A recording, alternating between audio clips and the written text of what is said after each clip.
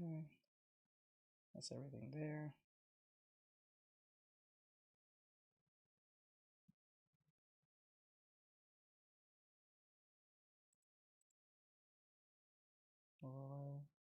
CSP.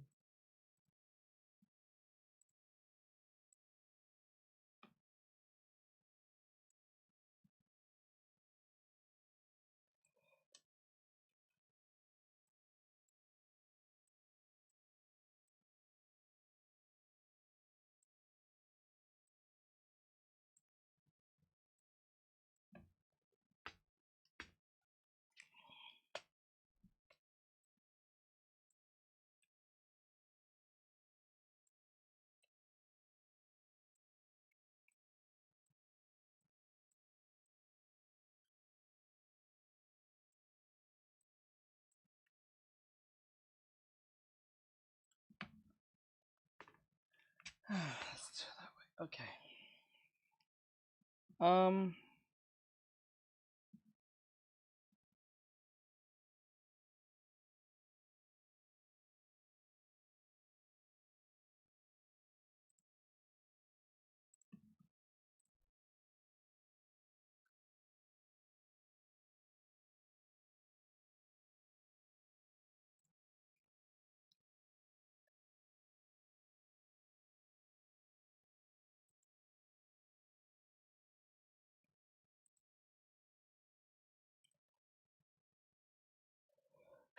Excuse me.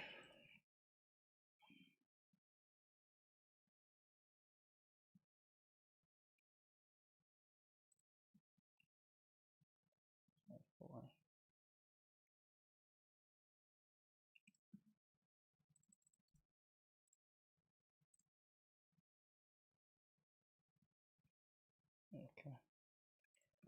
All right.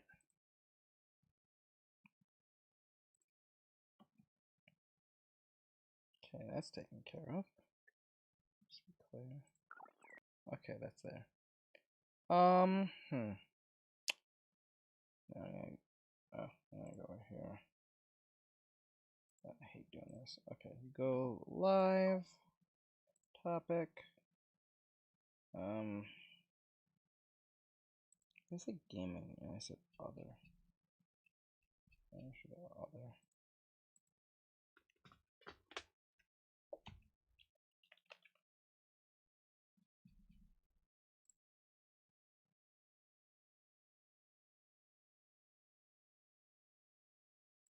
It doesn't have like art. That's the problem I have with this fucking.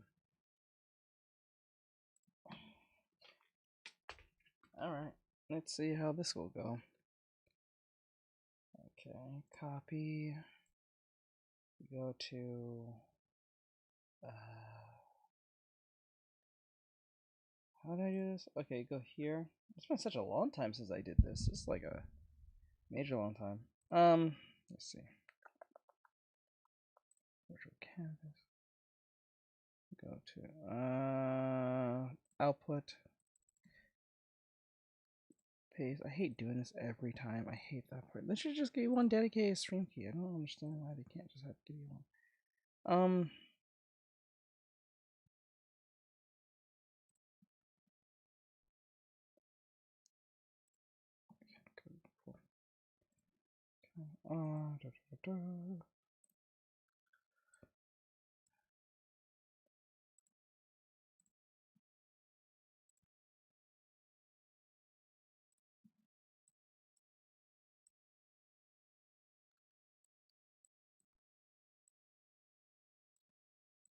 Okay.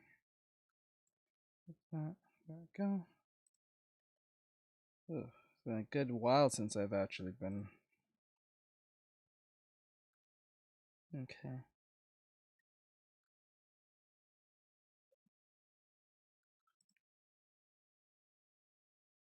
Say go live here.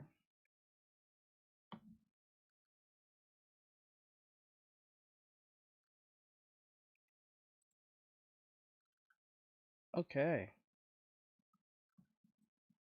Cool.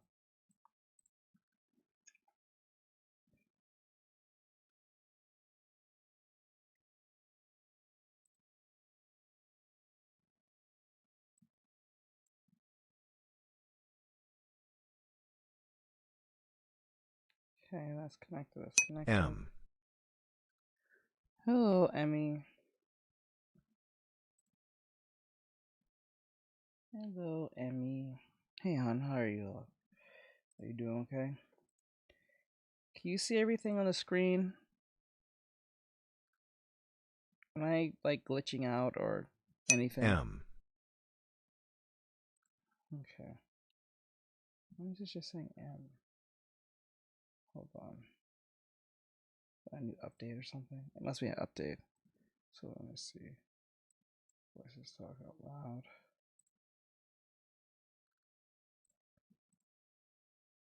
Okay. Shows user platform, show badges, I guess. Timestamps, user EM. No, not that one. Let's go with Russell.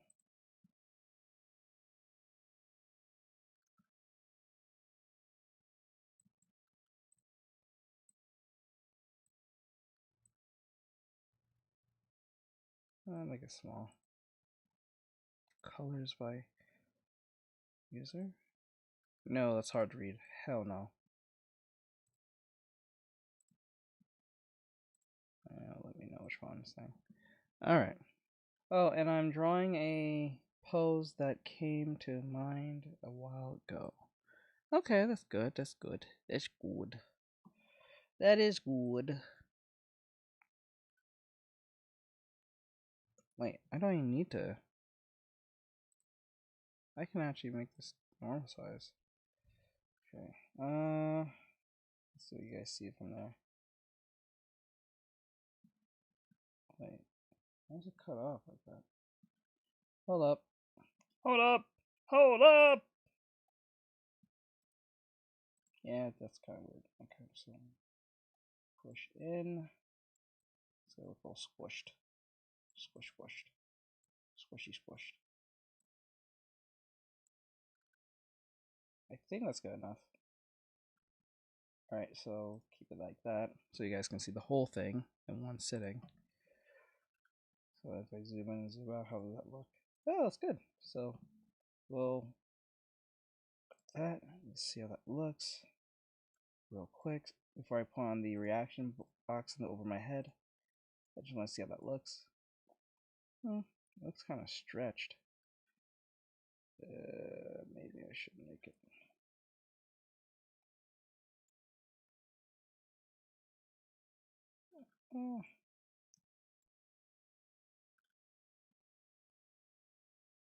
That's fine. There we go. Whew. Okay, near done. We just need to just get into the inner workings and then we color it and then we'll be done. Alright. That's everything.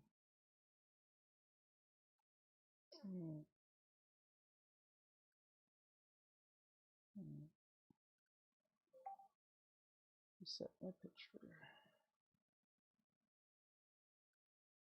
It's the, this is the base. What's the, can you tell me, or can you at least show me what the reference is? Are you using reference?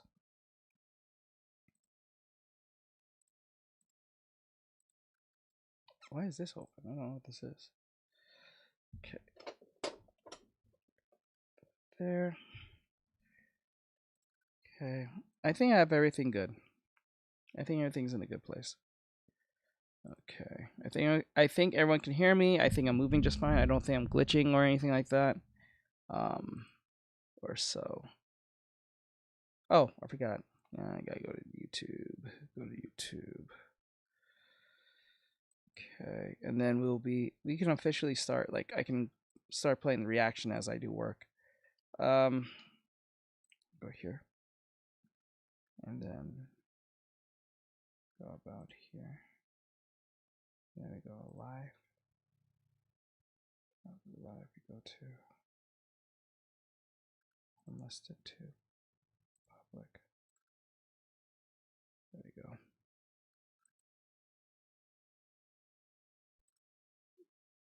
Okay. This is the base. No.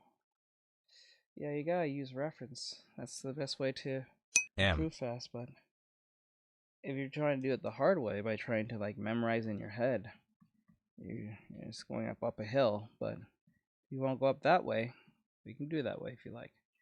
If you feel more comfortable doing it that way, that's fine. And don't listen to that lie to people who says, "Oh, if you use reference, you're not a real artist." Or if you're using reference, it's cheating. That is not cheating. Whoever tells you that is a liar. They are a snake in the grass and they're lying to you. Okay. I think everything's ready to go. I'm just gonna get TikTok. Get this out. Sniffing tool. Infinity. Oh yeah, is it taking the sounds of the Caster Labs? Is Caster Labs taking the sound of that? Yeah, it is. I think I should mute that just in case, unless someone's saying something insane. No. Alright, good. Chatbot. PTS. Alright. Alright, so let's get down to business. Oh, I'll get that back up. Sorry about that. Wait, did I delete it? No! Ah, fuck.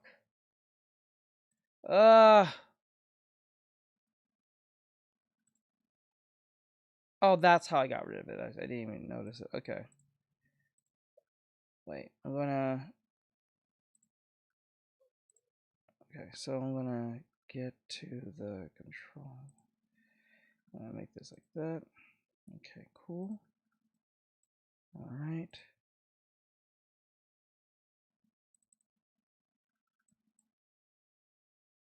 Okay, and then we go to...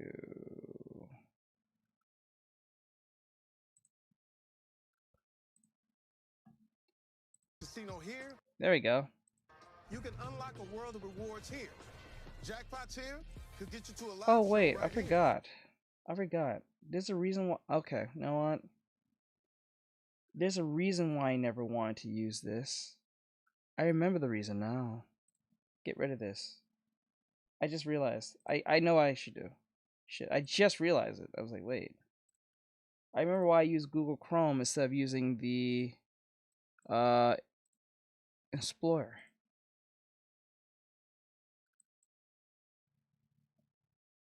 I can't use him because he's gonna...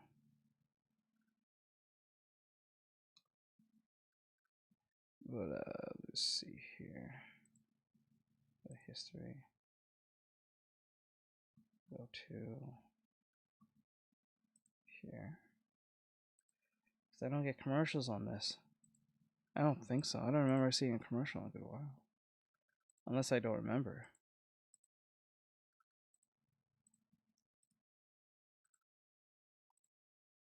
Okay, there you go. Oh wait, is it captured? Oh shit! Wait, is it captured? Oh, it is. I don't know if you've seen $80. That's a lot for a game. I know it's typically not what Nintendo charges. And then we look at the Donkey Kong game that's coming out about a month later. It's $70. Can you talk a little bit about how the gaming pricing strategy is $80 kind of the benchmark for a AAA game from Nintendo? What should we be expecting in the Switch 2 generation as far as how much we're going to be spending on these games? Yeah, I would say that we're not really looking to establish a benchmark for pricing. We look at every game and every experience and determine what we believe is the right price point based on that experience.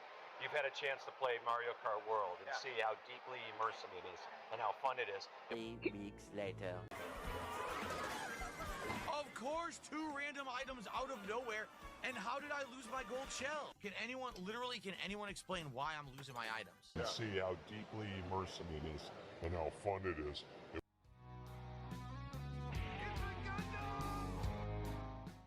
Gaming has become an odd hobby, where the things you own end up owning you. A dystopian nightmare. Come, children, come! It's time for the Nintendo Switch 2. I forgot if I mess with this. Oh, I forgot if I mess with this. The worst kept secret in gaming. Everyone knew that this thing was coming out, and the leaks were all over the place. Photos of the Switch 2. Factory prototypes have leaked on Chinese website. It's probably why they switched it to Taiwan to teach those tricky Chinese. Rumors leak Nintendo Switch 2 design. While the image is unverified, one source who's not seen the final Switch 2 console but has been briefed on Nintendo's plans told VGC that the Reddit images match what the company has told partners to expect its design to be, yada yada yada. Frankly, you can see everything, even the lead designer's butthole practically. I got you this time, you sexy prick. This was either a massive or Nintendo's marketing genius to get people hyped. In January, third-party company Genki pulled a move fit for a segment of Sergon Akkad's Today in Stupid when they leaked the Nintendo Switch 2 at CES. It let people actually handle the mock-up of the new console, take photos, and even measure it. Surely nothing will go wrong and everything will end well here. Spoiler alerts, Nintendo sued them. Subscriber die! You heard my dog. Nintendo states that the images at CES 25 of the Nintendo Switch 2 are not official. That's how you could say, like, yeah, that's it, but it's technically not. I don't even know what the point of this is. Nintendo, for some reason, denied the leaks were true on January 10th. Then did a launch trailer to confirm that the leaks were true 6 days later, which makes a lot of sense. If you don't think about about it. All the leaks were true. That leak was spot on. This looks exactly like the leaks. All the leaks were true. Just like the leaks? The exact same thing the leaks have shown us. Wow, every leak was literally right. The leaks were real! We're going to fast forward in time to Nintendo Direct. The Nintendo fanboy streams lost their ever-loving minds. Performative, fake, without value. Everything's expendable when nothing is genuine. I've never seen so much collective joy in one place for anything, especially a video game console launch. I thought that the iJustine coverage was like peak Arrested Development. 5, 4, 3, 2, 1.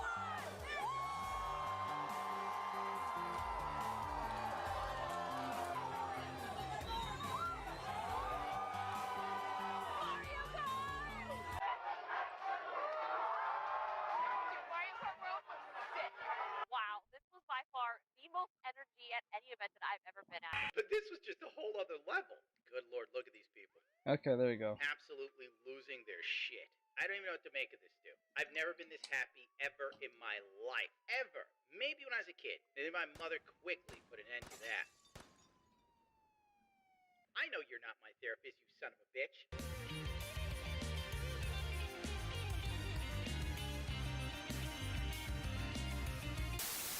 But the joy and jubilation subsided when Nintendo told their fans how much their beloved Mario Kart would cost. Money, please. Mario Kart World on the Switch 2 will cost $80. Nintendo is the first publisher to break the $70 price limit with its upcoming racing game. Money, please. Nintendo didn't want to wait for Grand Theft Auto to come out in May of 2026. They were like, we need the yen now. Hold on, I have an interpreter app on my phone. Keep in mind, games for the most part didn't go crazy in prices over the years. I banged on this drum before. Flashback. In the middle 90s, game pricing was here. Do you think that the $20 to $30 inflation for Nintendo is valid? It's been 20 plus years. Alright, using old Nintendo games costs more as your argument is lame and gay. Those are cartridges made with materials like plastic and copper. Some even had physics chips built into them for certain games. The game boxes came with manuals, posters, tchotchkes, stickers. All the stuff was in the base. Plus, there was no season pass. There was no extra bullshit they could put onto it. You got everything up front. Everyone's in here. In this Why day is and that age, reading you got guys? Hold stuff up, like that, that's- Whoa. Oh, it's because TikTok. Oh, wait. I just realized why I can't hear you guys talking. I just realized, sorry. I just saw Fox and everyone talking here. Hold on. I know why. I need to connect. YouTube is not connected. That's why it was like dead silent. I was like, why is it so silent? Sorry about that. Sorry, dudes. I'm so sorry. It's dead silent over there. Twitch 2. Oh my god.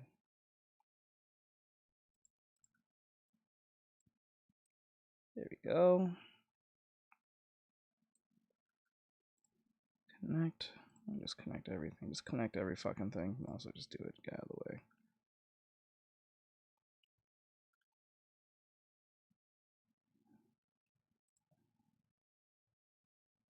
Okay. So there we go. Sorry about that. Sorry about that. Now I can probably hear all you. Alright, I didn't have reference because I thought of the post. Yeah, it's best if you use reference because reference is a lot more cleaner. Because sometimes if you can think in your head, that's fine. But if it's not connecting, then it's gonna cause issues. Miss work clicked. Okay, hey Fox, what's going on, bro? Hello. For those of you on YouTube, say hello real quick, or TikTok, or Twitch. Edition where they want $120 for it. And the fact that digital games cost $80? What type of BS is this? End of flashback. Nintendo also decided to milk you for past titles of games that you could go on eBay and buy for around $40. You want to play Zelda Tears of the Kingdom on the Switch 2? That'll be $70, please, if you don't already own it, I think. God only hopes. Twitter obviously wasn't feeling it. And of course they wouldn't. It's unmitigated greed. They don't justify it. They just know people will pay these prices. What they're doing to gaming is disgusting. That region-locked $330 Switch 2 in Japan is one of the most egregious things I've ever seen them do, and that's saying something. For those who don't remember, Switch 2, cheaper in Japan. So you get nothing. You lose. Good day, sir. When I saw the news of the region-locked console, I almost spit out my drink. I'm not convinced Nintendo's top brass doesn't drive around Kyoto, snatching random fans off the street, harvesting their kidneys, laughing all the way. They hate their customers. Could be they hate Americans. The live stream showing off the new Donkey Kong Country was met with a bit of joy, but a lot of people demanding lower prices. I felt a great disturbance in the force, as if millions of voices suddenly cried out in terror and were suddenly silenced. Drop the price! Drop the price! Drop the price! Where's Diddy? Drop the price! Drop the price! Diddy's in jail. The Switch 2 launch price was announced, and it was $450. Gamers weren't overjoyed. Nintendo fans would pay any price, and scalpers were chomping at the bit to bot up all the pre-orders. Nintendo Switch 2 launches in June 5th at $450, bringing new forms of game communication to life. New forms of game communication? How? What's the new form? Oh, they got a web camera. Haven't seen one of those before. It's wonderful, isn't it? Wonderful.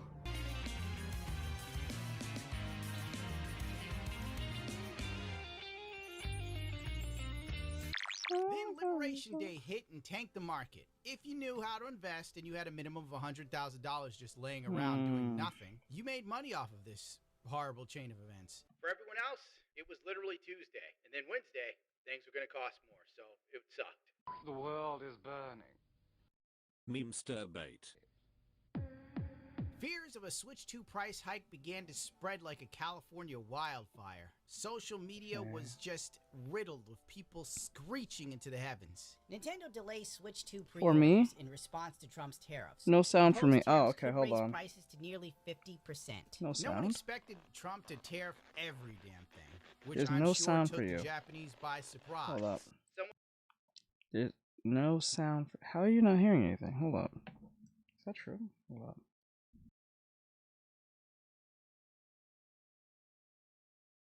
Head office shouted out loud, something wrong. Nintendo has delayed the Switch 2 pre-orders in the US to assess recent tariff impacts. The thing is, Japan usually has their stuff made by China.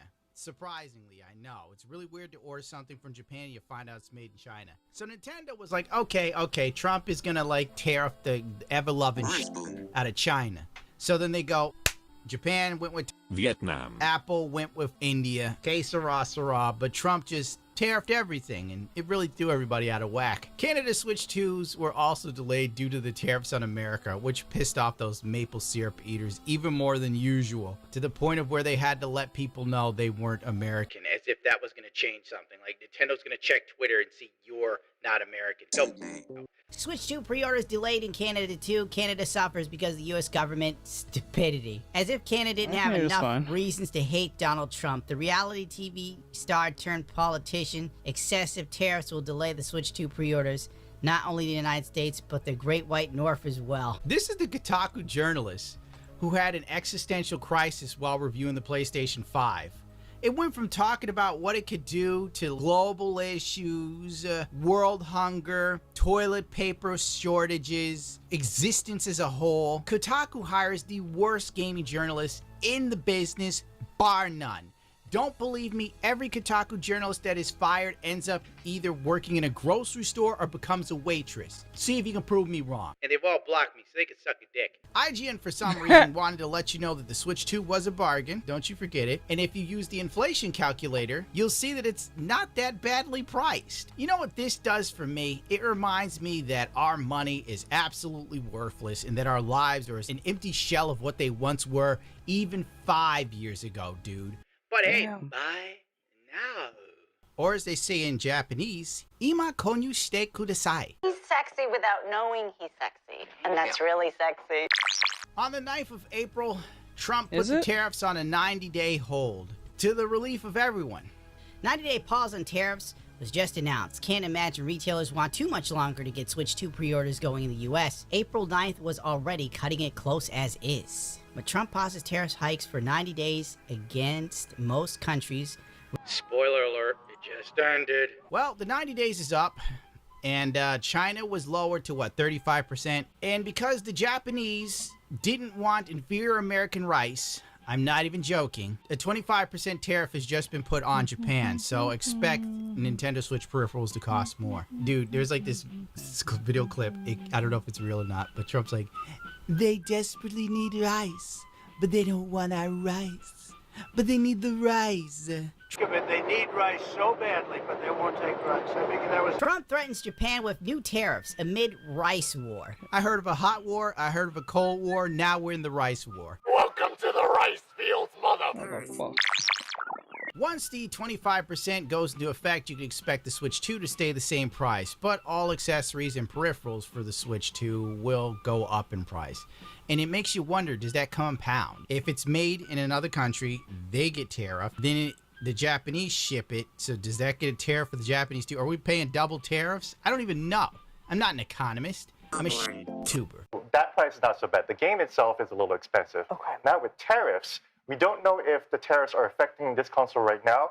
We do know that in 2019, Nintendo moved production of the console out of China to Vietnam to avoid the tariff war. But as we know today, Vietnam was just hit with tariffs. So we have no idea how that's going to work or anything like that. You would hope that Nintendo might have planned that into the release of the system. Bro, but really we'll see from there. that Touches so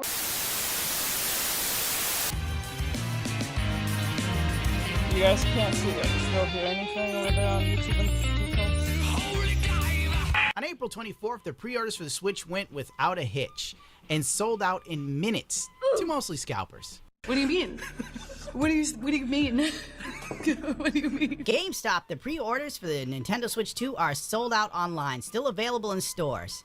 Oh man, people had to use their bodies. That probably explains why Boogie2988 actually had a photo of him taken in line for the Switch 2. At first I thought that was CGI. All that complaining and bitching on Twitter about prices in Nintendo just for the Switch 2 to sell out immediately. People use Twitter to complain, dude.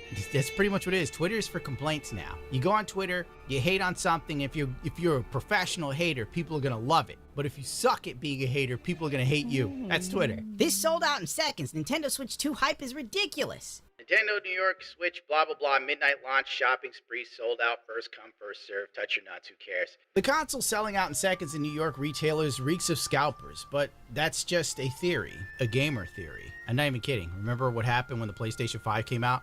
There were literal scalpers on the side of the road and they have like 20 PlayStations stacked on top of each other selling them, bro. Surprisingly, while real Nintendo fans that would love nothing more than to own a Switch and, you know, they'd squeal in delight, play it at night, get all happy and think that life wasn't complete garbage, well, they couldn't get one.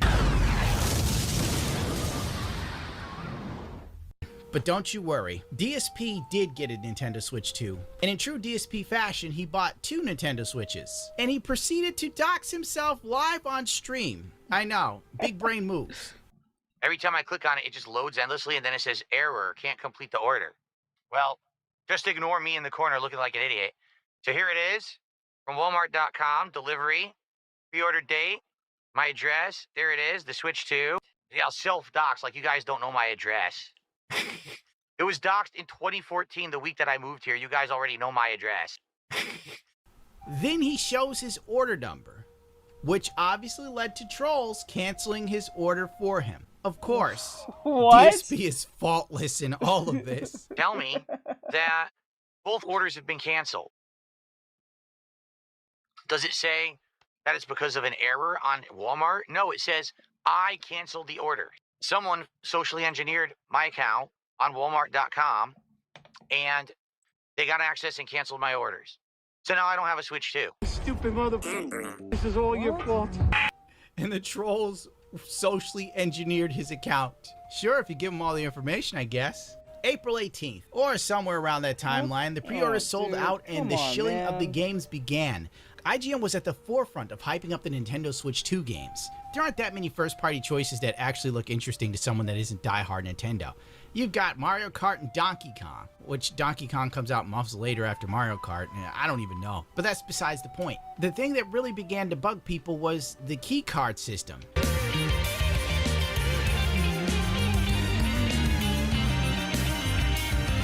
Switch 2 game cards will have this small key symbol on the top right corner. If you see this, then you will know that it's a game key card that doesn't have the game data on it. Somewhat confusing. There are 3 types of Switch 2 cartridges. LB cards only work on Switch 2. LP are game key cards, and LN cards work on both the Switch 2 and the Switch 1. A video game company by the name VGP made a stand against Nintendo's practices. These 3 Nintendo Switch titles have 2 things in common. 1, they are codes in a box release. 2, they will never be sold by VGP. We are already expanding our limits with game key cards. However, the code in the box and SW2 release is where we draw the line. Nintendo wants full retail price for key codes. This may be fine for some, but when it comes to console games, I want a physical copy of that game. And in an age where Ubisoft wants to take away your rights to even have a dead game on your hard drive or a disc in your hand of a dead game, I don't know, it doesn't sit well with me. By the way, here's what Ubisoft had to say in their new EULA. Upon termination for any reason, you must immediately uninstall the product and destroy all copies of the product in your possession. Thanks, Ubisoft. You suck dick. This business model is a recipe for future dickishness on an epic scale. Kiss the secondhand Nintendo game market goodbye if this carries on into the foreseeable future. God forbid you make money selling something you own without Nintendo getting a piece of that. Not to mention how gaming companies do a crappy job of preserving their own games for the future, because this industry is no longer run by people who love video games. Bro, it's now run by businessmen looking for nothing but profits for their shareholders. Oh well, by the way, they are monitoring you with the Nintendo Switch 2. Audio and webcam if you get one, so don't do it. You can thank Amazon for normalizing companies listening in on your personal life and collecting information on you. How absolutely dystopian is everything now? During chat session, a recording of the last 3 minutes is saved on device for moderation purposes. If you report someone for inappropriate behavior, it will be sent to Nintendo. Nintendo does not have access to the recording unless someone is reported. Sure they don't. It just happens to be there, lingering. And Nintendo won't get it unless you press yes. Get that out of here. Fake bullshit.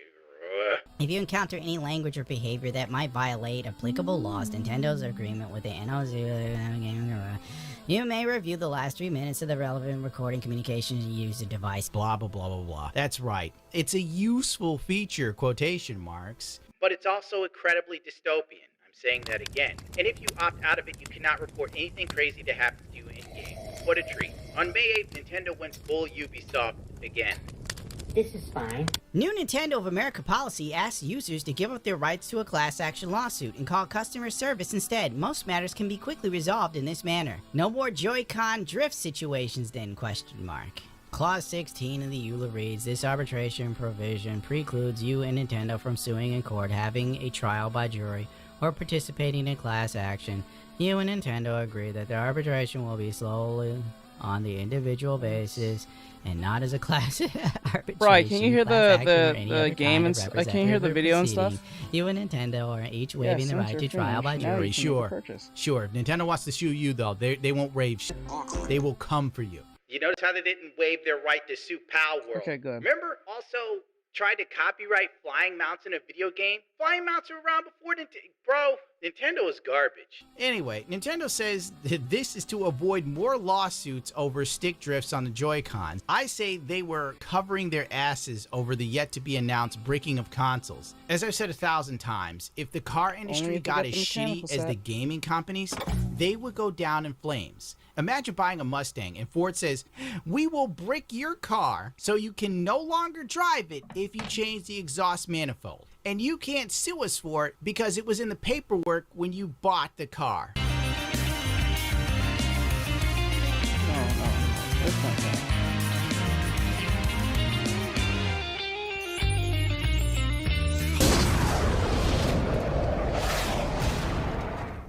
Just 2 days later, Nintendo let users know they can and will brick your console if you dare think about using emulation. How does it feel to have lived long enough to see all of your favorite franchises go down in flames? I'm fine. I'm perfectly fine. Nintendo can break your Switch 2 for unauthorized use as an anti-piracy measure. Hackers were finding out Nintendo went to great lengths to combat the system being jailbroken. Nintendo Prime believed that it was near impossible to hack. If true, Nintendo took it very seriously to make the Nintendo Switch 2 extremely hard to hack. It's going to be many years before this gets cracked. At least 2, maybe longer. Game leaks online via game dumps is going to be a long ways off. In my opinion, this is good news for the general consumer. It will be hacked one day, but Nintendo went all out so far to make it very difficult to do. Can you imagine how many lives this is going to be saving? I don't know if this is genuinely good for consumers or not. I mean, people who like to jailbreak consoles are a very niche group of people, in my personal opinion. June 3rd. Ever closer to launch day, Nintendo pulled an Nvidia by refusing to send review copies of the console, which, much like the 5060, 8GB was all hype and no bite. This move will be a real indication of Nintendo's intent to take advantage of the hype to minimize any negative press on launch day. Nintendo even pulled out Paul Rudd to hype up Mario Kart Sunshine Fun Time. I don't know what the hell the game's called. 48 hours after launch, the Switch 2 was hacked. Yeah! Nintendo Switch 2 hacked, but here's why it's just the beginning. A harmless green line on the screen may have just opened the floodgates for hackers. Inside the first real exploit on Nintendo's most secure console yet. First user-land ROM chain exploit on the Nintendo Switch 2. Oh boy. And now that Switch 2 is brick. Good job. It's not gonna happen. Day 4. My Switch 2 test has been banned. Boy. That escalated quickly. I mean, that really got out of hand fast. It jumped up a notch. It did, didn't it? After using the Mix Switch with a perfectly legal dump of my own cartridges, so it would seem that Nintendo can detect some. Similar reports on Reddit are starting to come in. I strongly recommend that you do not use the Mix Switch. It was already very risky to use, but it is even more so on the Switch 2. It should be 100% illegal to brick someone's device. End of story. Technically, Nintendo hasn't blocked the console, but they have banned the online service, which is perfectly within their rights, in accordance with their TOS. Cool Perfectly mask. legal dumps, as legal as my cat. People were playing a game of around and find out with Nintendo, and they were losing. Because Nintendo had all the red and the blue shells, and they weren't afraid to crack a bitch in the head with a ban. Scatterbrained on YouTube used the Mix Switch with the games he owned, and Nintendo bricked his console in the 13-minute video. It happened. I saw earlier today some people posting on Reddit that their Switch devices were getting banned. I Figured, let me see how mine's doing. I didn't do anything wrong. I just tried the MIG switch on the day of the Switch 2 release, and guess what? Oh yeah. Super banned. I decided I should just film. But if you try to go into the eShop, it just doesn't work. You can't really do a whole lot of anything.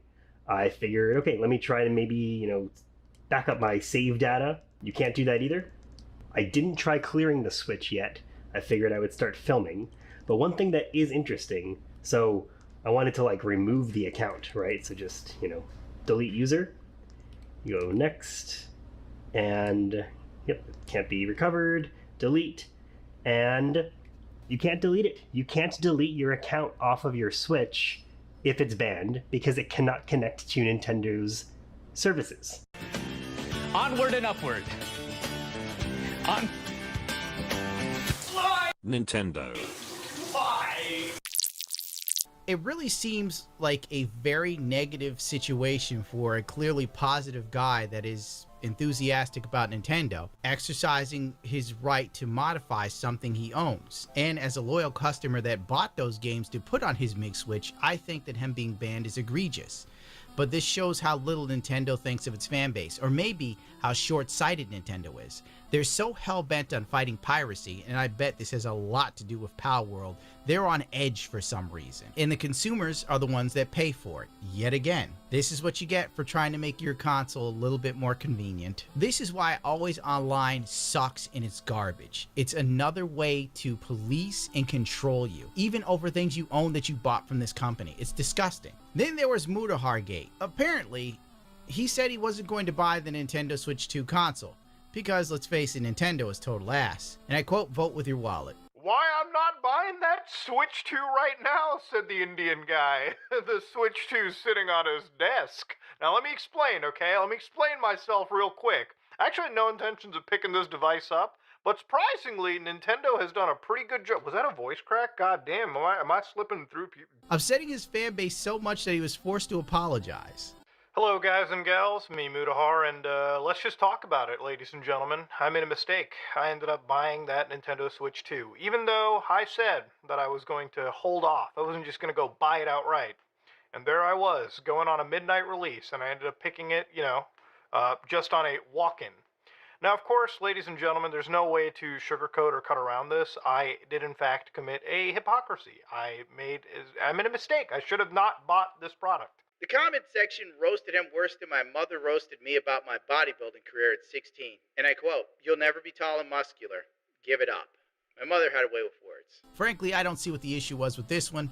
But full disclosure, my Give a Damn broke a long time ago. While Mutahar was apologizing to his fan base, Plain Rock was giving Nintendo fans PTSD by going to every Switch midnight release and destroying a new Nintendo Switch. Oh my god!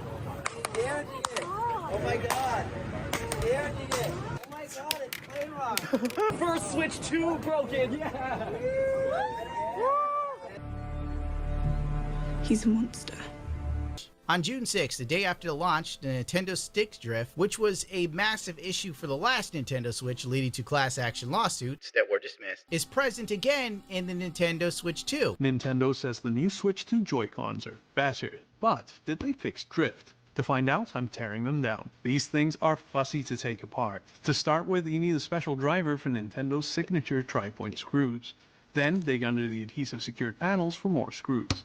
Disconnecting the battery was easy enough, but to pry it out I needed a pick and some isopropyl alcohol. I had to call in the cavalry to figure out how to pry off the shoulder trigger, but then how to get to the joystick. There's a trick. Twist the thumb grip, pop a couple of clips on the stick housing, and hey presto, the stick is out. Finally. As I open the joystick housing, I'm starting to lose hope. To fix the drift problem, Nintendo would need to use a different kind of sensor than in the original Switch. Potentiometers just won't do. Most modern joysticks use a potentiometer to read the voltage as a wiper that slides across a strip of resistive material. That material wears down over time, or plastic and dust can dirty the sensors. It is possible to make better joysticks. Hall effect and TMR sticks are both drift resistant. But, oh that's right, Joy-Cons attach with magnets. That'll interfere with the Hall effect sensor. TMR is far more resistant to magnetic interference, so maybe?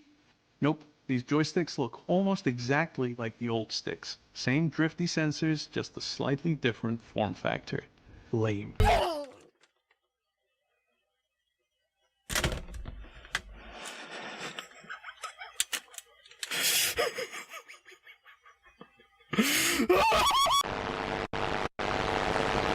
I guess Nintendo's saying the Nintendo Switch 2 Joy-Con was built from the ground up, and I quote, was a massive load of shit. Nintendo 17th, Reddit users reported battery swelling on the Nintendo Switch. Basically, it looked like an isolated incident where one Nintendo Switch, or maybe two, had a lithium battery issue where it started to swell. It happens from time to time with lithium batteries, which is why they suck. Nintendo has recommended that if you're affected by this, please turn off the console, put it back in the box, and request a return as soon as possible, because if you try to continue to use this, it will blow up, it will catch on fire. Your Nintendo Switch will go up like a Tesla. On June 20th, third-party sales for the Nintendo Switch 2 have started off slow, with one publisher selling below our lowest estimates. Cyberpunk 2077 has enjoyed some success on a Nintendo Switch 2, however. At the time of the article, it was number 2 for sales. According to reports, 62% of Nintendo Switch 2 physical game sales in the US during the console launch week came from the first-party titles. Obviously, why else would you get a Switch if you weren't madly in love with Wario's ass? This excludes the Mario Kart World Bundle, which accounted for the vast majority of console sales in the region. Wow. As of now, the best-selling third-party game is Cyberpunk 2077, sitting at 4th for the Nintendo. I honestly don't understand why on earth you would want to have worse gaming experiences with third-party titles on the Nintendo Switch 2. So these sales don't exactly shock anyone with a semi-functioning brain. I guess the big takeaway or selling point is it's portable.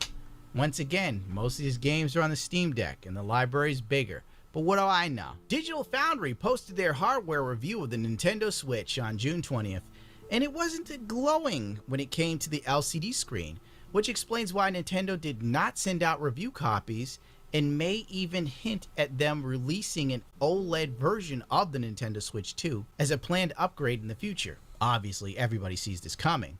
The problem with Switch 2 is that the response time of the pixels, or at least the way it's being driven, is not adequate. And as a result, you actually do see a lot of sort of trails, blur on things. So if you're playing, say, a side-scrolling 2D platform game, like imagine you're playing Sonic on there, Sonic Mania, you got this checkerboard field, you've got a lot of contrasting colors. As it moves, the image essentially leaves behind, if you film at, say, 240 frames per second for like a slow motion video, you essentially get 4 individual ghost images of everything on the screen. Your eyes perceive this as blur. It's actually slower than the original Switch 1 LCD from 2017. This is what surprised me the most, because the nature of modern LCDs, I'm genuinely confused as to how this is the case. It shouldn't be that much worse, but it is. And as a result, it means that 2D games especially, or anything with a lot of lateral motion, just kind of smears in a messy way. I'd buy that for $1.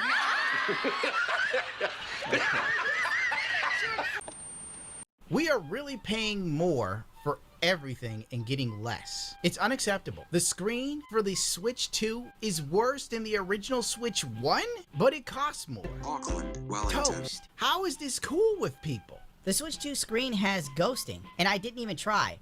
It's not as bad as the PSP, but it's there. Well, the PSP came out like 30 years ago. Hey, hold on. The Switch 2 that just came out 3 days ago, it's not as bad as the console that came out 20 years ago.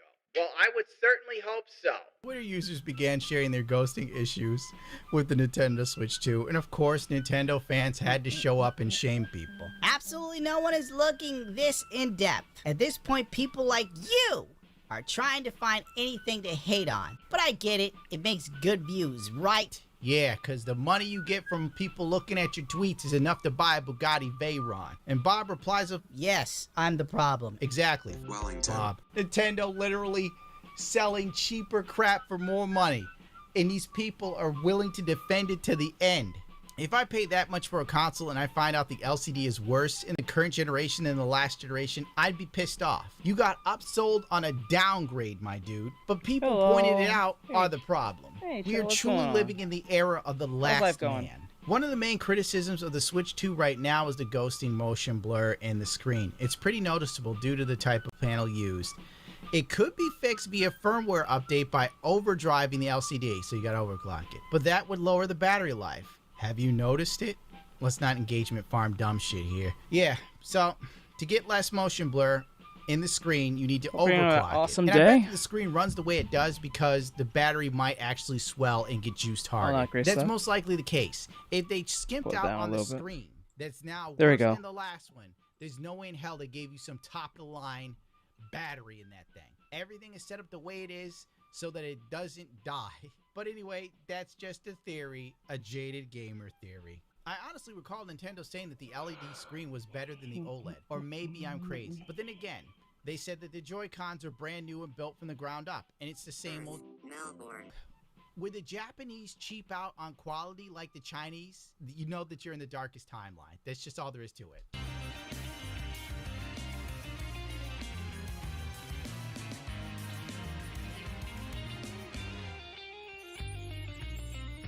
June 29th, Brazil sues Nintendo for being massive dicks. Brazilian agency formally notifies Nintendo over a console breaking EULA clause. While the popularity of Nintendo Switch 2 is evident in Brazil, some of the provisions of its end-user license agreement have reportedly caught the attention of Procon SP, the Sao Paulo-based branch of Brazil Consumer Protection and Defense Program. As pointed out by the Techno blog, Nintendo maintained the ability to terminate user accounts and to reduce its console permanently inoperable without giving a valid reason to its violation of the nation's Consumer Protection Code Section 8.078-90, which under its own languages seeks to meet the consumer needs to respect their dignity, health, and safety, to protect their economic interests and improve their quality of life, and to ensure transparency and harmony in consumers' relationships, yada yada yada. I'm not reading the rest of this. You know what's up. Sadly, I doubt this lawsuit will change much of anything. Odds are, push comes to shove, I could see Nintendo cutting their losses and not selling Switches to Brazil in the future. It could happen. Nintendo seems hell-bent on locking this console down at any cost, and with the sales numbers they have right now, losing a small country won't keep them up at night or rice out of their bowl. Just be... I'm not gonna lie to you, at this point, I think eventually most of these companies are not gonna do any more of these console things anymore. I think majority of them are just going to sell to right to customer as like a form of retail of making the games, and that's it. I don't think they're gonna do the console thing anymore. I think this is gonna be probably the last console cycle of our generation. I don't think there's gonna be consoles anymore. Because yeah, because like given that how much of a headache this truly is for like Nintendo in general, and probably even PlayStation, they're gonna come to a conclusion and just be like, let's do what Xbox is doing. They're kind of ahead of the curve with the whole like always online type game type shit. Like, I'm not saying that's a good thing. I think that's horrible, but then again, it's like given this whole like console situation and the tariffs and all that stuff, it's like it's really hard enough to get the $80 game to be purchased, but it's even much more of a headache to get this so-called console that I'm trying to sell to you, and then the tariff thing and all these other stuff that people are trying to hack into my system that I'm trying to protect because of what I don't know, some type of legal IP thing. And you know, at this point, I think this is going to be the final, and I'm dead serious. I think this is the final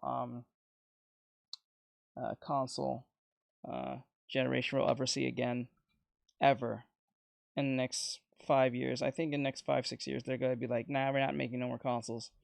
And even the Switch, we're like, I don't know. Most likely Nintendo might just everything's just gonna go to PC. I think that's what's gonna happen. Everything's just gonna go to fucking PC. That's what's gonna happen. Everyone has a computer, but not everyone has a Nintendo Switch, and not everyone has a PlayStation 5. I think that's what's happening here. They're just gonna come to the conclusion like, let's just put our games on the computer. We can probably monitor that better than we can do with the fucking PC and making these people mad and then trying to hack in our systems and blah, blah, blah. So. Be real with it, dude. Don't even sit there and think. Hello. This matters. What's up, Bob?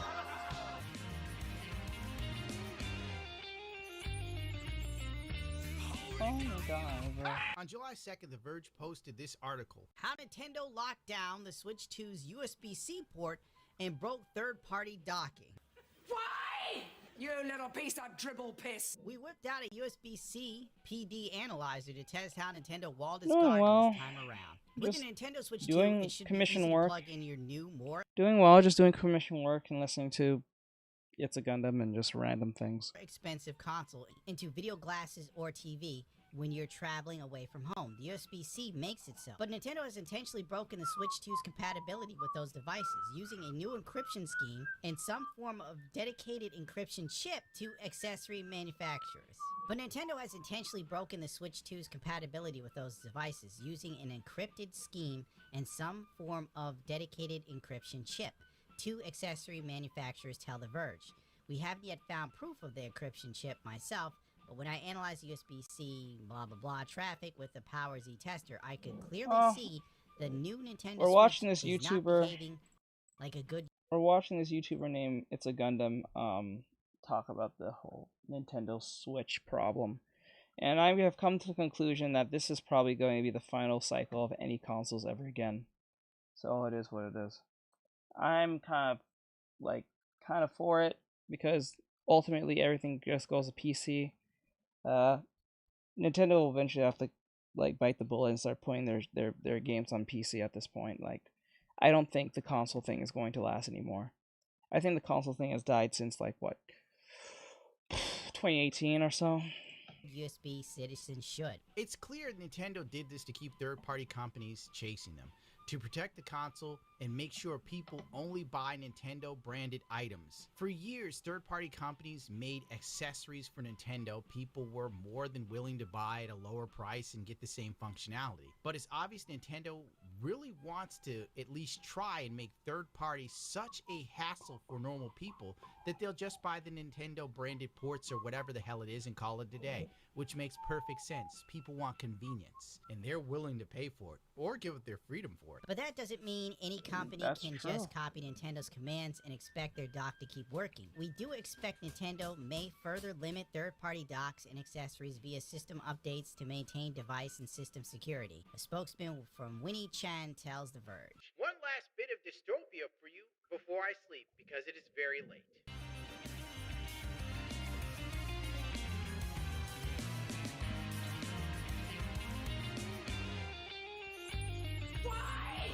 Nintendo speedrunning becoming the worst gaming company. It used to be between Ubisoft, EA, and Activision, but now I'm beginning to see Nintendo probably is the worst of the worst, because they're trying to put an Italian YouTuber in jail for buying a handheld that you can get on Amazon. Jesus Christ!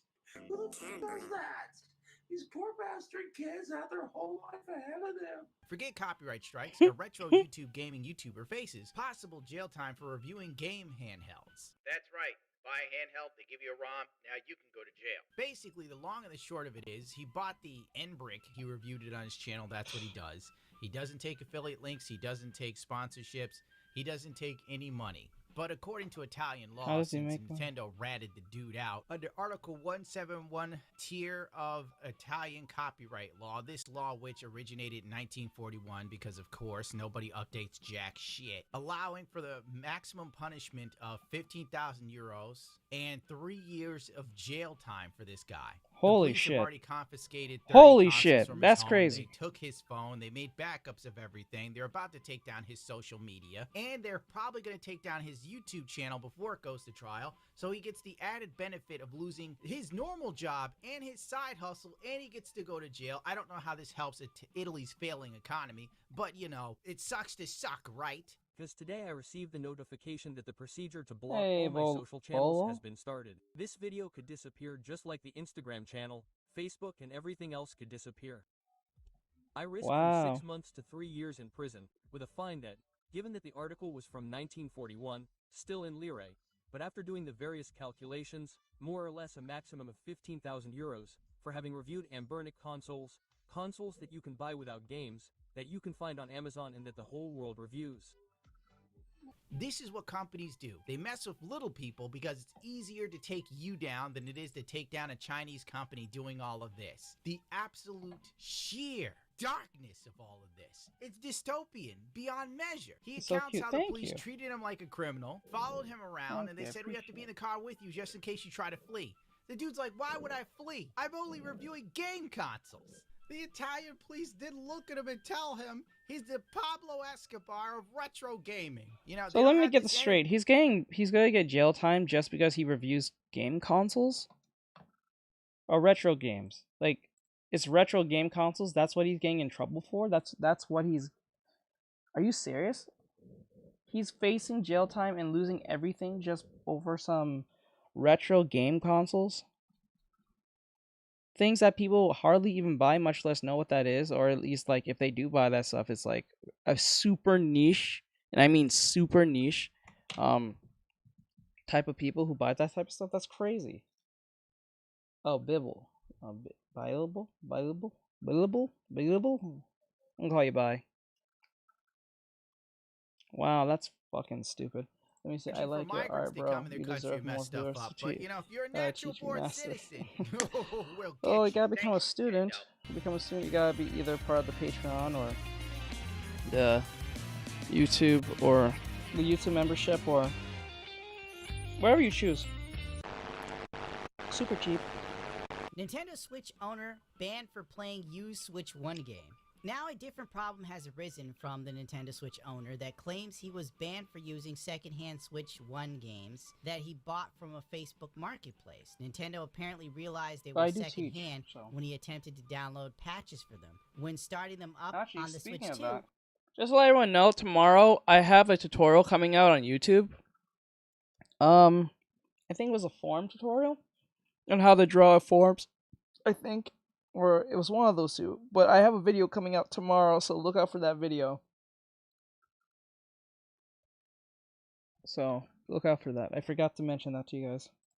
At this point, he claims he was banned. While it's not something that's been widely reported Hold by on. others, it does raise obvious concerns in the future. According to Reddit, they were able to unban themselves after speaking to Nintendo support and showing them the Facebook listing and photos of the cartridges. What exactly Nintendo thought was going on is unclear, since it's hardly unusual to sell secondhand games. But they likely believed they were pirated games, which seems to be their main concern at the moment. So now you need to be careful buying secondhand games. This is why the key BS is absolute garbage.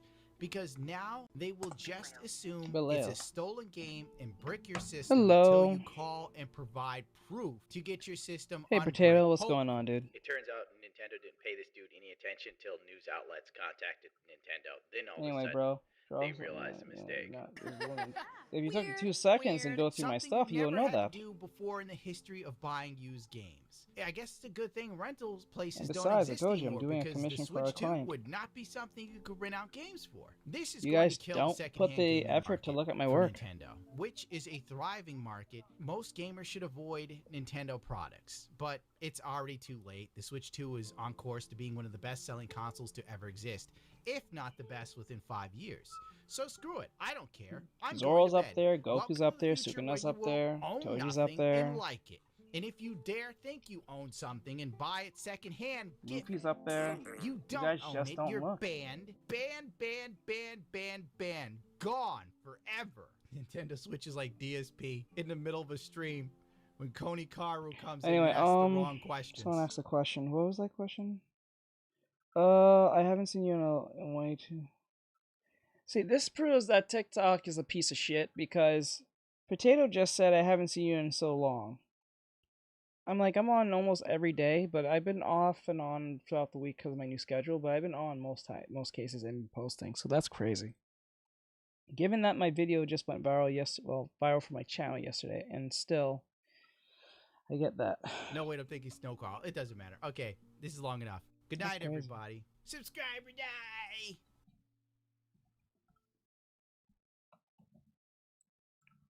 Alright, so let's go to the next one. I drew Tanjiro too. He's up there too. You guys just don't go. So I don't see why you guys actually draw men. It makes no sense. You guys don't care for the men. You guys don't care for men. You guys just don't. It just is what it is. Wait, is it a giant lag? Oh no, it's over. Okay, that was just me.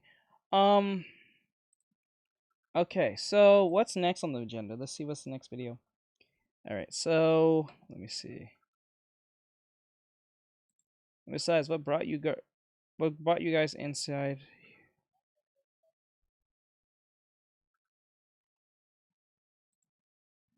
Yeah.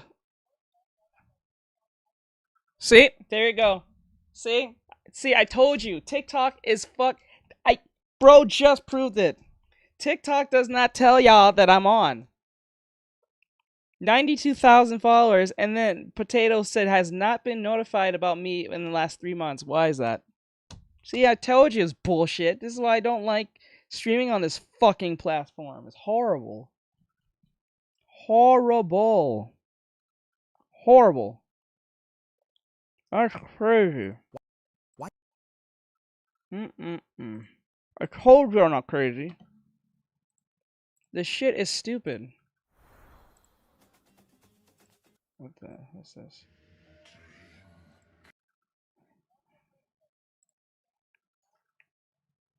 Yeah, that's some bullshit. I hate that so much. This female gamer just destroyed collective. I kind of want to watch that one, but I think that's gonna cause trouble. I knew it. I'm not crazy. I told you. 3 months. That's crazy. That is madness in itself. Okay, so let's see. Yeah. Yeah, I know all about that, but I don't think. On this channel. Oh my god, that's still going? Okay. You guys can't hear that. Let me see here. Sometimes I talk about video games. Today, Hold on, guys. 1 second. Game you have probably seen, but might have written off. Zenless Zone. Okay, so this one's about Zenless Zone 0. I don't know if you guys can. No, you guys can't see it. Let me get the thing. Hold up. Hold up. Hold up. Hold up. Hold up. Let me get the thing. There we go. So this is about Zenless Zone 0. So apparently people are making videos saying that people should give it a second chance. I was thinking about giving it a second chance, another run for it, but like I just been too busy right now at the time of making a lot of content. But like I noticed that a lot of people are making it. So maybe there's been some big updates that they made or changes that makes the game much more fun to play.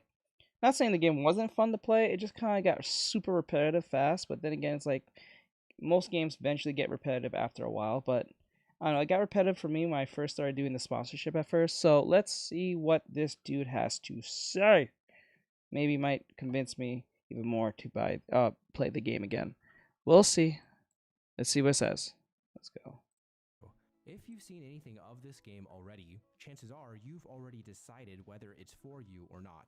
And I'm here today to tell you to give it a second chance and why. But I want to emphasize, this video is not sponsored. I receive no benefit from promoting this game, and I'm only doing so because I want to, and I think it deserves the praise. On its surface, you probably already know what ZZZ is. A gacha game featuring a cast of cute and sexy characters. Based on the surface level info about this game, I originally wrote it off. Don't get me wrong, I love these kinds of characters, but I'm never quite able to stick with these types of games when there's no substance to back up that initial feeling of attraction. In the same way, I love desserts, but I rarely consume candy because it's often too sweet and I quickly grow bored of its static one-dimensional flavor. To my pleasant surprise, ZZZ is absolutely worth my time and money, and perhaps yours too. But at the very least, hopefully in this video, I can convince most of you that ZZZ is more than just a Gooner game. Hey, CP, but before what's I do going on, that, bro? please hit the like button for the YouTube algorithm. Thank you. So, what exactly makes Zenless Zone Zero stand out? It's 1. smart game design that respects your time and fair monetization. 2, technological innovation. 3, characters with depth. 4, a world brimming with pure passion and cultural appreciation. And 5, a smart use of story. I'm doing okay. Just trying to finish this work so I can get the fuck up out of here so I can go play Peak. The first thing I want to talk about is the core gameplay loop. It's quite good. Forget the endless grind of typical gacha games. ZZZ's daily routine is incredibly efficient, taking just a few minutes. Every day, when you open the game, you'll receive a bunch of notifications about free items the game just gives you for logging in. Then, there are 4 daily quests that are very easy and take about a minute to do. Oh, log just in, to be clear, set up shop see, at your if you counter, want to... play the daily scratch-off ticket, and drink a cup of coffee. Every one of these actions rewards you with the game's premium currency, called polychromes, relevant upgrade materials for the characters you obtain, and also the regular currency used for the normal in-game small transactions. Not only that, but the daily scratch-off that doesn't cost anything in-game or otherwise also has a chance to win additional premium currency. The coffee then plays into another clever system. It encourages focused play and prevents burnout, ensuring you're not pressured to play for hours. The coffee doubles the materials you get when you're farming and temporarily raises the maximum energy cap, a fantastic incentive to go and farm for some of those upgrade materials once you've done your dailies. There's also a backup system, so if you're ever unable to log in for a few days, all that energy you're passively accumulating above the cap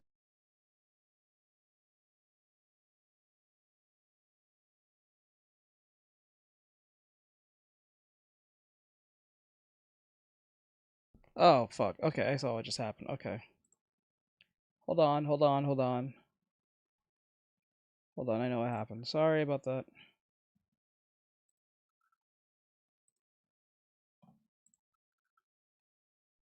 you're not pressured to play for hours. The coffee doubles the materials you get when you're farming and temporarily raises the maximum energy cap, a fantastic incentive to go and farm for some of those upgrade materials once you've done your dailies. There's also a backup system, so if you're ever unable to log in for a few days, all that energy you're passively accumulating above the cap is actually stored in a large backup reserve if you ever do want to rot at home and farm all day. It's worth noting that both the login rewards, simple daily quests, and energy limits are game designs borrowed from the older and longer-standing MMO genre, which the developers of those games had to figure out in order to create a worthwhile player experience for both hardcore and casual audiences. So if you happen to have previously played a recent MMO, I think that makes getting into this game just a tad easier for you. Another gold star design choice is almost everything in this game will reward you with the premium currency. What I found is that if you're actually playing the game, like doing the timed events, collecting the daily login rewards, and playing through the main story and side quests, you will have enough currency for the character you want. Maybe not every character, but they advertise them in advance, so if you see a character you like, you can absolutely go out of your way to start farming. And by farming, I literally just mean enjoying the activities in the game at a comfortable but consistent pace. The reason why I think this is so brilliant and worth highlighting as my first point is that before, my impression of these types of gacha games was that it was fucking impossible, and you were forced into spending more and more and more and more. But no, in this game at least, you can guarantee the character you want if you're unlucky enough. This means that yes, you can get lucky and roll for your character and not spend much at all.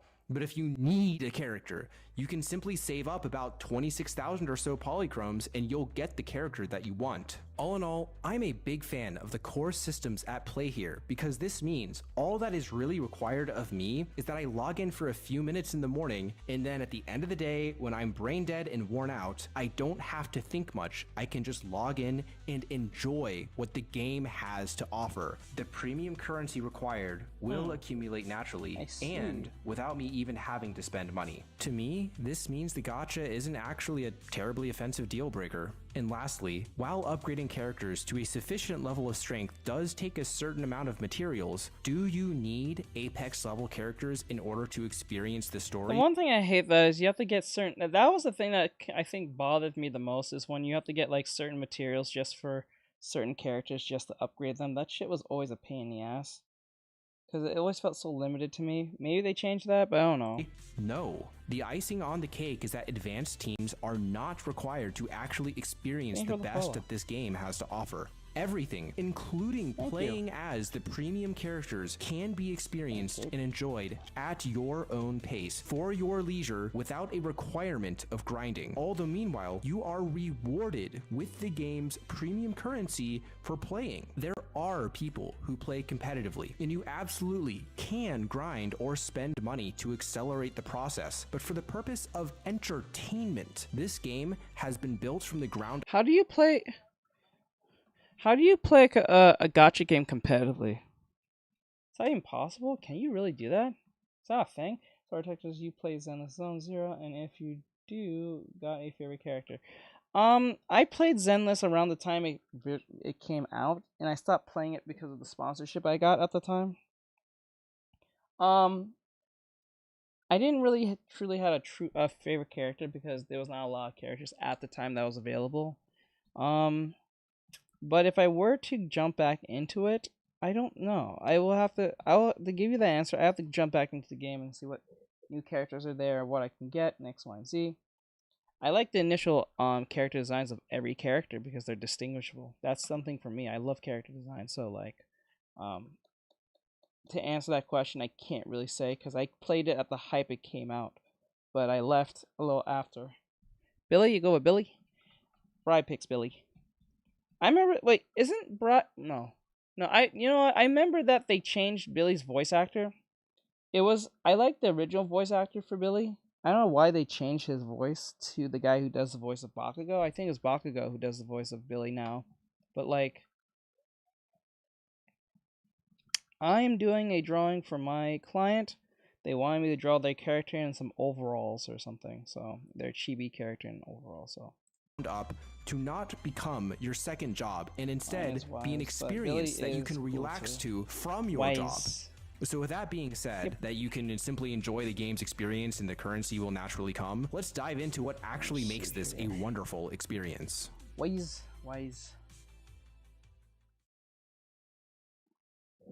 I can keep this point simple. It is astounding that this full and complete game runs on mobile. And despite that, it is astounding that this game also looks and feels great on a full-fledged gaming PC. For me, yeah, that's the thing. To this day, I still get kind of get thrown off till this literal day that we can play like full-fledged PCS type games on the phone and they look like this. I never thought that would be ever possible. Even to this day, I still find that strange. Like, it's just so weird. I like to kick back at the end of the day, chill on my couch, maybe have a drink in hand, and play this like a console experience. However, it somehow also looks great at a reduced resolution on a smartphone. I'd say about 80% of the time I'm playing on PC, but every now and then I want to spoil myself by laying in bed and playing on my phone, living like the full-on D-Gen comfort maxing botting time, and I will play through the game's story missions on my phone. And sometimes I actually think it's an even better experience. As you can see by the comparison footage on screen, yes, it does look better on PC. But somehow when it's running on your phone and you're looking at it on your phone screen, I'm not saying it looks better, but the experience is different. And sometimes that experience is better. Sometimes the text is easier to read because the design language of the UI is, I guess, intended to be read from the average phone screen size. But sometimes it's literally just the world and its details that hit different when your phone screen is 4 inches from your face. After diving deep into this game, I can tell you with a straight face that the detail in this game, its missions, its side content, its free roam world, for example, is worth an up-close look that's just easier to get on the mobile experience. I have some footage recorded on a Galaxy S25 Ultra, an iPhone 16 Pro Max, as well as an older iPhone 11, just for a sense of comparison on how this game looks on both Android and iPhone, as well as how it runs on older hardware. I did have to turn down all the graphic settings on the older iPhone, but I'll be real with you guys, I somehow think that this looks even more charming in a way. Not technologically impressive, no, but the more jagged textures of the lower resolution evoke distant memories of PS2 era games. Even on the lowest possible settings, the visuals of this game manage to overflow with charm. If you have an iPhone made within the last 5 years, I want you to know you have the ability right now to go about your day walking around with the equivalent of a fun PS2 game in your pocket, backed by current innovations of mobile game design that make it convenient to start and stop playing, accommodating to the demands of your day.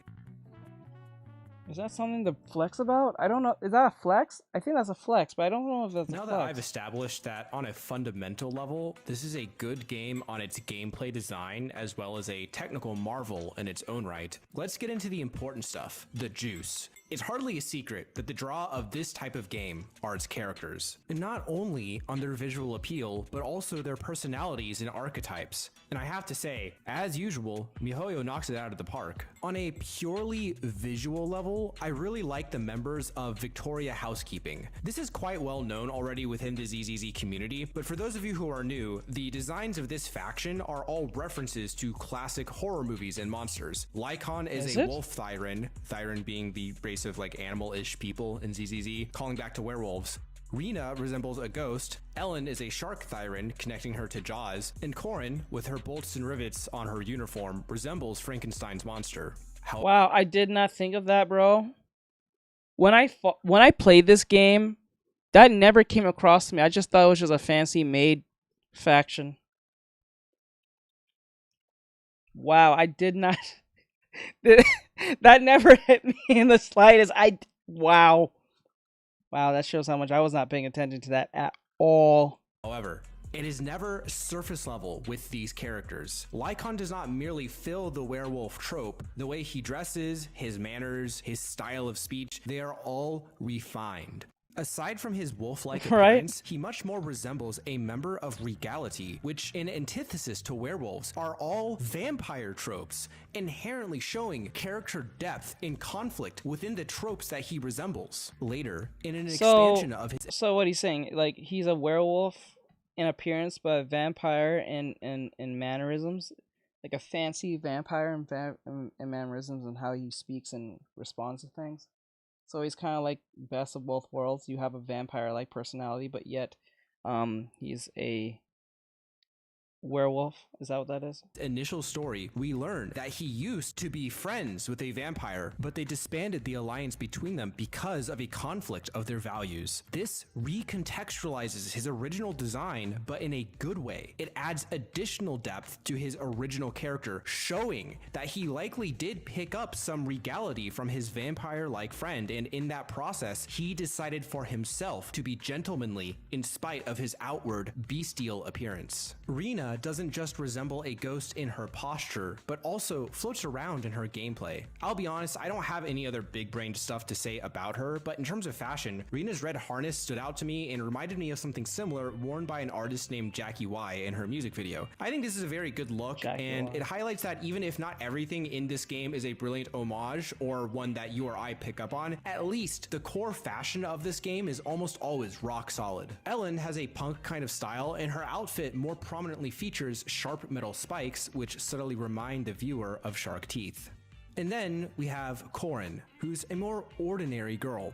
But in addition to the metal rivets I pointed out earlier, in her lore, it's revealed that she needed extensive surgery and has these long scars across her body, and I also think she always looks pretty sickly looking no matter what scene she's in, which all comes together to, again, subconsciously evoke images of either Frankenstein's monster or at the very least a generic... Not gonna lie, I actually did like her gameplay a lot when I played as her, as Corin. I think she was actually more fun to play with for me.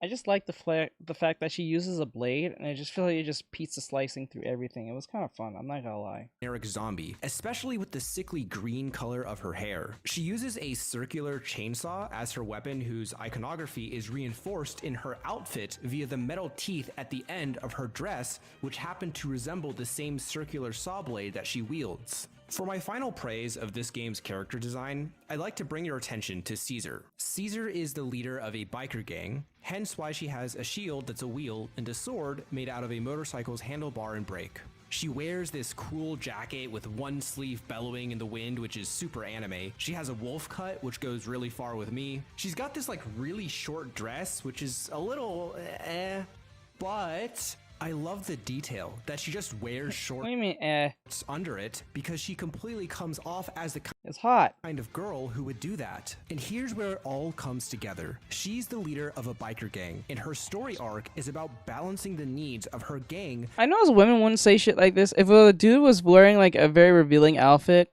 they will say this is amazing. They won't say versus the needs of the community that her gang protects and serves.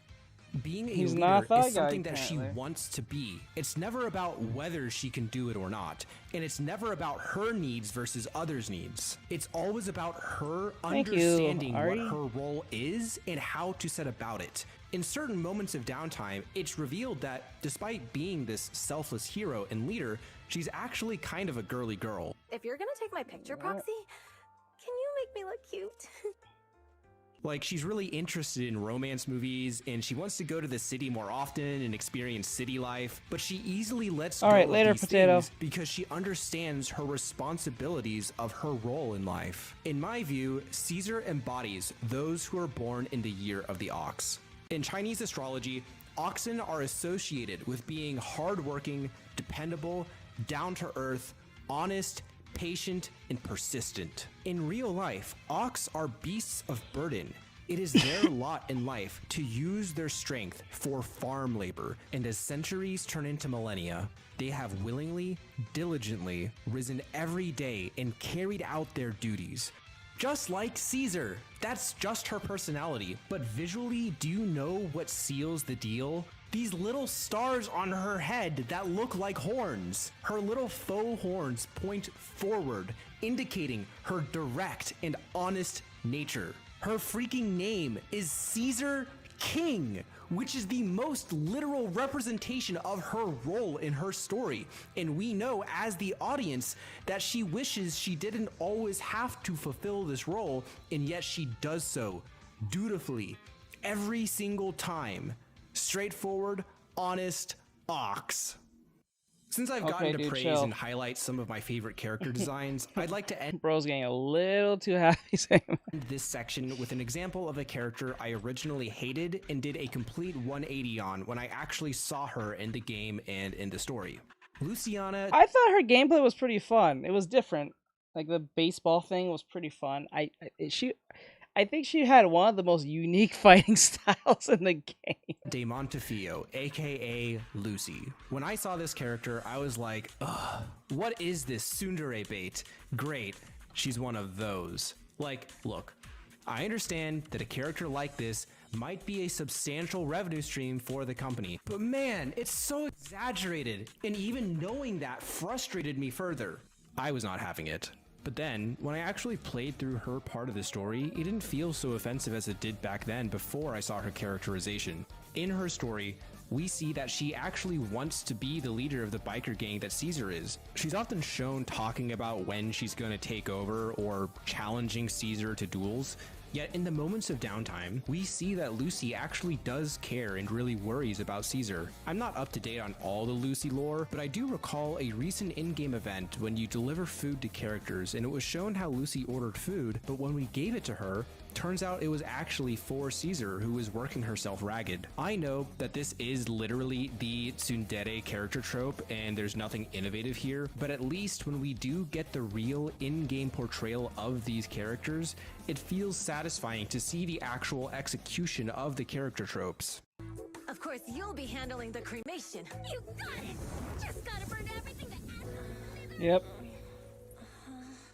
I'm sorry. Maybe it's just me, and I'm just kind of bred in a different cloth, but I understand that having a character design and characters have their backstories and stuff, I never really care about that when I play games like this, because it's like a gacha game, and it's just an endless thing till it literally the wheels falls off. But I just care about the gameplay. Like if it's just fun. If it's fun, then that's all that matters to me, honestly. Lucy! I think the first thing for me, whether it's a gacha game or not, it's the gameplay. If the gameplay is fun, oh my god, I don't give a fuck about no graphics. I don't give a fuck about even character designs after that. It's like if the game is fun, then if the game is fun, hopefully the characters are just as fun and interesting to watch and listen. But like, number one for me when it comes to gaming is the gameplay first. Not the graphics, not even the story. It has to be the gameplay, the story, and then the graphics. Lucy, can you all stop goofing around?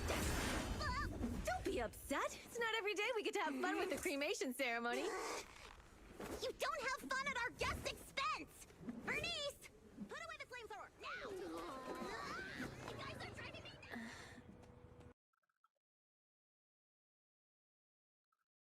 Part 4.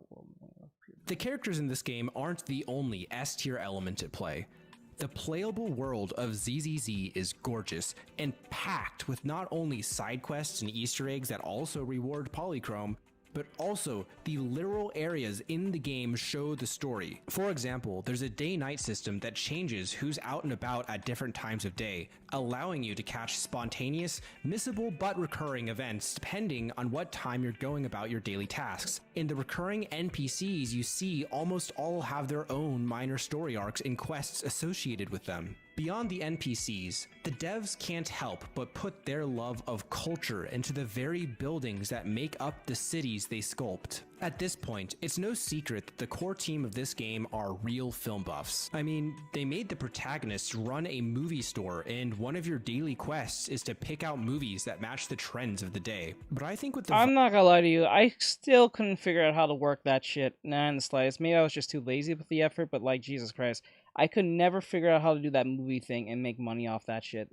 I don't know if that's like on purpose or I'm just doing something wrong. Maybe it's just me. But I could never figure out how that thing worked. I just like say screw it and moved on. Vibe at the starting area and the core cast that came with the game on release, I've got an inkling that streetwear is also one of their passions. What about car culture?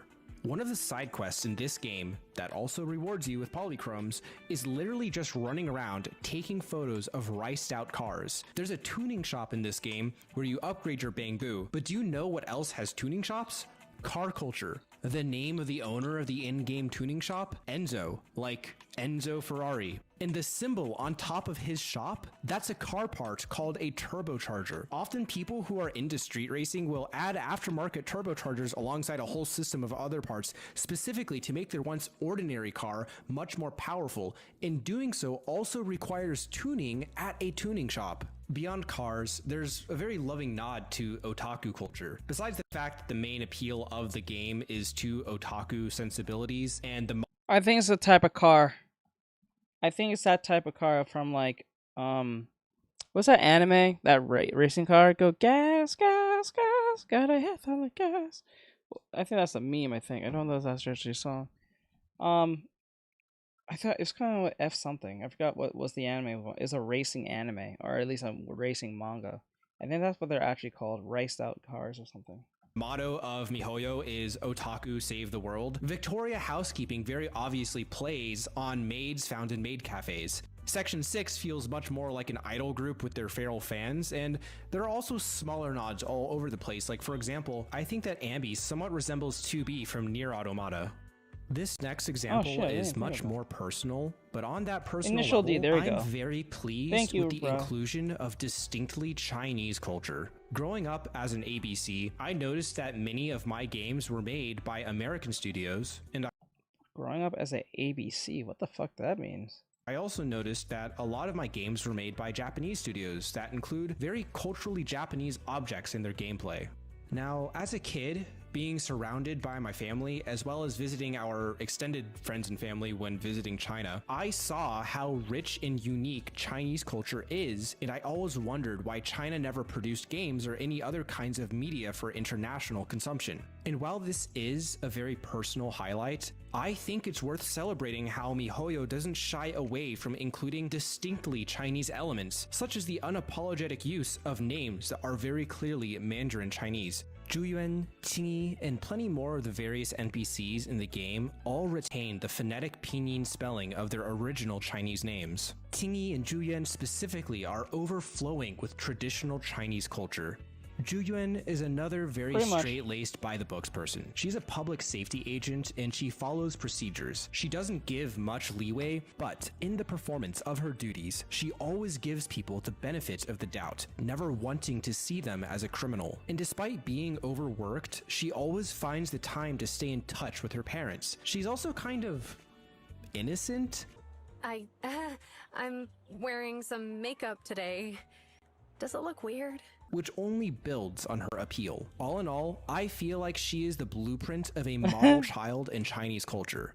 Hardworking, just, and yet still makes time for family. Qingyi, on the other hand, is more peculiar. She's supposedly a robot, but despite what you might expect, she's a lot robot? more nuanced than Ju Yuen. Oh shit! I really like This busty apple bottom chick who I thought was a cop is a robot? Fuck, the future is looking bright, boys. The future's looking bright, boys. I didn't. Wow, bro, I should have been playing this game. I didn't know. I didn't know she was a robot. Damn. God damn, bro. Ah.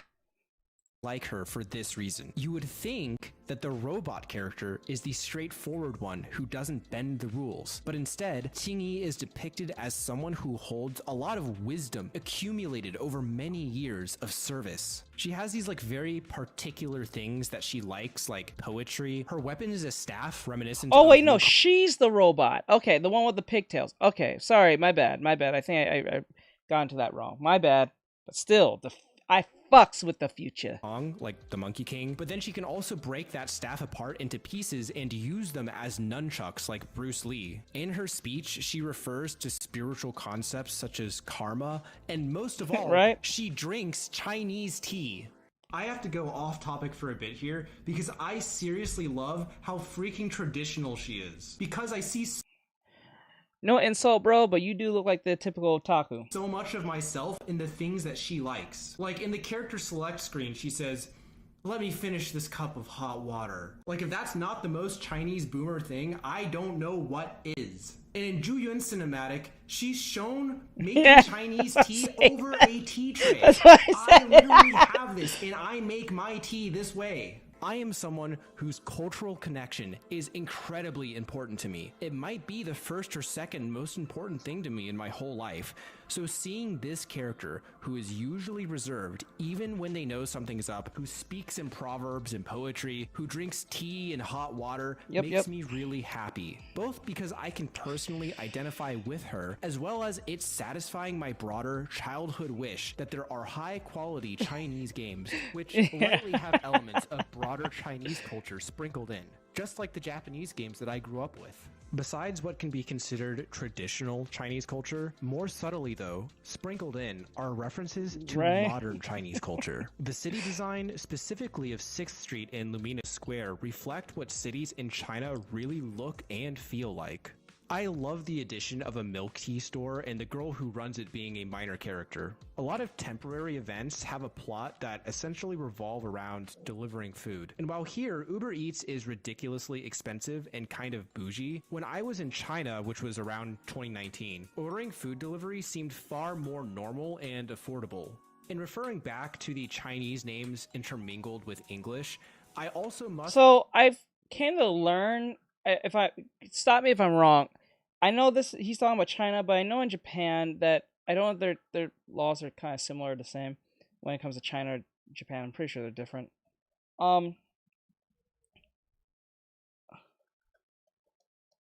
Healing through machines, but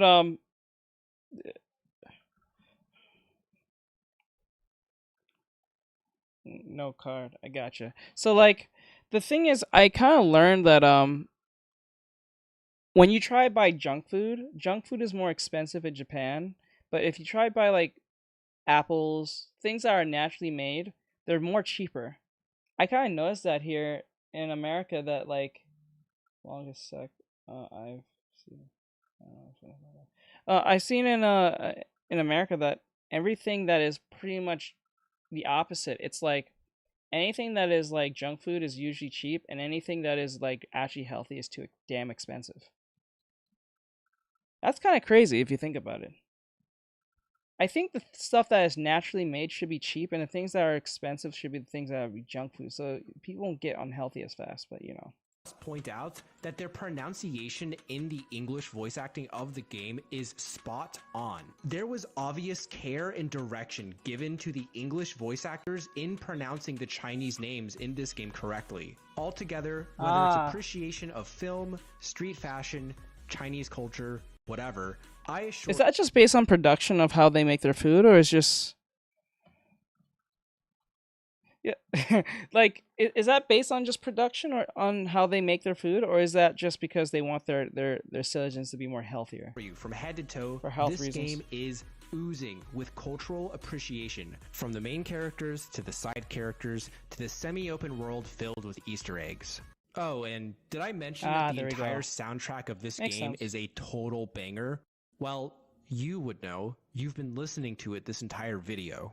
Lastly, the final entry I'd like to highlight in this lively and rich world is the setting itself.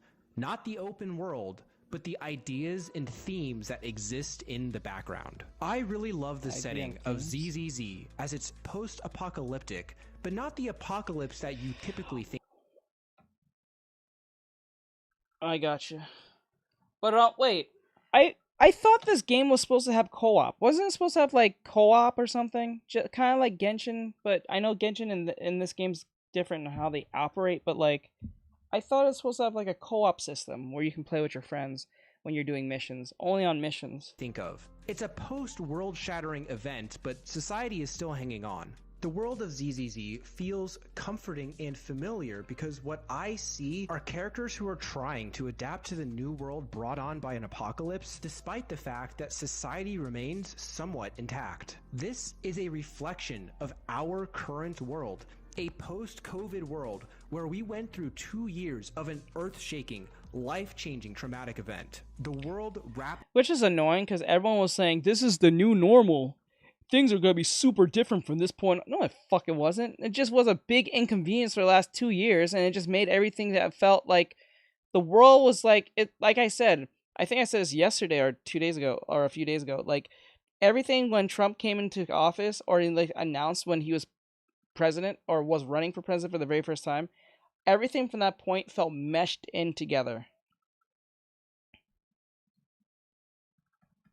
True, you're not wrong. You're not wrong on that, depending on where you live. But like, if you think about it, since Trump's announcement of being president, ever since his presence came into fruition, everything felt kind of meshed in together from every tragedy that's happened. So it feels like a lot's happened, but a lot of time has not passed. But a lot of time has passed, but we have desensitized ourselves to the fact that a lot of bad things has happened over time. But because it was always one thing after another, it felt, you know what? I'm going to say this. It felt like equivalent to, like, I know this sounds cringe to say, but please hear me out. It felt kind of like Dragon Ball Z. You know what I'm saying? Like every time once a so-called tragedy, i.e. villain, was defeated or was neutralized to a degree, a whole new thing just popped up right after the new villain. Like no more than like right after. So like how Frieza came in, like Raditz, and then after Raditz, it was Vegeta. So like Vegeta and Nappa, and then they went to like Namek, and then they dealt with the Ginyu Force. After the Ginyu Force, it was Frieza, and then Frieza and Zarbon, and then Yon, and then after Frieza's situation, and then it was the androids, and then Cell, and therefore. Yeah. And then, like, I think the worst year of all the years was 2020 the most. I think everyone was affected by 2020. Like, there was nothing you could do.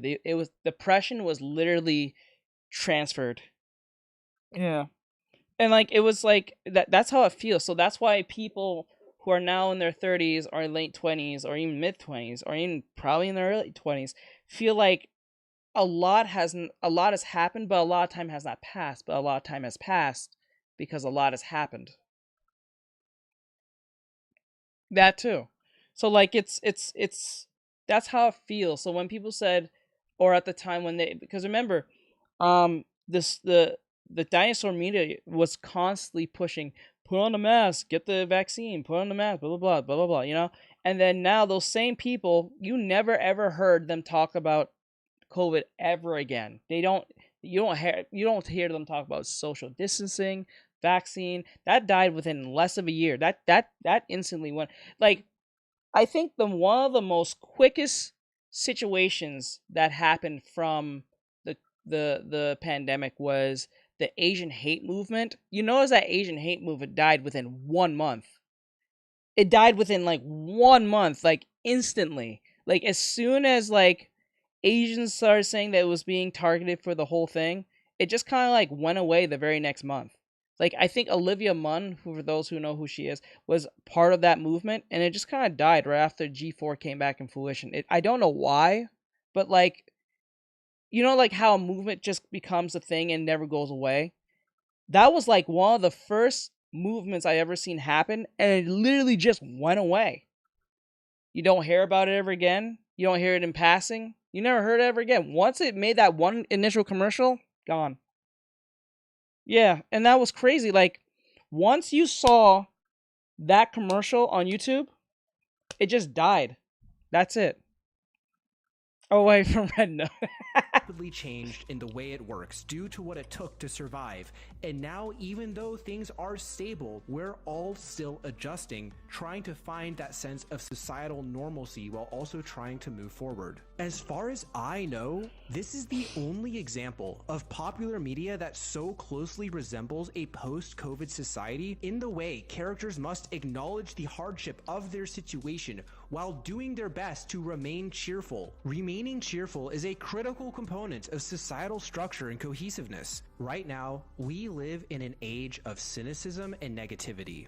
And one of the things that fills me with joy and comforts me when playing through the ZZZ main story, events, and side quests is watching the characters experience negativity, and in those moments, I can see the internal discomfort and struggle on their well-animated facial expressions, and scan and look for a way to look on the bright side. Honestly speaking, I would love to live in a world that is more like the one portrayed in ZZZ, because what I see is— Bro, no.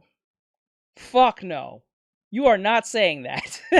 You are not saying that. No.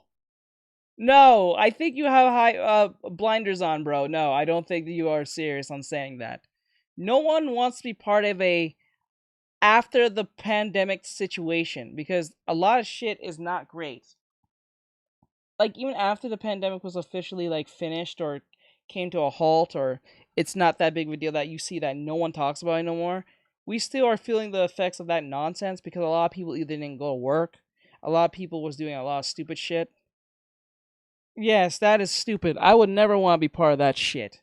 Like, I'm pretty sure if you ask anyone, no one wants to be after or... Yes, what the fuck?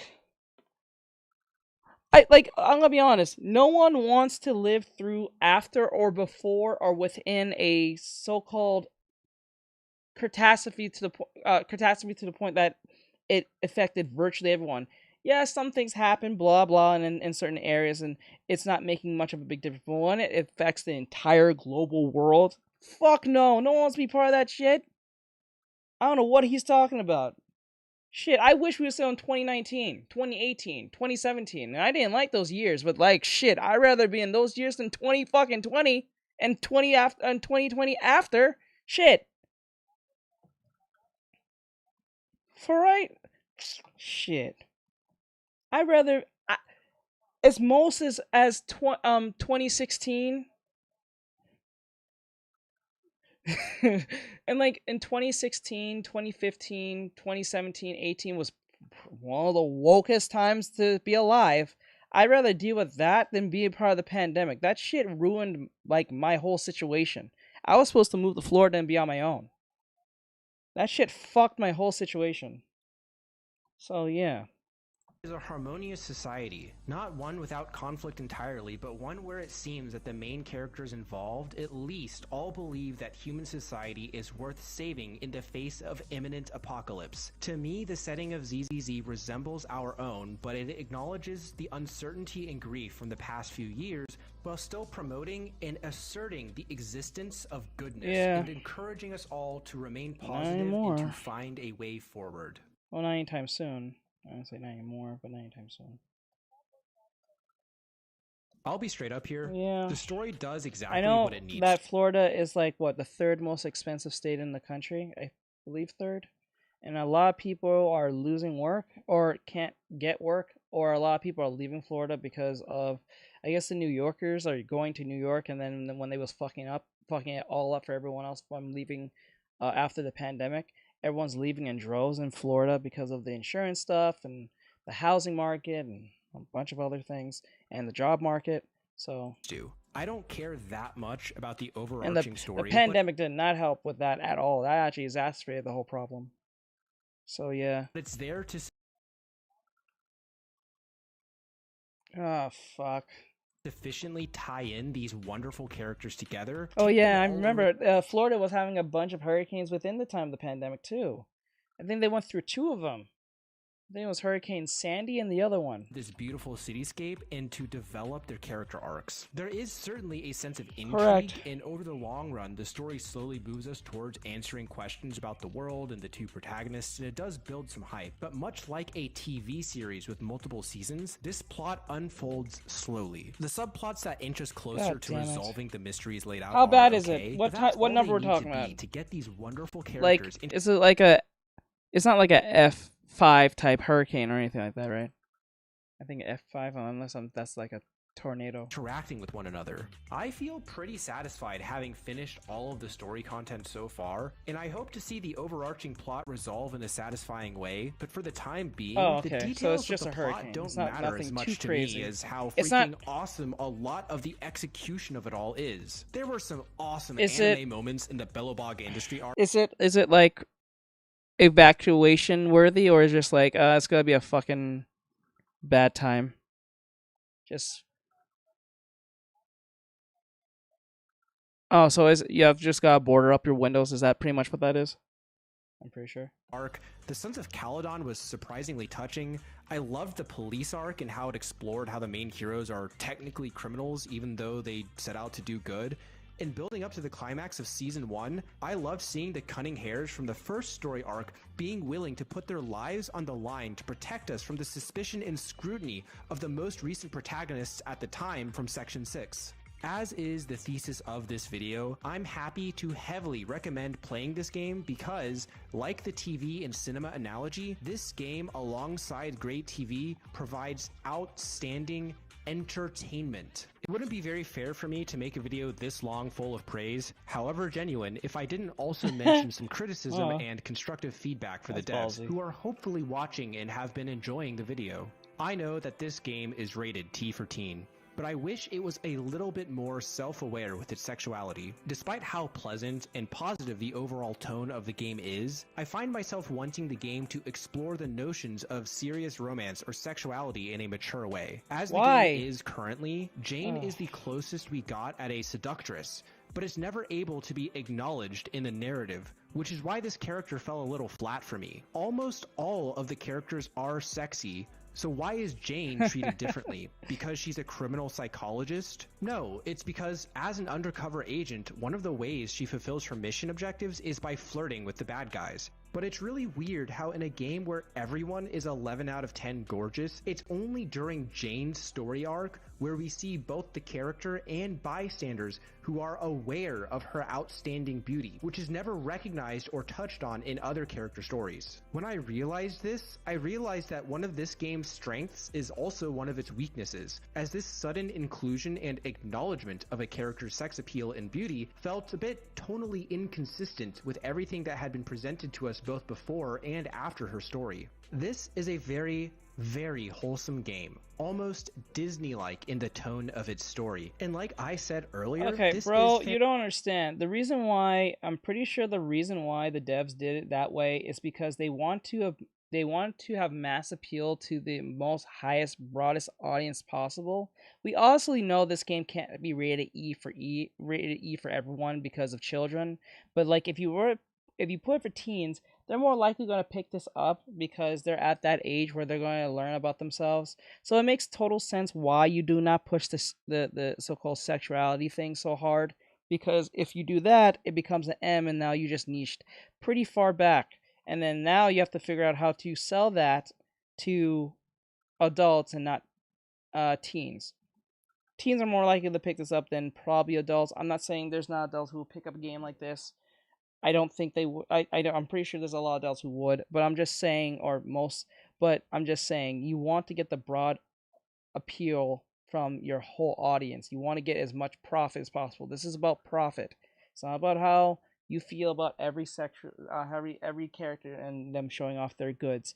That's not the point. The point is trying to make the best product to sell to everyone so they can want to buy or purchase your in-game items with real money. That's the whole point. If they focus on every character on their so-called attractiveness, best believe a bunch of feminists and insane, probably right-wing and even very crazy left-wing individuals are going to complain, bitch, and moan, because even when you're playing a game like Marvel Rivals that doesn't really talk about their so-called attractiveness, you can just see it, and feminists lose their fucking minds over it. So then again, I would not want them to talk about the so-called attractiveness of every character, because that's going to lead to a slippery slope on them complaining, you're pushing something and you're trying to push a Gunnar type game. Most people who see games like this refer to it as a Gunnar game when there's not really anything happening. So I would not want that to happen. Because nowadays, anything Gunnar is just anything attractive. I come to that conclusion. These kids are brainwashed to believe that anything is so-called quote-unquote Gunnar when it's something that is actually conventionally, visually attractive. You don't even have to tell them. As soon like they call if it looks like Shrek, they don't call it Gunnar. But if it looks like, I don't know, 2B, it's Gunnar almost instantly. She don't have to say anything. She don't have to do anything. She just has to stand there in the dress, and then it's instantly Gunnar. So that's where that problem comes in. So yeah, I would not want them to talk about the attractiveness or point it out. You just see it for what it is and then play the game. That's the problem with these individuals sometimes. They like the idea of pushing their fanfic nonsense and then don't think nothing's wrong with it, and then they push insane topics in it. Yes.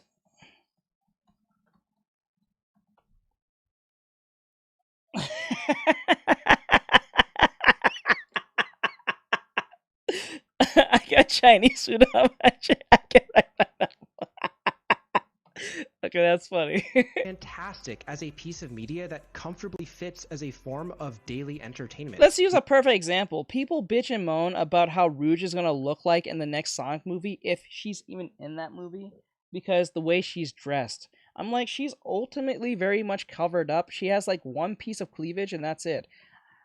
That's it. But every other character doesn't get talked about because of this one character who looks a little bit different from the rest. And because of that, feminists lose their minds. I'm pretty sure she won't even be showing any cleavage. I'm pretty sure she will be in a full bodysuit completely in the next thing. She'll be wearing something completely different, and there'll be no.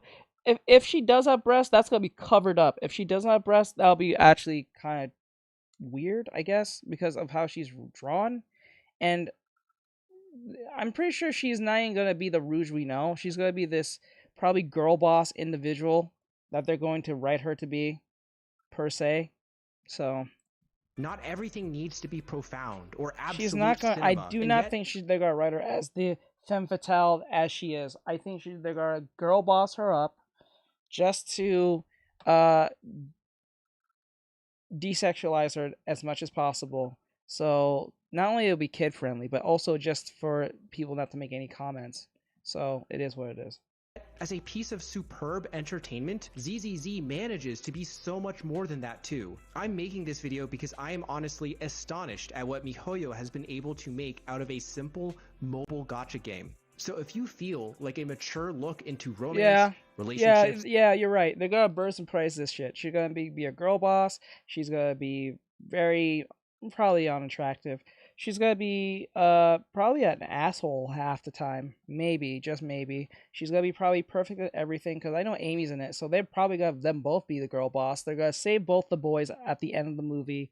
The boys are gonna be incompetent and annoying. That's how it works. They write the women to be extremely perfect in every way. They can't do nothing wrong, and if they do make a mistake, it's your fault, not their fault. And then somehow Sonic and his friends are incompetent in some strange way when you've seen them do just fine without them, but they have to write them. They have to de-strengthen the men and then empower the women, and I don't know how that makes any sense. That makes no sense whatsoever. You can have both strong characters in a movie or a video game. You don't have to de-strengthen someone else just to make the other one look good. That's just dumb. Actually, that proves more reason why, you know what? or an introspective look at an adult character's relationship to sexuality is pushing the limits of what they can do, to that I say, it is possible, as this entire game is exceptional and raises the bar of what's possible from a mobile gacha game.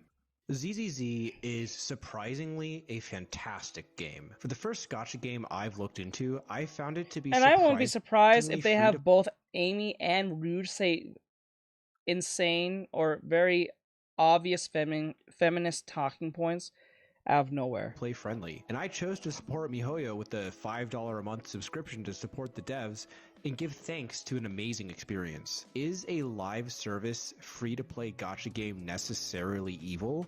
I think the answer is no. If this is the genre that makes ridiculous money, ZZZ has been a very interesting experiment showing us what a ridiculously talented and passionate development team can do with the ridiculous income generated by a successful gacha game. And I think this experiment shows us that people who love games, people who love otaku culture, can deliver an outstanding experience with its story, setting, and characters in a technically impressive format where the vast majority of what it has to offer is completely free for everyone. So, should people stop calling it a gooner game? No, I think it's really funny. We should keep calling it that, as there's nothing wrong with acknowledging that sex sells. But for everyone oh, don't tell them that. Oh, fuck. You just said them. I agree with you on that one, Otaku boy. Like, literally, that sells. If you want to sell a cup, if you want to sell a burger, if you want to sell anything, put a nice woman on it. I'm dead serious. Look at, what's her name? Jessica Simpson back when she was in her prime. Remember when they was trying to sell you a burger? They had her like in what, ditzy clothes or like Dixie type clothes or like ugly coyote like outfit, and then she was eating a burger. And I think it was it Jack in the Box? No, they're really not. Majority of them are actually pretty much covered up. They're not like crazy looking, but you know, anything too tight in their head. You know what I'm saying? That's the headcanon for majority of them. That's the problem. The women don't even show that much skin at all, if anything. Like, I think the only character that's kind of like showing any form of skin in this game is probably, fuck, I don't even know, like maybe one of the biker gang, the one with the bat. That's it. She has more legs shown than anyone in the game, I believe. Yeah, the one with the bat and the pigs. I forgot her name. The one that was the Cinderace. That's it. I don't see the, like, everyone else is pretty much covered up. Yeah. If this Hardy, it was Hardee's? I thought so. I remember that commercial as a kid growing up. I was like, if you want to sell something, put someone attractive on it. It doesn't even have to be a woman. You could be an attractive dude. You can pretty much pull the same, but not as much. Women tend to pull more sales when you have an attractive woman on your product than if you had an attractive man. I'm not saying attractive men can't sell something if you put them on them, but 9 times out of 10, like, you can put like a Jason Beckham, and you can try to sell some men underwear, but if you put like Jason Beckham next to a very attractive woman, you just doubled the star power from that point. Especially if it's not a woman that's not even known. If she's like conventionally attractive, and I mean like beyond attractive. Ah. Anything more than the memes, then yes, Zenless Zone Zero is to television what Metal Gear Solid is to movies. It is peak, and within the video game format, it distinguishes itself through the same differentiation between cinema and television. This was a much longer video than I usually produce, and since you've watched to the end, you must have been really engaged with it.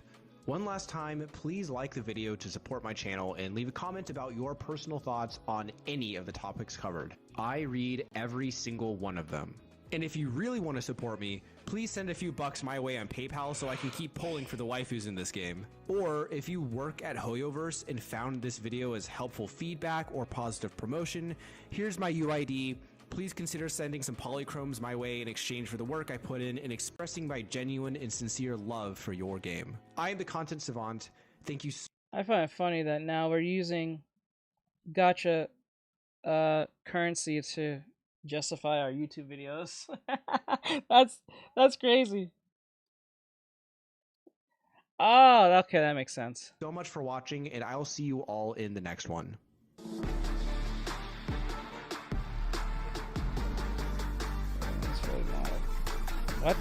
What? Vienna has fully modeled panties, including purple lace and what the fuck? Vinian has fully modeled panties, including purple Lee and okay. What the fuck? Where did that come from? Bro, what the fuck? What the hell? Why would you write this? Yeah, the shining gold inside. Let your inner spark ignite. Find a treasure, a growing bright. Reach out for it and take a flight.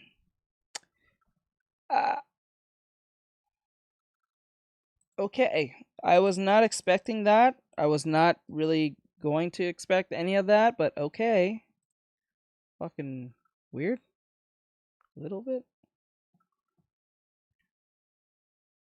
This is 2 hours long. That's too long. Stardive gameplay. What is this? Yeah, he's out here looking at under the skirts of these models. That's crazy. That's crazy. She just died. Teachers Union keeps slipping. I don't care about that one. What is this one? I'm finding something right now. I'm sorry, guys. I'm just trying to find something that we can watch. I like going on random topics. I don't like going on just the same type of topic.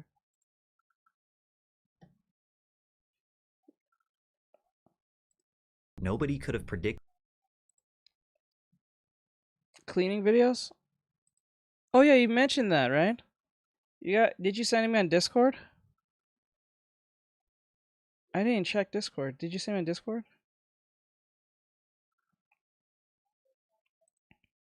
Alright, I'll check in after this video. Because I still won't be done till... I'm going to finish this thing today. Oh, okay. Okay, it's not like that. Okay. I'll check in a bit. Oh, wait, can you guys see it? No, you guys cannot see it. Hold on. What the fuck? Hold on.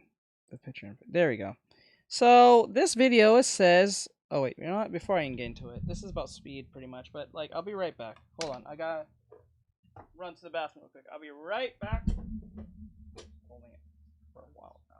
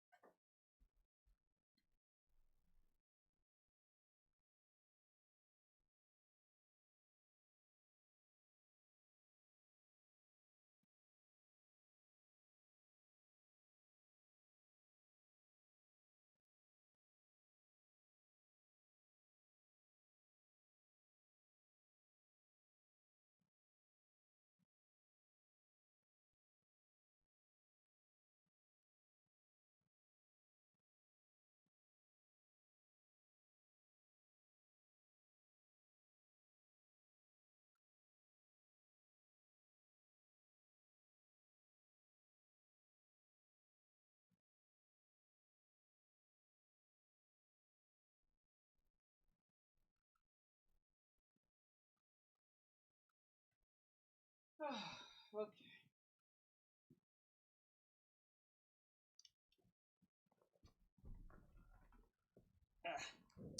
Yeah, a lot.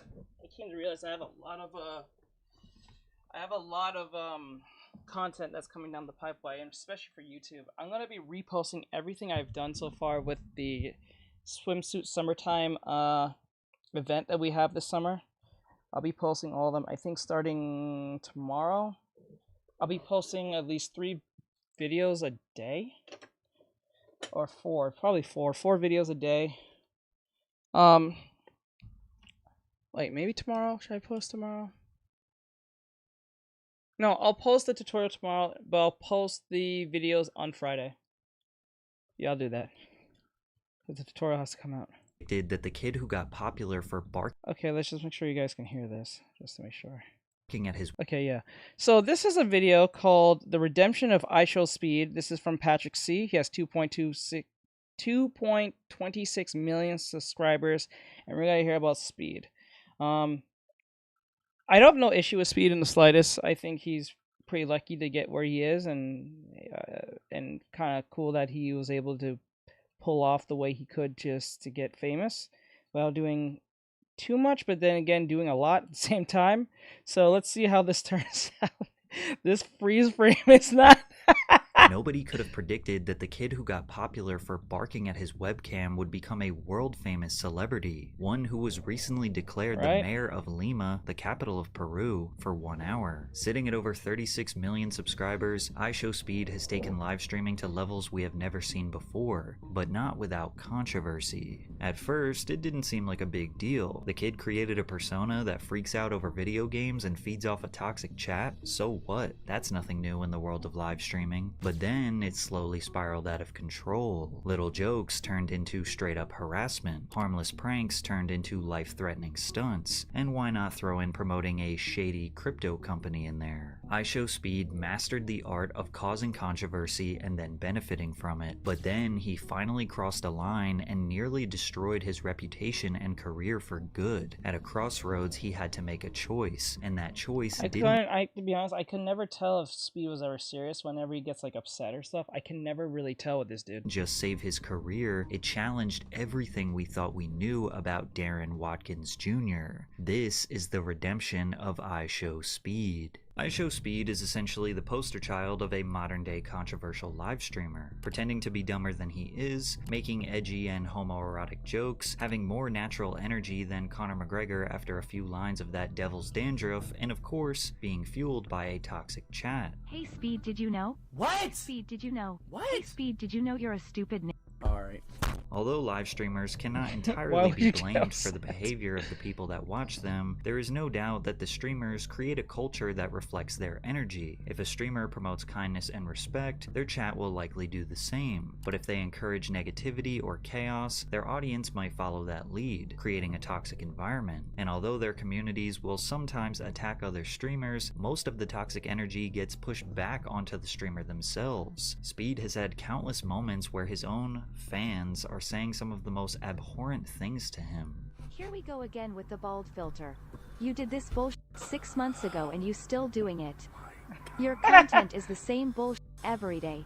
Spare us from the pain and just end your Speed's audience was the most entertained when he was acting obnoxiously, such as his extremely unrealistic reactions to heated gaming moments. Some people chalked this up to him being an immature 16-year-old, while others thought he was role-playing some sort of absurdist character. Now, all live streamers to some extent play a character because entertainment naturally involves some level of performance. Even those who seem authentic are still shaping their reactions, energy, and persona to keep their audience engaged, making their online presence a heightened version of themselves. However, all the unknown facts about who Speed truly was off camera became a convenient shield to protect him from criticism, as his supporters would repeatedly remind his detractors that he is just a kid or just joking. However, when he finally caused enough chaos for Twitch executives to get involved, they didn't accept any excuses, and he was banned from the platform forever. In the fall of 2021, Speed would often participate as a guest on Twitch E-Dates, hosted by his friend and other extremely popular popular streamer, Aiden Ross. These were essentially modern-day dating shows where influencers, streamers, or random viewers join a live stream to try and win over a special guest, which more often than not was an Instagram or OF model. Watching Speed interact with girls was one of his chat's favorite segments. Whenever the girls said something he didn't like, he would just bark, scream, or insult them, which was funny to his chat because no normal or sane person would react like this. And for the most part, this was relatively harmless, until it wasn't. On an Aiden Ross E-date with Ash Cash, Speed tried to make a joke about R-wording her. I got a psychological question, okay? Say if we're the last 2 people on Earth and we had to reproduce to make the world continue. No!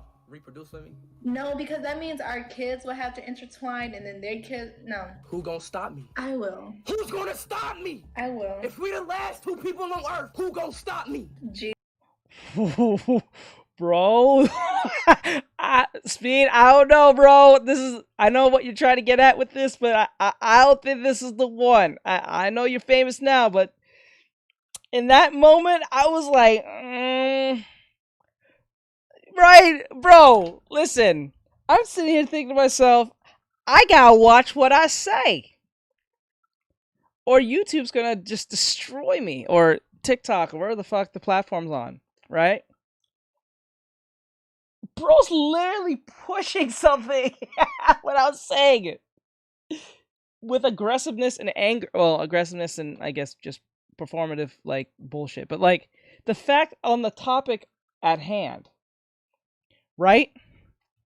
And you think to yourself, how the fuck is he famous? Did you get this famous? Maybe I need to say some insane shit that can get me banned. Remember, he was already banned before, so maybe he was onto something. That's where it is. That's where it is. You need to do the stuff that will get you banned, not stuff that will not get you banned. Because the stuff you're doing that not get you banned will ultimately like keep you in that low range. But if you do the stuff that do get you banned, you're gonna get some followers. You're not stopping me. If we the last 2 people on Earth, who gonna stop me? Hey, you know what, man? Let's start over, okay? My fault. Yo, can I start over real quick? Is there like a time limit? Now, the setup for this joke was something that Speed did often to random people on Omegle, and his chat spammed W every time he did it. But most women, or people who don't know Speed, don't find R-word jokes very funny. Even Aiden knew he took it too far and had to eliminate him from the game. But then Speed reacted even worse. Ash! Hey, shut the Ash, you f***ing... Listen here, you ugly I beat my to you every day. You everything about you. I beat my to you every day. I beat my so many kids wasted on you. I wasted all my energy and kids on your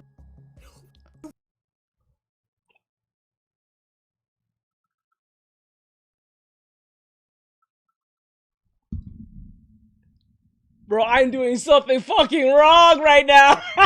I gotta stop this art shit. I have to stop this art shit now.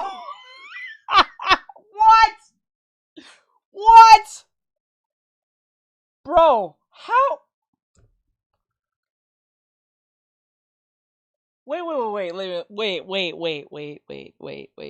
Wait. Something's not adding up here. How come someone like Gina Carano loses pretty much everything?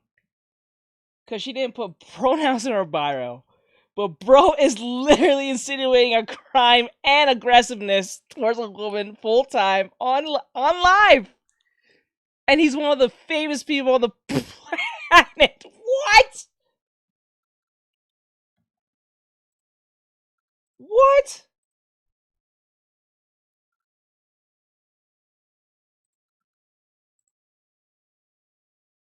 What?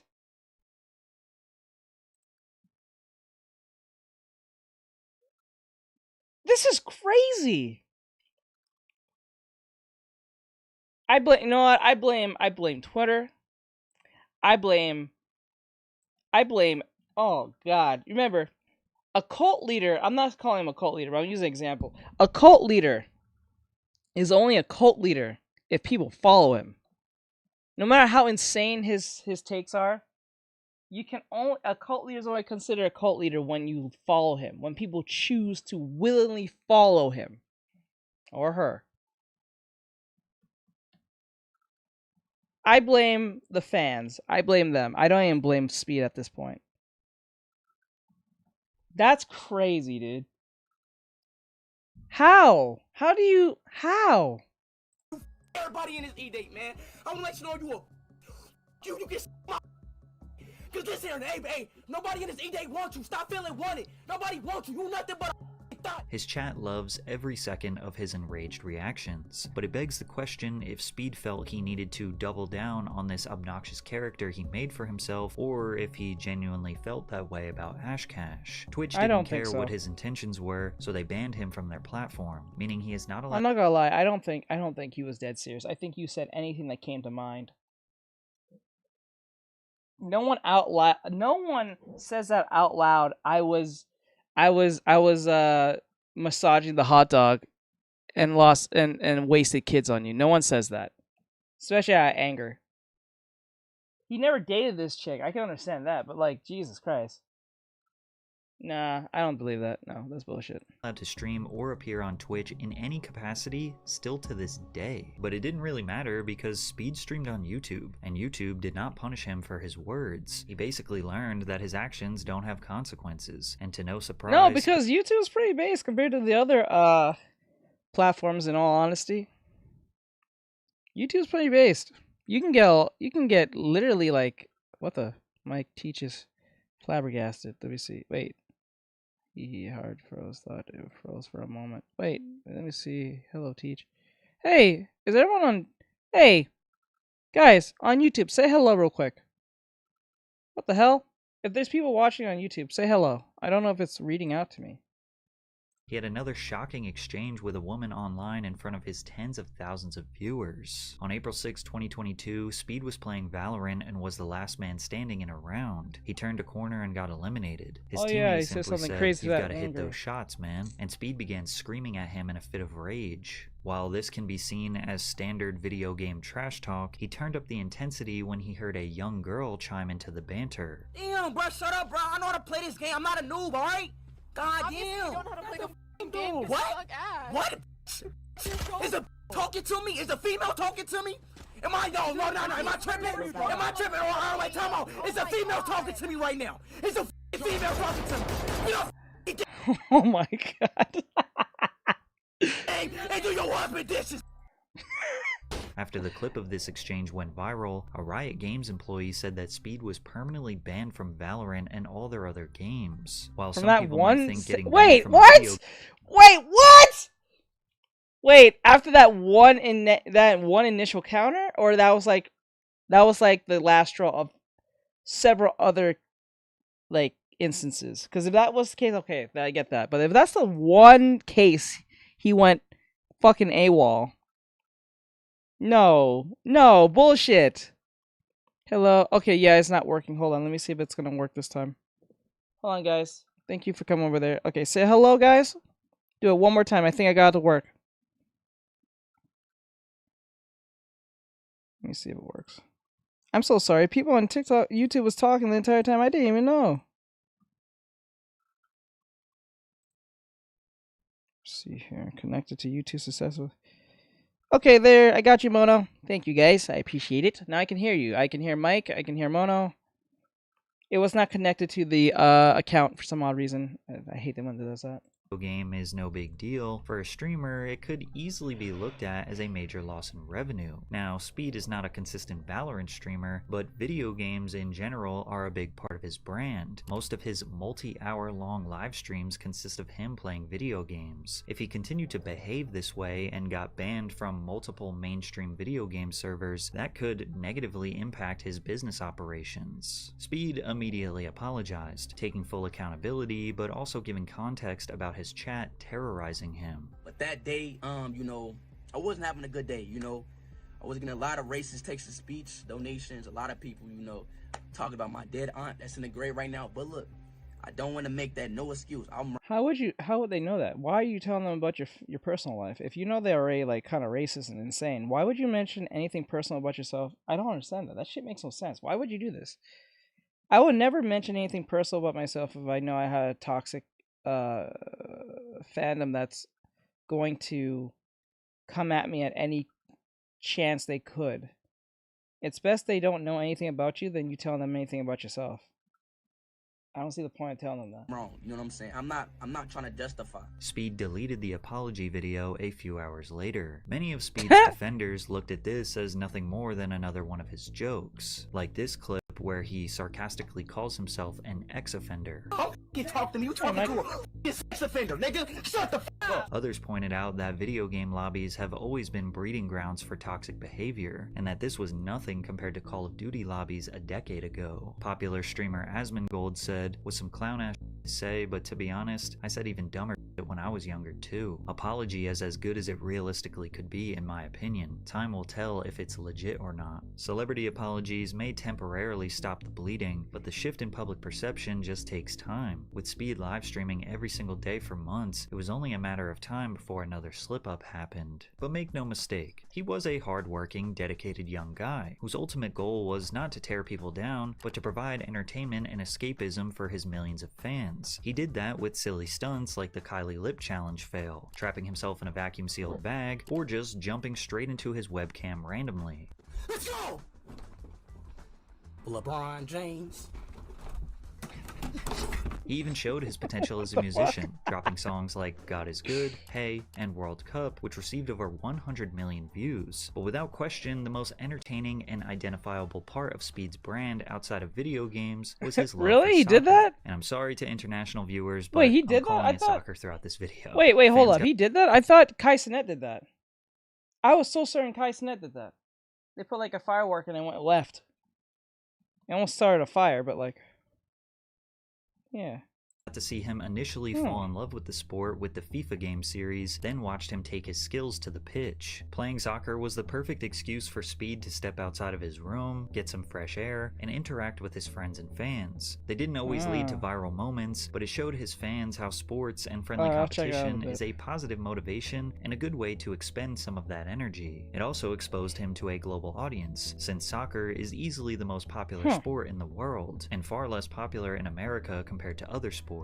And also with his passion for the game came with his undying love and loyalty to the legendary player Cristiano Ronaldo.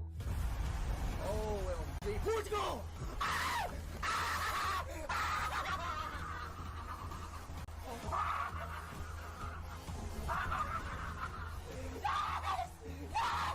Ronaldo! Oh! Is he in a... Is bro in a furry outfit? Oh my god. Bro's in a furry outfit. That's crazy. Ronaldo! Ronaldo, what's up? Ronaldo, it's me! Speed even adapted Ronaldo's signature Sui celebration to his regular programming. What He was made that? an entire song dedicated to Ronaldo that got over 36 million views. With a positive hobby and an honorable role model to look up to, Speed was headed down the right path, but his relentless push to create viral moments would continue to get him in trouble. On the 4th of July, Speed decided to celebrate by buying a huge box of fireworks and setting one off there inside it his is. room. It's Yeah, only I did look natural it. to laugh at such stupidity, but then it gets rather dark hearing the screams of his mother thinking that her son just burned the house down. No, no, no, no, no, no! No, it's not, it's not! It's not, it's not! I didn't know! I thought it was... Stop! Turn that stream on! I didn't... Despite Voice this being doesn't an sound absolute real. farce, She does. I know. Wait, is that farce? Speed is lucky because he seemingly did everything to set this up for disaster. Inside his room, on his bed, placed on top of another firework, next to a cardboard box full of even more fireworks, Pikachu even busted flames straight into the cardboard box after it spun. It's hard to imagine someone, even at age 17, not understanding how dangerous it is to light a firework inside of a house. Perhaps Speed thought it was just okay. a- I think that I don't know why. I thought that one made it feel kind of fake. I'm not saying the firework part is fake. I know that part is mostly real. The reaction feels kind of not real from the mom because she said turn that stream off. Most parents will just say turn that shit off. They won't say turn that stream off. That's too specific. I'm not saying that she may know he streams. Like, I don't know, bro. Like, you know, like parents just don't say like turn that screen off. They say turn that shit off. I don't know. Maybe it's just me. Maybe she's just one of those parents who actually know the lingo. I don't know. Little sparkler that would I look don't more think that's enough to dangerous than say it it's fake. actually was. But there is no doubt he was chasing a viral moment, and he got it. There were 140,000 people watching at the time that this happened, and even though most people were calling him a moron and demonizing him for putting his mother in danger, all it did was help him grow. Again, reinforcing that his behavior leads to more viewers, more money, and more success. In an interesting twist of fate, It was the people fire who alarm and went reported off and Speed's firefighters antics came on. began Okay, receiving okay. backlash as well. A couple of weeks after the Pikachu fireworks scandal, in his Minecraft server, Speed simulated receiving oral in front of 96,000 live viewers, many of them being young children. Y'all can't see this because you guys are too young, and I don't want to show this to young children. So I'm about to hide my screen. Come on, Jenny, baby. You say what? Hey, I have no audio now, but hi. What do you mean you have no audio? What do you mean by you have no audio?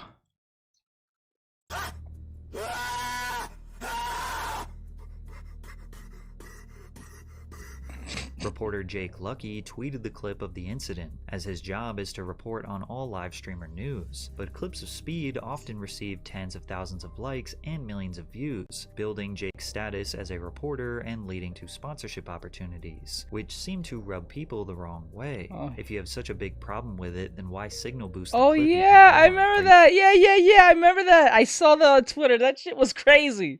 He said he wanted to get a Chica, and then it just went left after that. And he's like, "Oh shit."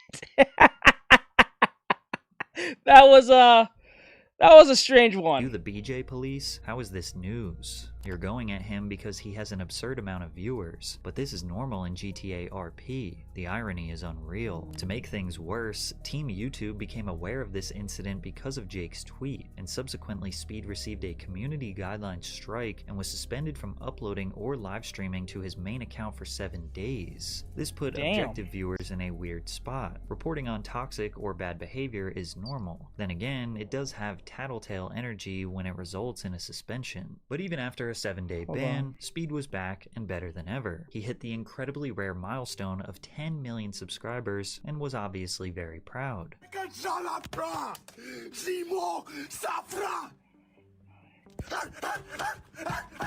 He participated in a charity exhibition soccer match alongside other popular YouTubers where he caused chaos on the pitch, going for dangerous slide tackles and getting angry at the refs for calling fouls on him. He even took political stances, expressing his support for Palestine well over 1 year before tensions escalated to the devastation that is currently happening today.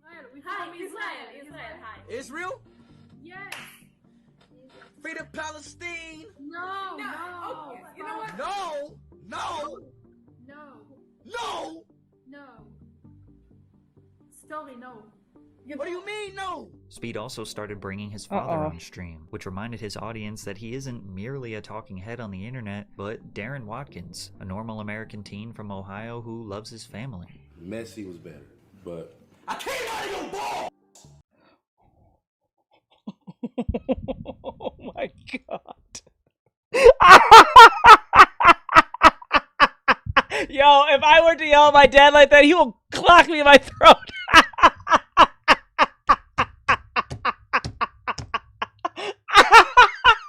If I were to yell at my father like that, he will kill me. He will fucking like...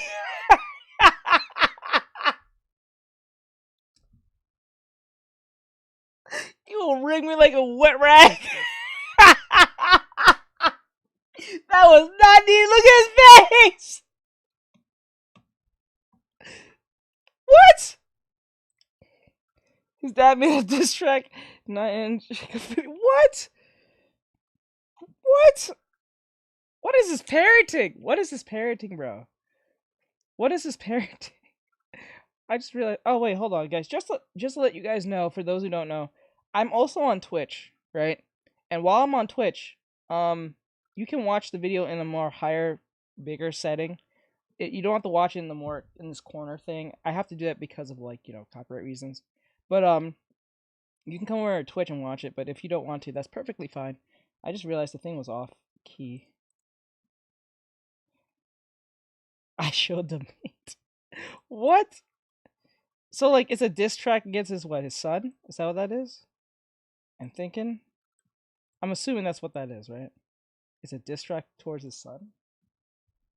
We don't get along or something. Like I don't know. Diss track like weird. Like I don't know. I don't take diss tracks seriously when it comes from YouTubers because I don't feel like it's real. I don't think they're dissing anyone. Even if they say they're dissing someone, I don't think it's real. I think it's fake. Holy shit! How do you diss your son? Just beat his ass, or just I'm gonna go fuck your mom, or some shit like that. What the hell? That is crazy. And you saying this? It seemed like half of Speed's existence on this earth is to glaze Cristiano Ronaldo. So when he went to England to watch his favorite player, it was a big moment. And in a shocking turn of events, Ronaldo was going to make an appearance on Speed's live stream. Is that bounce Closed back? his eyes as the soccer star. Is that bounce back? Right. Is that bounce back? Oh my god. Is that bounce back? Walked in the room and reacted exactly like we would expect. Speeds, welcome. Zip. Zippity zap. Zap zap zippy. Zip zap zap zap zip. But it only took about 30 seconds for people to realize that hello. this was not the real Cristiano I hope you're having an Ronaldo. awesome day. And they also noticed that everything in the room was branded by a company called Paradox Metaverse. Clearly, this was a sponsored stream, which isn't totally abnormal, but definitely rare for Speed. Paradox Metaverse created a pay-to-earn open-world game on the blockchain. While giving away a bunch of PS5s on stream, iShowSpeed's sponsors showed off their game and cryptocurrency, saying it is bound to become the biggest crypto coin in the world. Follow this right now. We're gonna pick the winner. We're gonna pick the winner right now, y'all. Follow this right now, bro. Now, Speed is no expert in cryptocurrency nor finance, but he does know video games. At the very least, he could have took a quick look at the games Paradox Metaverse was trying to promote as the future of gaming and recognized they were objectively horrible. He didn't look very comfortable promoting this. Maybe at first he thought it would be a quick payday and even get some positive publicity for giving away PS5s. But even his chat recognized the shady company and were calling Speed a scammer. You sold out. They're using you, Speed. This is just sad. That is crazy, bro. Like, them comments like that, bro, is making me like, that's crazy, bro. The fact I ever make, like, the fact that y'all, like, y'all just thinking me like that is just crazy. As Speed was panicking at the backlash from his chat, he muted his microphone to discuss with the team how they should re-strategize so Speed doesn't destroy his reputation. Only he didn't successfully mute his mic, and within that 9 minutes of fuzzy audio where Speed thought he was muted, he seemingly said that his mods would remove all comments of people saying the word scam. Alright, so look. It's cool I have this weird feeling. Wait, hold up. I have this weird feeling he probably did it on purpose. There's no way he did not do that on purpose. He's been doing this for a good while. Now I understand people make mistakes, but that just feels too perfect. That feels too perfect for him not to get that right, especially when he's trying to sell something. Nah, I think he did it on purpose. Because he thought I think this is what happened. He did it on purpose because he knew if he did it on purpose, he could at least benefit from it by letting them hear what he had to say. So even if they go after him, they can Beans here? Bean. Yo, relax. Why listen to chat? You'll see no more scam. From there, Speed's own fans were determined to hold him accountable. He thought he would just turn on his stream the next day and everyone would have forgotten, but they kept calling him a scammer. Yo, chat, literally, I'm out the stream. If y'all calling me a scammer, I made a little mistake, you know, that I wish I never did, but I'm not a scammer, bro. The backlash increased when YouTuber CoffeeZilla, widely known as YouTube's crypto scam detective, investigated Paradox Metaverse. Yo, mama. No. Answer the question I'm asking right now. Is it a get-rich-quick scheme, yes or no? No, of course it's not. How can you turn around and say it's a get-rich-quick scheme when we're looking to acquire? This is a conversation. Not that. 10x to 100x. Stop getting off topic. Stop. Hey, you know I got you. Hey, bro, you know I got you. You're running around because you know I got you. 10x to 100x isn't a get-rich-quick scheme. You know it is.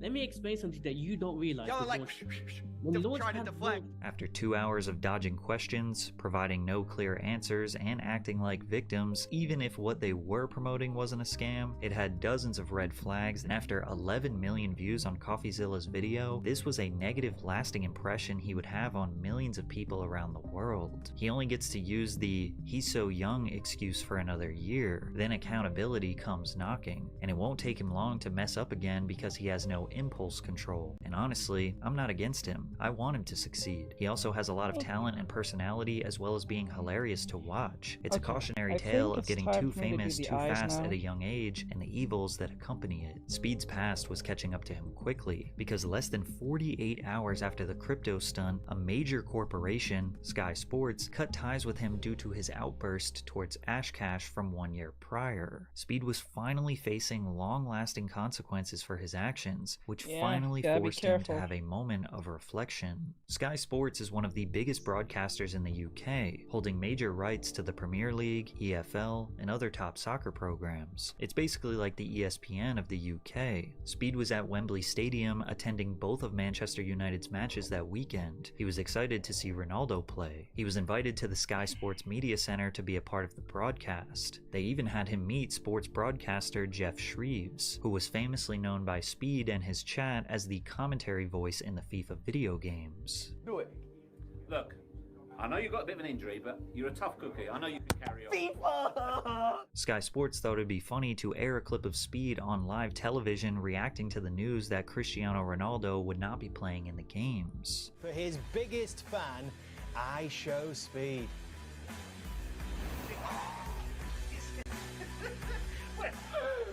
Where's Ronaldo? Where do you go? He's not there. Where is he, man?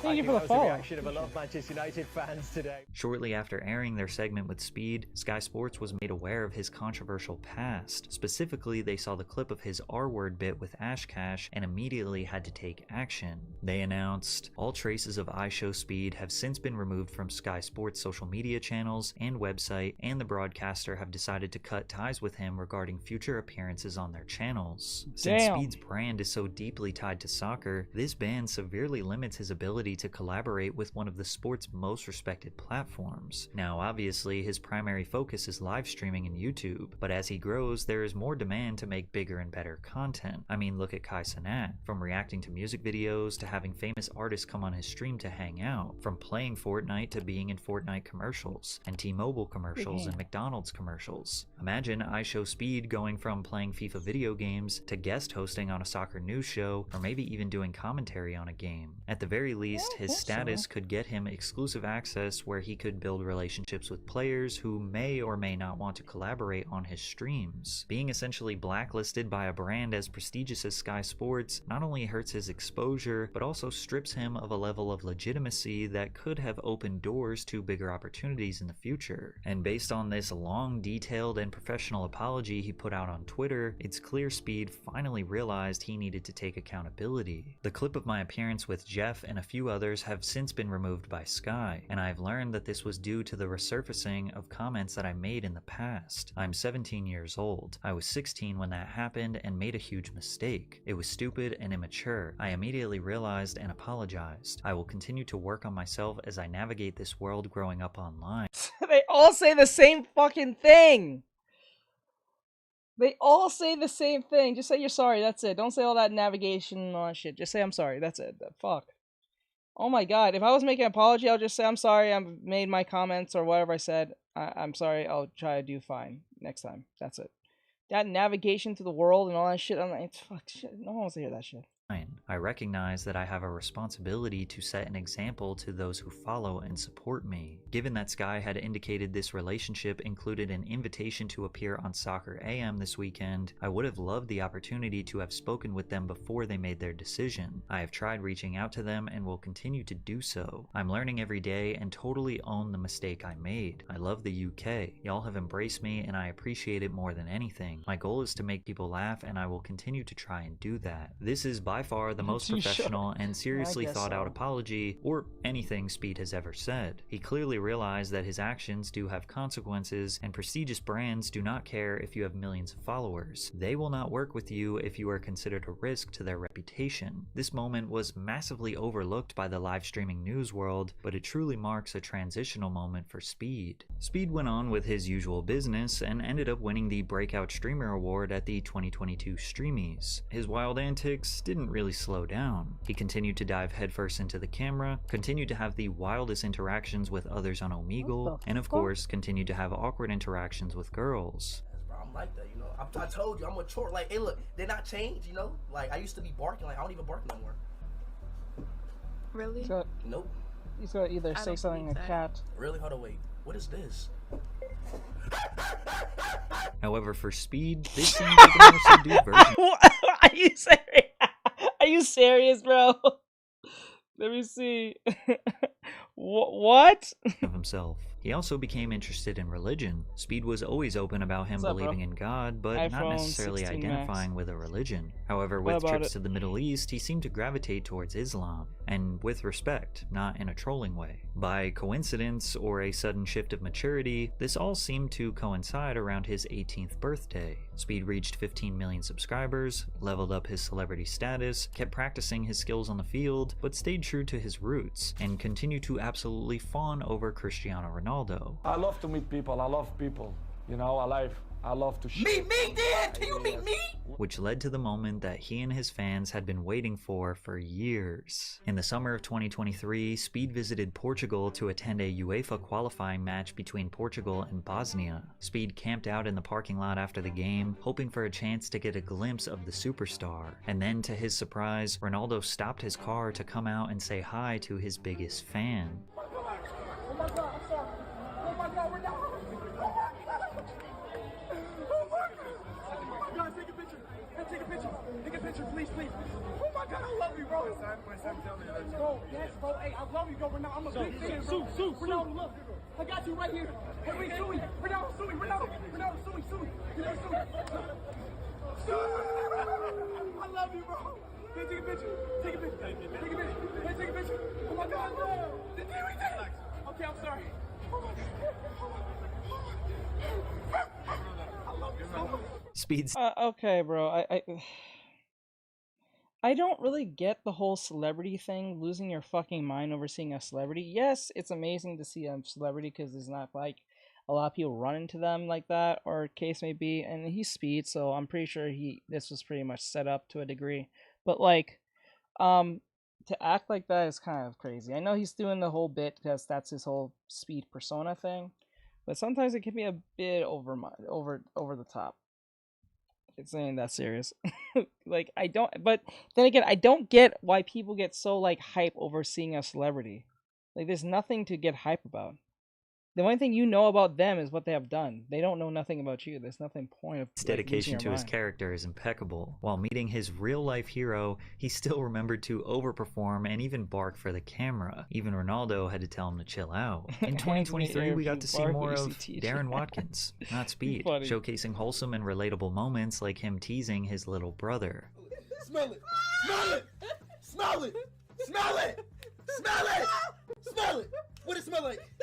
Honestly, it's funny when he breaks character, but this isn't necessarily a ride off into the sunset moment. His stunts were still leading to viral moments that were, I'll say, not ideal. Like when he accidentally flashed his audience of thousands of viewers, shutting down his broadcast directly afterward. His chat was quick to coin the phrase, "I shall meet." I Show Speed was playing a Five Nights at Freddy's game and Chica gave him a spook, said boo! And in response to the jump scare, Speed stood up, saying that he wanted to f Chica and he was thrusting at the camera. One thing led to another and— I think what the kids call it now is called dirking. I think that's how it's referred. Dirking? He started dirking at the camera. It's just dick twerking. I guess that's what they call it now. They call it dirking. Back in the day, we used to call it juking, but I guess whatever the fuck. Or just strangely dancing. I don't know. That's what they call it now. And then bang, penis. The general consensus was that this was just an accident, while others pointed out that whipping out pelvic thrusts 20 to 30 times every stream is an almost guaranteed recipe for disaster. While the video did violate the platform's policies against explicit content, YouTube decided a ban was not necessary as it was merely a wardrobe malfunction. But his chat was taking every opportunity to mess with him, and he did seem genuinely embarrassed by this. The helicopter. JJ donated $4.99 through Super Chat. Blood flashed his meat to kids. However, there was one more sketchy business deal that Speed was involved in that revealed its ugly head when YouTuber The Act Man exposed Speed and Thumb Media. Speed mastered the art of clip farming, where his freakouts and stunts get clipped by his viewers, then those people share those funny moments on their own YouTube channels or TikTok accounts. Since many of those videos were getting millions of views, those account owners made a few bucks off of Speed. But then, out of nowhere, countless YouTubers were taking to Twitter to post about getting— If I remember right, I think that's now dead now. You can't do that anymore. I don't think you can do that anymore on different platforms now, since everything is kind of like you can't re-upload things that has happened before, I think. hit with copyright takedown notices. Their ad revenue was being redirected to a company almost no one had ever heard of, Thumb Media. But it wasn't just the clip channels who were reposting clips of his streams. It was anyone who featured even a mere few seconds of any of his content in their video, which are by and large protected by Section 107 of the US Copyright Act of 1976. Internet Anarchist not only lost $8,000 from the false claim, but he even received a strike on his channel from Thumb Media. I never spoke about it publicly, but even Thumb Media claimed my controversial Rise of iShowSpeed video and my Aiden Ross Will Never Change video. Most people, including myself, thought it was just a random company trying to abuse the copyright system. On July 25th, someone had DM'd Thumb Media on Instagram and asked if they own the copyright of iShowSpeed, and they replied saying yes, Thumb Media manages copyright on behalf of iShowSpeed. Jake Lucky, who also investigated these copyright claims, got the opportunity to ask Speed about it, and Speed very quickly avoided the question. On a lighter note, this whole Thumb Media situation. Did you hear that, Speed? Can you talk about that? What'd you say? Can you talk about that? Move on. He said you can't talk about it. Oh, okay. All right, no worries then, no worries then. He couldn't talk about it because he was in fact partnered with Thumb Media, and he got so much pushback from YouTubers who were flooding the YouTube support team demanding answers to these bogus claims that YouTube asked Speed to address it publicly and state whether or not he was affiliated with the company. YouTube asks y'all to stop spamming about these emails, about the Cardigan and the Thumb Media affiliate. That is me. Just wanted to let y'all know, everybody know that. So, would y'all guys please stop? Thank y'all. Love y'all. Speed fully admitted that he was the one doing it, but he shifted the blame to the YouTubers rightfully appealing false copyright claims. He also strategically posted this on the smallest YouTube account that he owned, so he wouldn't get pushback on his journey back into the good graces of the public. If I was a huge streamer and there were people just re-uploading my clips, I wouldn't feel guilty about claiming those videos. If all they're doing is taking my clips and re-uploading them and monetizing that, I wouldn't feel guilty about copyright claiming those. But for him to just claim commentary videos about him, I think is absurd. And even though the Act Man made a video I think he has a point. I think he has a point there. If they're re-uploading my work and they're just re-uploading it, there's no context of why they're re-uploading it, they're not doing nothing transformative, then I see why he would copyright claim them. But if it's like someone talking about me per se and using examples of things I've said and or done to prove some form of point, then I don't think that's a copyright claim that you should do. Now, if they're slandering you and they're making misinformation, that's not true. I hate using that term. But if they're using misinformation to a degree where it's not true or they're lying, then yeah, I think you need to stop that like right now.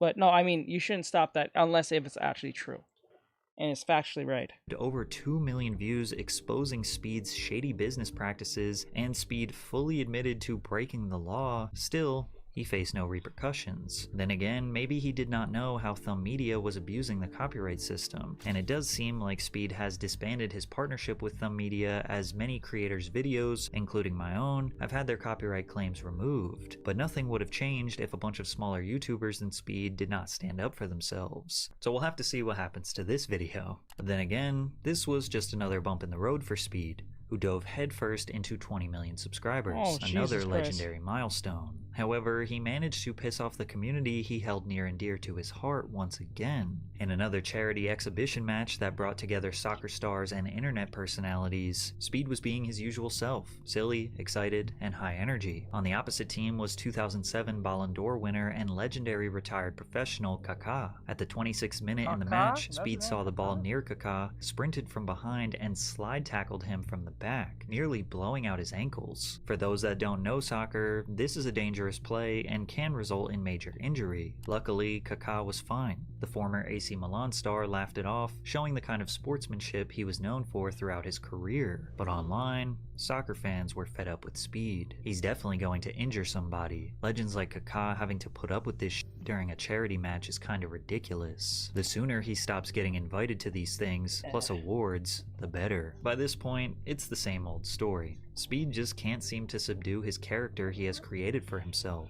Always chasing that viral moment at the expense of others has truly reached the point where countless people are just tired of the antics. Then again, he is 19 years old, and it's not like we all just magically get smarter, wiser, more respectful, and self-aware when we become an adult. But Speed holds way more responsibility than most 19-year-olds. Making millions of dollars every month, broadcasting to a global audience, he isn't exactly your average teenager anymore. In fact, he is nothing less than a superstar, because he went on a world tour doing IRL live streams in countries that typically don't get attention from American pop culture, and we were about to see truly how many people he has impacted. Well, first he got RKO'd by Randy Orton, and he didn't take it easy either. Speed is a grown man now, so it's time to get slammed by Randy Orton. It became evident that Speed was at his best when he stepped outside of his bedroom. Interacting with fans and watching others react to his energy made for some pretty wild moments. His tour kicked off in Europe in the summer of 2024, giving fans the opportunity to meet him that had only ever seen him through a screen. Traveling to 17 different countries, he drove supercars in Germany, got a haircut in the middle of the Albanian streets while being mobbed by fans, took boat rides through the canals of Venice, as well as helicopter rides and horseback riding in Belgium.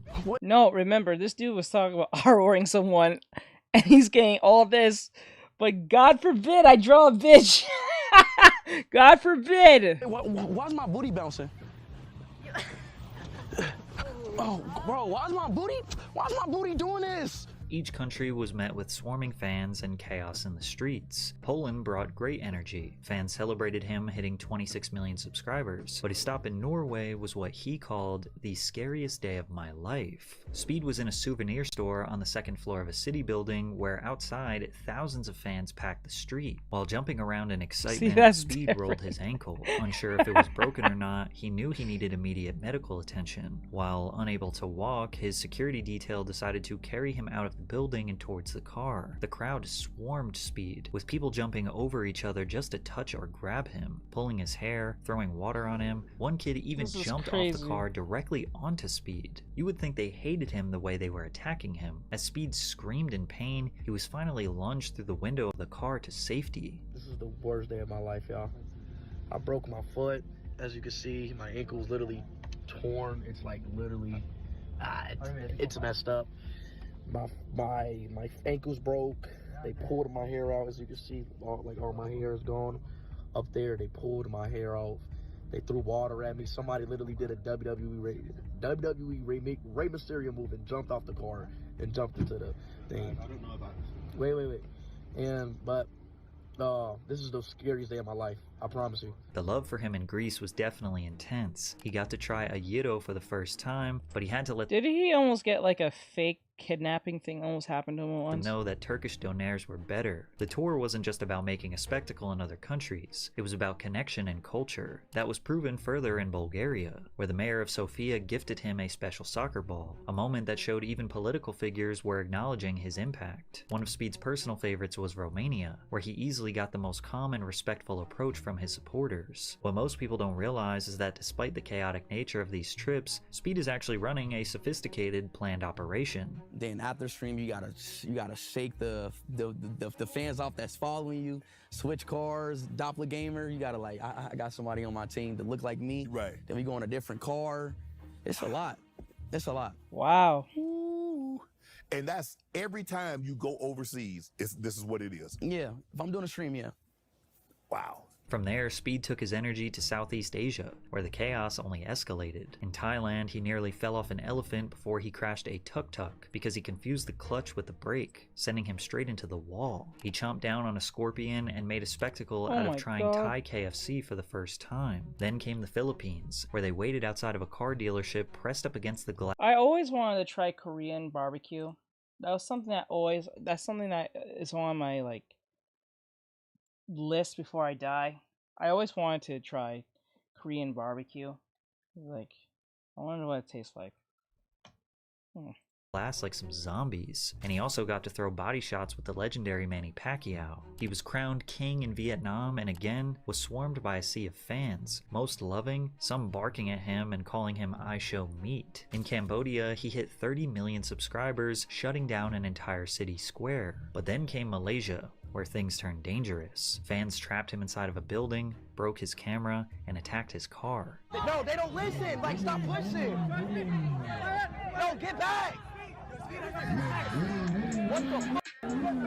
Step the back. Indonesia set an unbeatable standard when 140,000 people subscribed to him in just 1 hour. He also had over 1 million people watching his live stream, giving him the record for the most viewed YouTube live stream by an individual YouTuber. While many people felt Speed visiting other countries was destined for a Logan Paul Japan type situation, it was quite the opposite. Sure, there was some unruly behavior by fans, but most of his journey was merely him respecting, amplifying, and enjoying the cultures of the countries he was visiting. By November, Speed's notoriety wasn't just in the live streaming industry anymore. He was now frequently collaborating with elite athletes. He went head-to-head with Olympic gold medalist Noah Lyles in a 50-meter dash, and many were surprised to see Speed actually put up a competitive race. Of course, Lyles won, but the sheer fact that Speed was even in that conversation made fans want to see him compete more. Then came Australia and New Zealand, another chapter of near disasters and massive crowds. An Australian YouTuber named Stanley Chen hilariously trolled Speed by purchasing billboards on a truck of Speed kissing his least favorite soccer player, Lionel Messi. To no surprise, by the end of 2024, he won the award for Streamer of the Year, an award that cemented his legacy beyond just viral clips and reaction videos. Many of his peers who were once critical of Speed's antics now see him flourishing as a positive role model for kids around the world.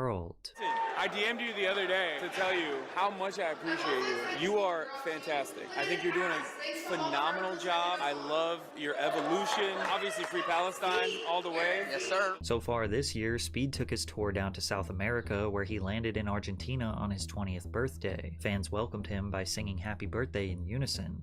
Right here.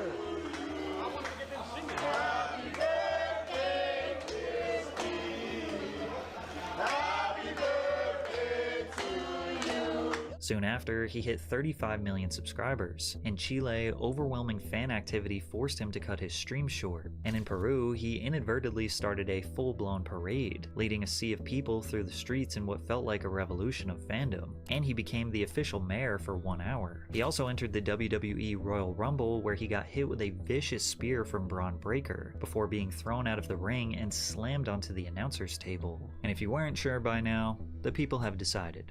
They love Speed. They see through all his controversies, all his flaws, they love his humor, his energy, and truly believe that he is a good person deep down. My thing is, if you run into somebody and you know you got it, you know, it don't matter if it's a supporter, of like, if somebody asks you, yo, you know, I want to feed, like, I was just walking down in Michigan. Some dude was walking down, yo, I want to feed my daughter some ramen noodles, blah, blah. Gave him a, like, 200 ball, you know, like, just, I'm talking about stuff like that. I get it. We can't save the world. Right. But if somebody need it, if somebody need help, give them that. And plus, if you got it. Right. You know, so I'm always sending people money. I'm always sending people money just to help out. And it comes to family, friends, supporters, anything. It's just. Take it. Take it. Take it. Seriously. No, take it. No, don't cry, please. The reality is that nobody typically reaches these levels of fame without controversy. Drama sells. Most of you watching probably didn't think you cared about speed or live streaming, and yet here you are, over 40 minutes deep into a full-blown documentary. Now, the vast majority of you probably feel indifferent and won't even think about speed again for months, maybe years. You might still not understand why these kids love Darren so much, and a good percentage of you that disliked him, your minds still have not changed after this video. But statistically speaking, there are a few people that have totally changed their mind on speed from this video alone, and may even become a fan, further proving the idea that all publicity is good publicity. From here, we can only hope that he continues to grow, mature, and age gracefully with his audience. Maybe we can chalk up most of his mistakes to him being a misguided, immature, and naive kid. Promoting athleticism, choosing athletes as his heroes while also traveling the world and embracing different cultures is an extremely positive message for his young fan base. And on the journey from here, there will be more missteps, more mistakes, and definitely more negative publicity. But hopefully he will continue to use his influence for good and spread more positivity around the world. Please don't let this video age badly. I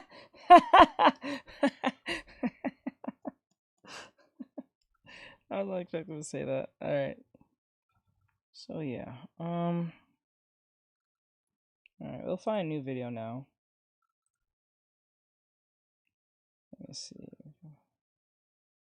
That was funny. Okay, let me find here. Hi, how are you? Hey, Gray, what's going on, dude? What's commission type of easy money? Try to find something. Who are you drawing? I'm doing a commission for my client. She wanted me to draw her character in overalls or something. So that's what I'm doing. What is this? What? Just be clear. Hold on. What is this? I don't know. Okay. Hold on. Trying to find something. Worst. Da, da, da, da.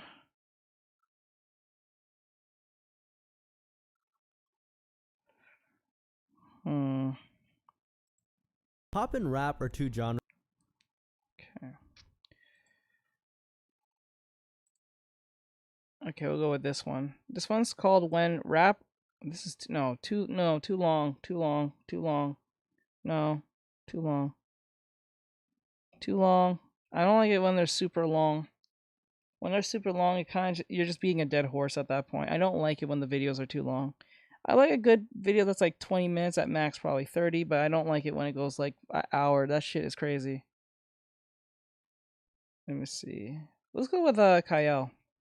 Good gracious fascists and racist. Actually, no, that's not a good idea. No, that would get me in big ass trouble. I get in trouble. Not even by what he says, it's by the visuals. I just realized, no, that's not a good idea. Let's find something long. Okay. I wanted to play it, but I just know that TikTok's gonna come after me. The hits aren't hitting for no reason. For a reason. The hits aren't hitting for no reason. How many times have you Let me see how that is. Okay, let me grab this real quick. Hey, Art, what's going on, bro?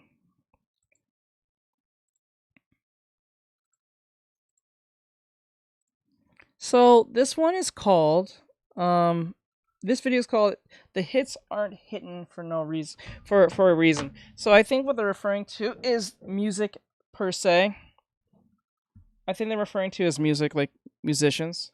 So we're gonna figure out why they're not hitting, and this is only 20 minutes long. So it's from Don Angelo. I think we have listened to his videos before, so let's see. tried listening to music? Mainly current. How many times have you tried listening to music, mainly current music or what's trending at the moment, Hey, and find doctor, what's yourself going on, spending bro? more time skipping majority of the new songs, zoning out into the abyss of trash music purgatory, before finally settling on an old playlist you created in 2016? Yeah, you're not the only one. Look at us. Hey, look at us. The expectation new music carried in the past used to bring nothing but pure joy and blissful delight. And now it only brings exhaustion. Hits of today don't carry the same weight like hits did back in the day. The hits of today have a shorter shelf life, meanwhile older hits are experiencing a resurgence or lasting longer on the charts, blocking newer tracks from peaking at higher positions because the hits aren't hitting. So for this video, let's explore the phenomenon of artists nowadays not being able to produce long-lasting hits anymore. Why is this happening? And is the internet really to be blamed for this predicament? I am Daniel Pop Culture Boy, let's get into it. Catastrophic. Traditionally, by the summer we have multiple hits either released early in the year or late in the Hey, year Sunny Star, prior what's going on? dominating the charts that end up competing for the Song of the Summer title, which we'll get back to in a bit. But that's not Nothing much. happening, How are you and doing it's today? I'm because doing right well. now at this Just trying to time, get songs this are commission lasting done. longer on the charts. And in my opinion, some Hopefully we of can these get them out of the long-lasting way. hits did their time, but they are still really good, hence why they are still in high positions on the charts. If we look at the Billboard Hot 100 in the top 10, which is currently being dominated by Morgan Wallen, who has several songs that has been charting since last year. We'll see Shabuzi's A Bar song Tipsy, which is currently at number 4, which had previously tied for the most weeks at number 1, along with Lil Nas X's Old Town Road, has been on the chart for over a year now with 64 weeks. If we look at the number 9 spot, we'll find the rock country leaning duet Die With A Smile by Bruno Mars and Lady Gaga. That's been on the chart for almost a year now. Chappell Roan's Pink Pony Club, a sleeper hit I might add, that completes the top 10, also has been on the chart for a year. And Teddy Swims, a previous number 1 holder with his song Lose Control, which sits at number 8, has been on the Nothing chart much. How are you for doing today? I'm doing 98 well. weeks, which is, trying let to- me do the math, a year and 10 months, corner right almost now. 2 blood-clot years. But wait, it's not only in the top 10 we see these everlasting songs taking up space. Let's walk on over to the top 20. The number 11 track Beautiful Things by one of the internet's punching bags. Ladies and gentlemen, Benson Thank you Boone. for the rose. I appreciate it. Beautiful Things Cool. It has looks so good far stuff. Thank spent you. 75 Hopefully it looks weeks better as on I the go. Hot 100. In the top 20, we also find Post Malone and Morgan Wallen's I Had Some Help has spent 60 weeks on the chart. Billie Eilish's Birds of a Feather, 60 weeks. There's also Sabrina Carpenter with her mega hit Espresso, which has spent 64 weeks. Now, to play devil's advocate, I can see why these tracks are still charting so high. While they are popular songs made to resonate with a wide audience, which isn't always a bad thing, these tracks are of quality. Die With A Smile, Espresso, A Bar Song, even Benson Boone's Beautiful Things is of quality. Oh yes. And I actually love that song. I think it's great. Yup.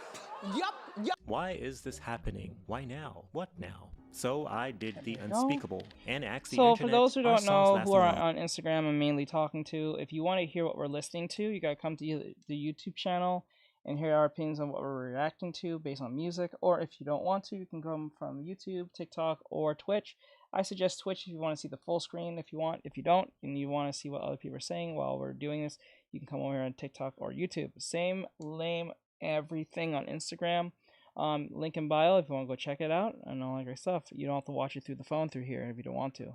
Longer on the charts now? The internet replied, yes, songs are generally lasting longer on the charts. This longer chart life is largely attributed to the rise of streaming services, which allow for repeated listens and contribute to a song's longevity on charts. Now, this is an AI over review that Google likes to provide, which I know will get some of y'all panties twisted up into a bunch. So let's hear what Billboard.com, the most trusted source for music theology, has to say. In this article by Jason Lipschutz, published back in May, titled Hit Songs Are Lasting Longer on the Charts, But Why? In the article, Jason wrote, the Hot 100 always includes a wide swath of ubiquitous hits, but rarely have so many of those hits endured at once. On the Hot 100 dated May 24, 0 songs in the top 10 had spent a single-digit number of weeks on the chart. The average number of weeks spent on the chart by songs in the top 20 was 30.35 weeks. 5 years ago, on the Hot 100 dated May 30, 2020, that average was 18.75 weeks. On the recent Hot 100, a total of 9 songs in the top 20 had spent 30 weeks or more on the chart. 10 years ago, on the Hot 100 dated May 30, 2015, that total was 1 song in the top 20. The article continues. What's causing this period of smashes that last forever on the chart? Part of the explanation for the lack of 2025 chart movement is the glut of new Are you guys pop finding voices boring? from Find this boring, or you find this spilling over interesting? into a new year, says Spotify I find this editorial one lead boring. Talia Cranes. I think Bunch that of 2024 was such a crazy year for information pop dumping. music and incredible music and artists. That was years in the making, she says. Cranes points to artists like Chappell Roan, whose Pink Pony Club is approaching 50 weeks on the Hot 100, and Charlie XCX, whose 2020 song Party For You is just now hitting the chart, who helped define the mainstream last year while also boasting ample back catalogs for fans to explore Yeah, on it's not streaming boring. services. This shit's fucking They were boring. fully I thought this was gonna be a little bit more interesting, but no, it just sounds like a bunch of fuck shit. It doesn't like it's not fuck shit. It's just like okay. Let me see. It says why hip hop switched up on Nicki Minaj.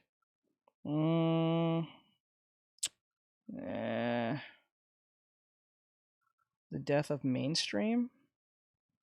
The most expensive album flops. Nah. Okay, this one's more fun. Many rappers who blow up are lucky. This one's from Matty Balls.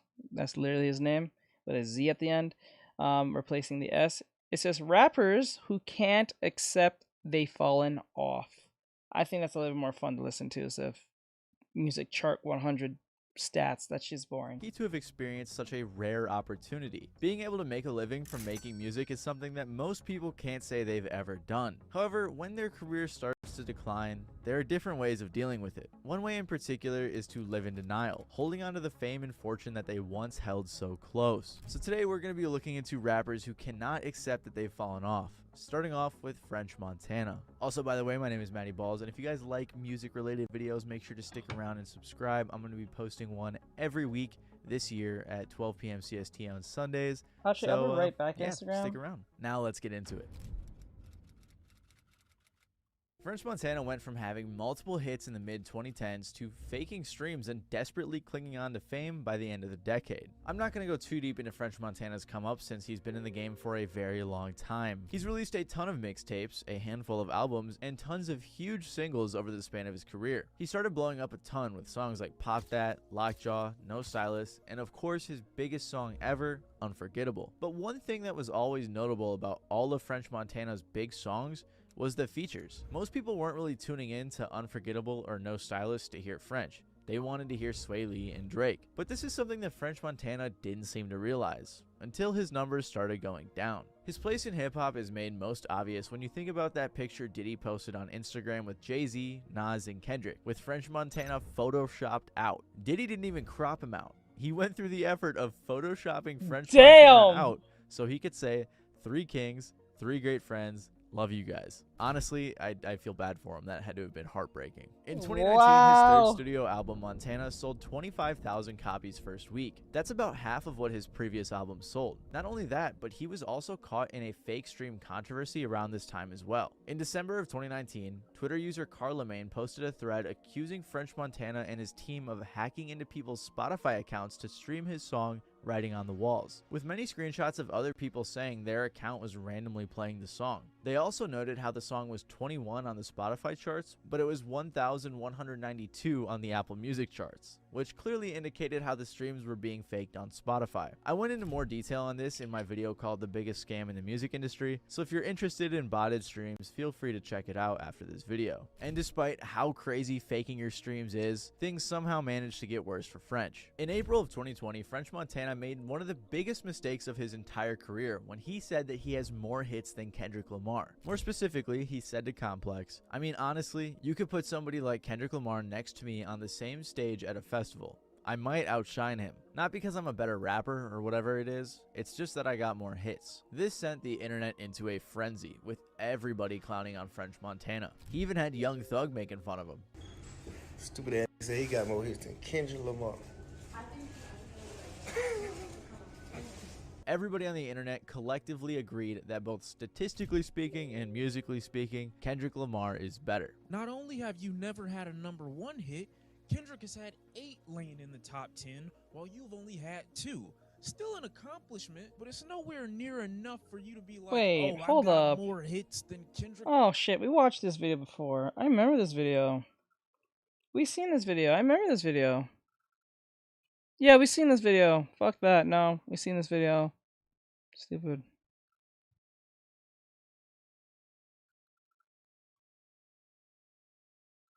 Let me see. 24K. We're even 11 and it's this is from even 11 and it's 11. My god. His name is 1111 and it says why everyone forgot about 24 Golden. I think that was that one song. Golden released Why one you of the always biggest in the hits of mood? the entire COVID lockdown, and then was forgotten about forever. However, until this video, the deeper truth has never really been explained. Back in 2020, 24K Golden's track Mood unexpectedly skyrocketed up to #1 in the world. Why you always in the mood? Around acting brand new. I ain't trying to tell you what to do, but try to play it cool. But despite this viral TikTok hit changing his life overnight, in terms of mainstream audience though, Mood was the last they've heard of 24K Golden, now 5 years ago. So what happened? Is he simply just another one-hit wonder? Well, even 24K Golden acknowledges his own decline. But while there's no stopping his comments from flooding with jokes about how he fell off, his latest music is finally revealing the truth. And as we're about to see, the real reason behind his disappearance is actually respectable. It's no fun when you're successful but alone, you know? Or the only people that are there for the wrong reasons. With over 2 billion Spotify streams and currently certified 7 times platinum, artists around the globe work entire careers and never sniff close to the success of 24K Golden's Mood, featuring Ian Dior. However, at the same time though, landing a smash record like Mood is actually a gift and a curse. As we'll learn in a sec, 24K Golden has admitted the downsides that follow a #1 song. Like, of course, the pressure to live up to expectations and not go down as a one-hit wonder. But yet, as it turns out, that is far from the only reason that 24K Golden not only took such a long and costly break, but then even went as far as to recently burn all of the plaques for his multi-platinum record, Mood. What's it feel like to throw the Mood plaques in the fire? Why'd you do that? And was it real plaques? Yeah, those are the real plaques. But it wasn't until I'm actually there doing it like, yo, this is kind of crazy. Like, what the fuck am I doing? Like, The music industry can be a cutthroat business, and as it appears, 24K Golden is yet another example. But along with this possible bar about his former collaborator Ian Dior betraying him, in his latest music video, 24K Golden is seen here throwing his platinum plaques for Mood into the fiery flames. A very bold move. But in order to fully understand exactly what led to this decision, first we have to learn how we even got here. Although I Did we keep say talking this about already? Mood, and that's what everybody remembers him for, it was actually a different song that initially blew him up. Following the release of 24K Golden's first ever track titled Trapper's Anthem, which is still up on his channel today. Hey, is this you? Is this you, Golden? Yeah, that's me. Oh, Good look. shit. Hey, you want to hear some new shit? Let me get the aux. Alright. After graduating from high school in San Bro Francisco, looks and sounds a little bit like Little Pump. I thought it was Little Pump. The way he was even dressed and the way he looked like Lil Pump for like a split second. 24K Golden would then enroll at USC in the fall of 2018, where he would attend on a business scholarship as well as join a fraternity there. However, it wasn't long before school became a thing of the past. I really didn't know that things were going to happen so fast when I came to USC. recalls Golden Von Jones to the Daily Trojan. While only a freshman in college at Southern California, Golden released his new single, Valentino. And from there, life was never the same. Combined with marking his first entry onto the Billboard Hot 100, Valentino is actually now double platinum, and led to 24K Golden's first record deal in 2019, with Columbia Records. If you ever wonder how random songs blow up nowadays, the answer is almost always TikTok, which TikTok is in large part to thanks for the success of Valentino. So I was going through TikTok, and they put the song Valentino on TikTok a couple months before. Right. And I was just refreshing it, and I was like, all right, 10,000 videos, a couple hours later, 11,000 videos, a couple hours later, 13.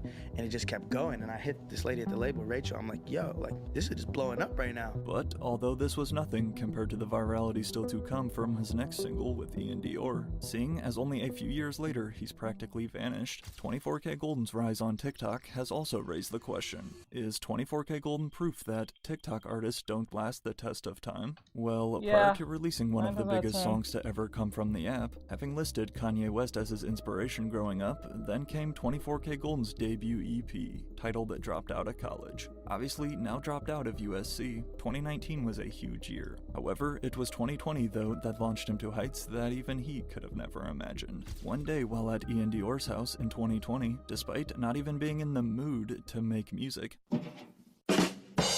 just kicking it alongside producers KBZ and Omar Fetty, who is Addison Rae's boyfriend by the way. While chillin' playing Call of Duty with Ian, 24K Golden randomly freestyled this catchy melody off the dome. And without me even thinking about it, I just started singing, like while I'm playing Call of Duty, like, why you always in a mood? And Omar's like, stop everything right now.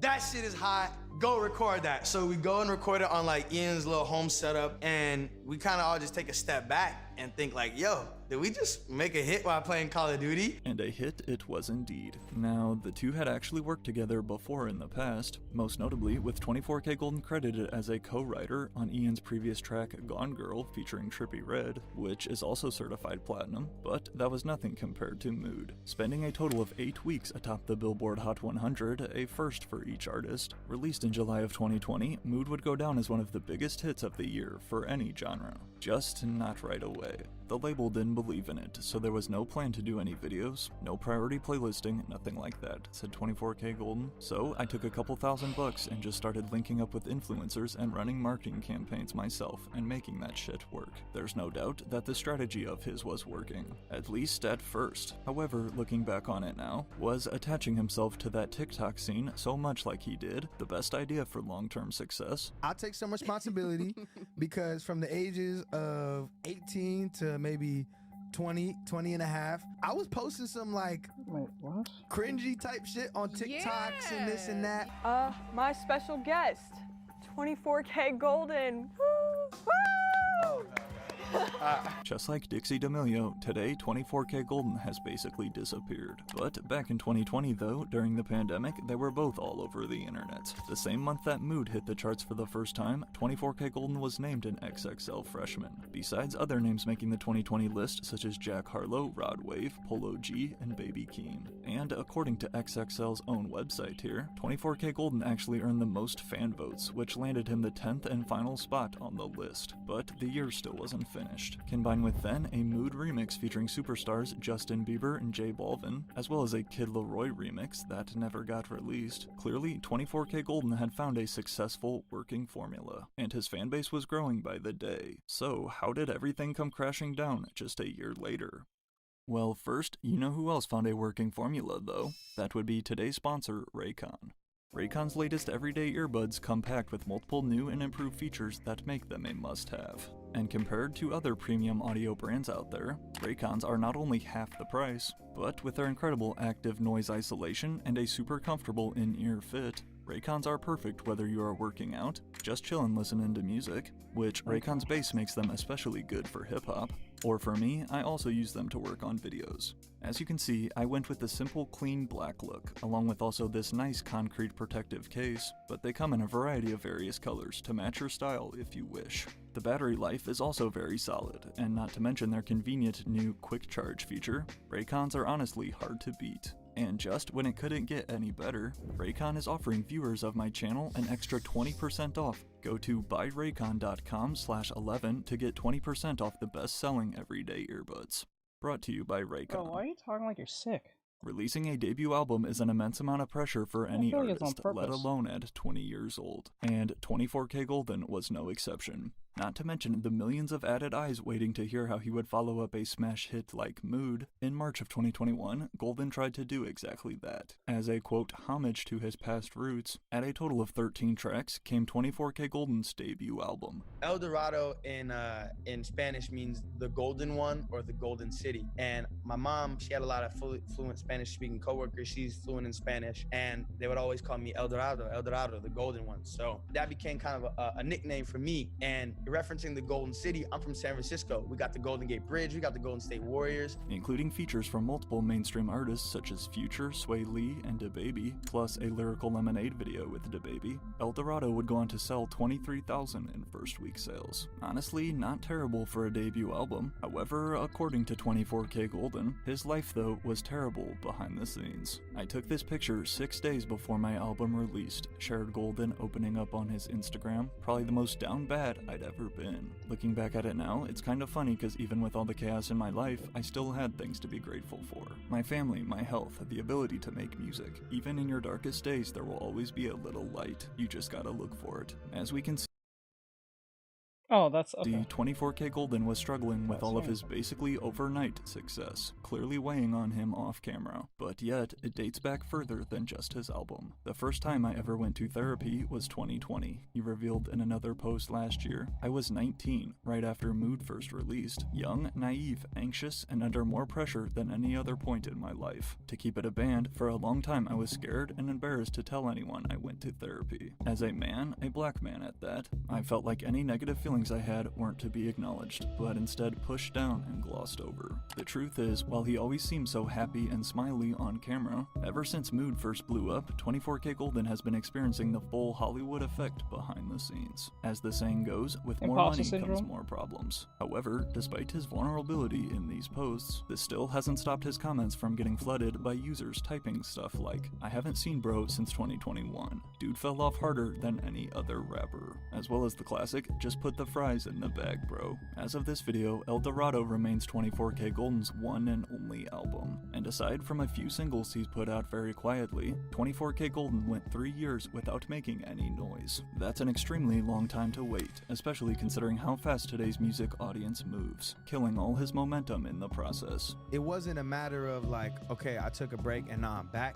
It was like, nah, I had to work through it and work to find myself. But, having already been chewed up and spit back out by the industry, rather than continuing to just chase another TikTok hit, instead, 24K Golden has done the exact opposite. Switch everything up and take a totally new artistic direction. Yet another pretty bold move. However, has it worked? I can say, without a doubt, these last 12 months have been eye-opening, reads another one of his posts to fans. This 18 to 25-year-old period of our lives can be pretty strange. We are thrust into adulthood still feeling like kids, and to keep it a stack, it's confusing AF. But now, at the ripe age of 23, I'm finally starting to grasp what it means to be a man, and what actually matters in life. Family, friends, community, and last, but definitely not least, great music. Depending on who you ask, 24K Golden has never made great music, but in addition to sharing he's been learning important lessons behind closed doors, this post also debuted at 24K Golden's new rebranded image, choosing to ditch his braids and now go with a fro. Braids. How you're letting it flow and bang. I know that's hard to keep it like that. It's some maintenance. It takes some maintenance for sure. For sure. Combined with also stating that his previous hit songs no longer represent who he is as a person now, then came this post announcing his return to music. There comes a point in every person's life where they can no longer sail aimlessly on the winds of their past, a time where they must take their future into their own hands and start making choices. With that being said, I present to you Good Intentions, my first step on this journey of making choices. As the lead single for 24K Golden's first major release in over 3 years, in January of 2024, we heard Good Intentions, a track that he calls, quote, probably the most honest I've ever been on any record that I've put out. Every lyric, every bar, every syllable coming straight from my life into that microphone. As you go through the business and you get more and more success, it's easy to fall into these traps. This song is truly about knowing that I started off with good intentions, knowing I f***ed it up a little bit in the past, but also knowing that I'm back on track now. This just how it is, no more how it was. He begins with the opening lyrics. If I'm being honest, I've been through a rut. Victim of my selfishness, it's finally catching up. Continuing on in his most personal song, room is still a mess, been too depressed to clean it up. Plaques on every wall, but they from 2021. Take a picture, smoke a swisher, reminisce on how it was. I had good intentions till I started slipping up. Along with then, if you ask a lot of fans, these lyrics potentially referencing his relationship with Ian Dior, who many suspect beef. Lost a lot of friends, happened all at once. How you call me brother, then just leave me in the dust. Half of me wanna F you up, the other half is crushed. So when you lose a friend, it's like them saying like, I see you as a human being, and I don't with you anymore. Good Intentions is 24K Golden's most vulnerable song to date, again telling fans the battles he's been fighting off camera. However, unfortunately, most people still don't care. I forgot about this dude's existence. The top comment reads, as his career goes on, regardless of internet hate, 24K Golden is learning to get back to making music simply for fun, rather than commercial success. Life ain't always sweet, man. No way. And you just gotta roll with the punches, and as long as you just keep going, you never know where life will take you. It's nice to be putting stuff out now and have people understand like, oh wow, this kid is capable of so much more. As we saw, to then officially put an end to his old era, right here in the Good Intentions music video, 24K Golden burns all of his previous platinum plaques, which again he claimed to be the real trophies, attempting to fully put the past behind him, despite first announcing the title all the way back in spring of 2022. 3 years after his debut album, then came the release of his short new 7-track EP titled Growing Pains. But instead of his previous 2 rap and hip-hop projects, this EP is under the genre of pop. This project, Growing Pains. I feel like the name is very like parallel with the experience of like, wow, I've come so far from this college kid not really knowing what the hell's going on in the world to like this point now. At only a short 19 minutes long, don't feel like you're alone if you had no idea this project even existed. When you went crazy 2019 to 2021 and then took a hiatus, but now you're back and people don't realize you dropped new music, reads this TikTok he posted. Bro, who are you? I'm being for real. Unfortunately, the mainstream audience has forgotten about 24K Golden. Aside from simply being known as the guy who made that one-hit song 5 years ago, the truth is, Mood catapulted 24K Golden into fame faster than even he was prepared for. That song transformed my life, he recalls of Mood, but it was like hitting the fast-forward button, because everything just happened so fast. Adding to the challenge too, the weeks he spent at number 1 were the early months of the pandemic, meaning 24K Golden's come-up was anything but traditional. Missing out on the chance to tour and do shows while sitting atop the charts, this forced him to skip a crucial step of an artist's breakout moment. However, with all of that being said, an almost diamond hit sets you up for decades, if not life, off the royalties alone. And still, at the young age of just 24 years old, although 24K Golden's peak days in the spotlight appear to be behind him, as we've learned from the past power of TikTok, there is no saying never. Life is a roller coaster, you know, there's peaks and there's valleys. All that matters is if you could put your arms up and enjoy the ride at whatever part you're in. All I'm hearing is always motivational stuff, but I don't hear him making any music. Well, he probably made like 1 or 2, but like, Jesus. That's all I'm hearing from this. 24K Golden released one. Oh, it's over. Let's find some anime, because this shit is fucking boring. Or something interesting. Just fucking boring. Let me see. Something fun.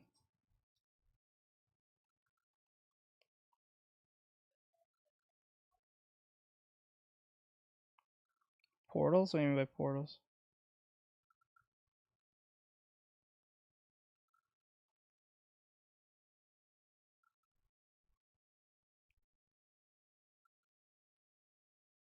Let's see.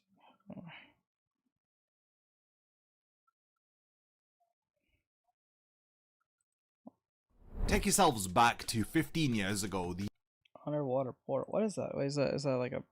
Wait, what? I don't know what you're getting at with that. This one says the Bleach plagiarism. The plagiarism scandal no one talks about anymore. Yeah, I think it's Gene Simmons' son claims that he was the one who created Bleach. Or something like that. Gene Simmons' son, Kiss, I think he said that he made Bleach, and Kubo stole his idea or some shit. The year is 2010 and the internet is set ablaze with one of the most spectacular plagiarism scandals in the entire history of comic books. Side-by-side comparisons were flooding forums as there were angry fans mobilizing across different countries, as a major publisher ended up pulling an entire comic book series from shelves within days of this scandal. But today, if you mention the name Nick Simmons or his comic book Incarnate, very few will know what you're talking about. In this video, I'm going to be talking about an insane scandal which should have been impossible to pull off. This is an American comic which had brazenly... That's what you mean. Okay, we'll look that up after this. Oh. He lifted artwork, characters, and dialogue from some of our favorite Japanese manga series. And I'm not talking about subtle influences or artistic inspiration here. This was a wholesale ripoff that was so blatant that fans could easily overlay manga panels over this comic and see them align perfectly. What makes this story so interesting isn't just the audacity of the plagiarism itself, but it's how quickly everything had unraveled. Within the span of a few days in Oh. Night model. Hold on, let me fix this real quick. I should make this bigger. Like this. Like about there. And I'll grab this. It's a little bit smaller. There, Mono. There, bro.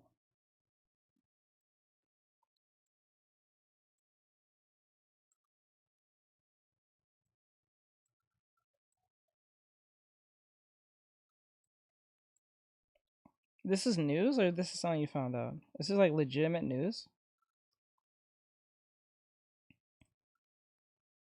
February of 2010, an entire comic book series had imploded as its young creator's career ended before it actually began, and the comic book industry had learned a harsh lesson about the global reach of fan communities in the digital age. So without further delay, this is the forgotten scandal that deserves to be remembered, not just for its incredible failure, but for what it revealed about creativity, artistic integrity, and the consequences of taking shortcuts in the creative process. This is the great Bleach plagiarism scandal which nobody talks about anymore. So to understand how this scandal had unfolded, you need to understand Nick Simmons himself. He was born into rock royalty as the son of the Kiss bassist Gene Simmons. Nick had grown up in a world where fame and fortune was simply family business, but unlike his theatrical, larger-than-life father, Nick seemed drawn to quieter creative pursuits as he was more focused on the world of comic books and manga. By 2009, Nick was already a familiar face to reality TV audiences through the show Gene Simmons' Family Jewels, where viewers watched him navigate life as the son of one of rock's most recognizable figures. The show had portrayed Nick as artistic and introspective, as it was clear that he had a genuine passion for comics and Japanese culture. It was refreshing to see that he wasn't just riding his father's coattails, he appeared to have legitimate interest in the medium that he wanted to pursue. His journey into comic books began with a failed project called Skullduggery back in 2007. This was supposed to be published through IDW Publishing's partnership with his father's comic book company. Unfortunately, the deal had fell through due to Nick himself admitting that his artwork was amateur at best, but still he didn't give up. Instead, he spent time developing his skills and eventually caught the attention of Radical Comics co-founder Barry Levine. You need to understand that Nick wasn't some talentless hack trying to cash in on his name. He had genuine enthusiasm for manga, as he could speak knowledgeably about series like Berserk and Sandman, and he seemed to understand the craft elements that made great comics work. He didn't want to just create comics for the sake of a cynical money grab. He was a young creator who genuinely wanted to succeed in the medium that he loved, which makes what happened next all the more tragic. When Radical Comics announced Incarnate back in 2009, it was positioned as something revolutionary. It was dubbed as an American manga that would bridge Eastern and Western storytelling traditions. The premise for Incarnate was interesting, as it revolves around immortal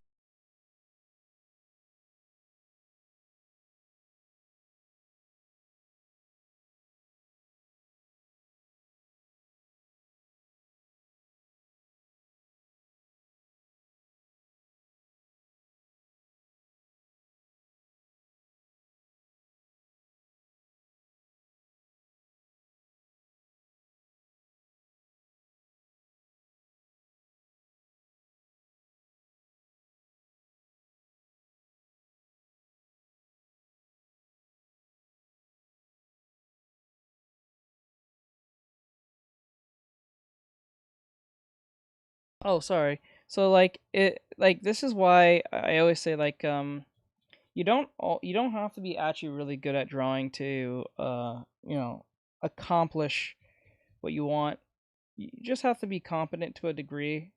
Like if you look at these panels per se, or this drawing per se from Gene Simmons' son, um, it's not like it's super bad or super good. It's just like someone who's just kind of started or just competent enough to make a character look like a character, but nothing that is like eye memorizing or anything. But this lets you know that you don't have to be super good at something to get what you want, per se. So Mortal creatures called I don't like revenants. this very much. I don't like this art style, this amateur look. But like some people enjoy that because I guess it gives them a form of insurance that they don't have to be super good at it. So who could regenerate from virtually any injury, and they are locked in an eternal struggle with a secret organization called Sanctum that had discovered their one and only weakness. The story follows a character called Mott, a centuries-old revenant who desperately wanted to die honorably in battle but was cursed with near immortality.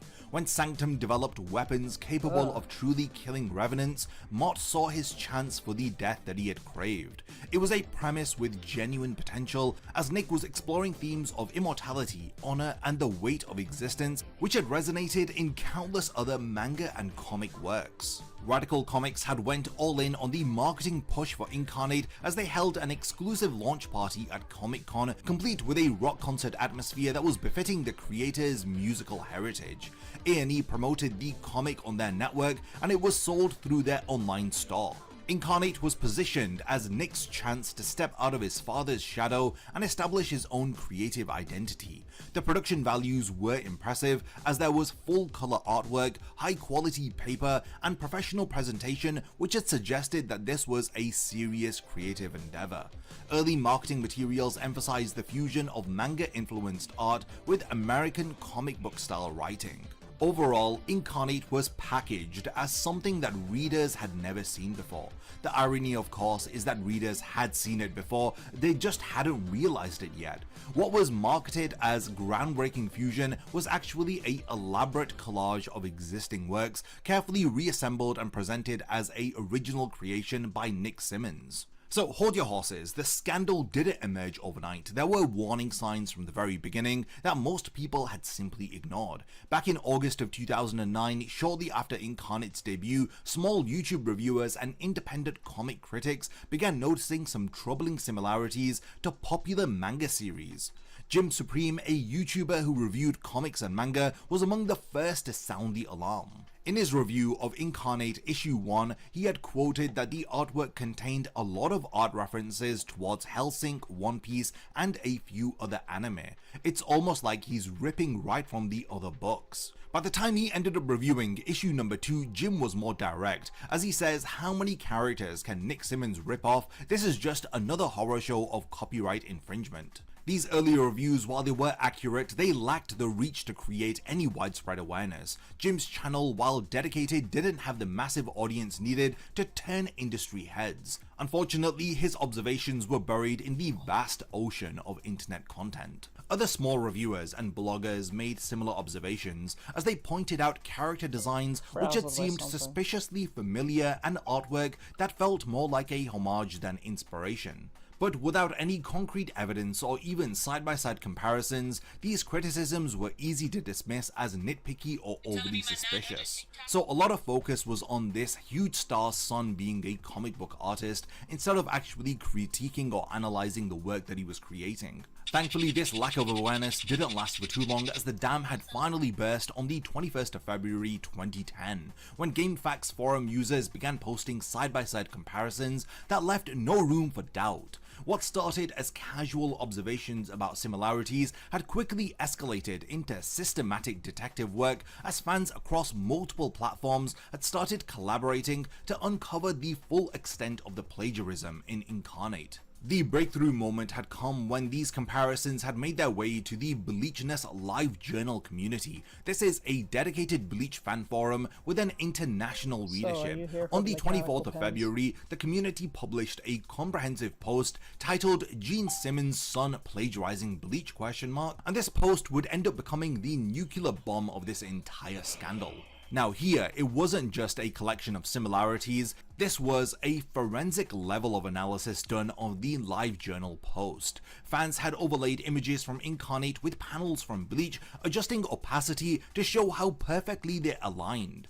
They catalogued identical character poses, traced facial expressions, and even copied dialogue. The evidence was so overwhelming that it became impossible to explain away as coincidence. What made this investigation into Nick Simmons' work particularly devastating was its collaborative nature. Fans from different forums, speaking different languages with expertise in different manga series, had all contributed to putting together the pieces of this puzzle. Someone would identify a traced panel from Bleach, another would spot a character design lifted from Hellsing, and yet another would find dialogue copied from fan translations. The investigation expanded beyond professional manga to include fan art from DeviantArt and other online communities. Suddenly it became clear that Nick Simmons wasn't just copying popular series, he was systematically reappropriating creative works from multiple sources, whether if they were from professional or even amateur artists. So within 72 hours, what started as simple forum posts had exploded into a global phenomenon with evidence so comprehensive and undeniable that even casual observers could see the blatant theft that was going on.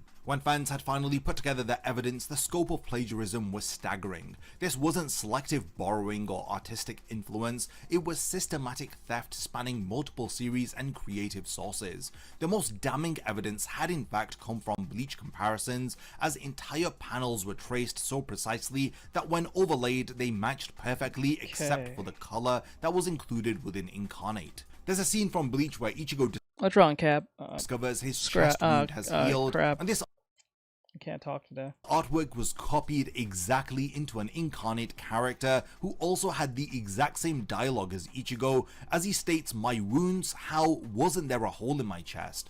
And what's wild, the art style, it just looks like Ichigo, but in like 1950s attire. Like what the fuck, or 1940s? It just looks like Ichigo.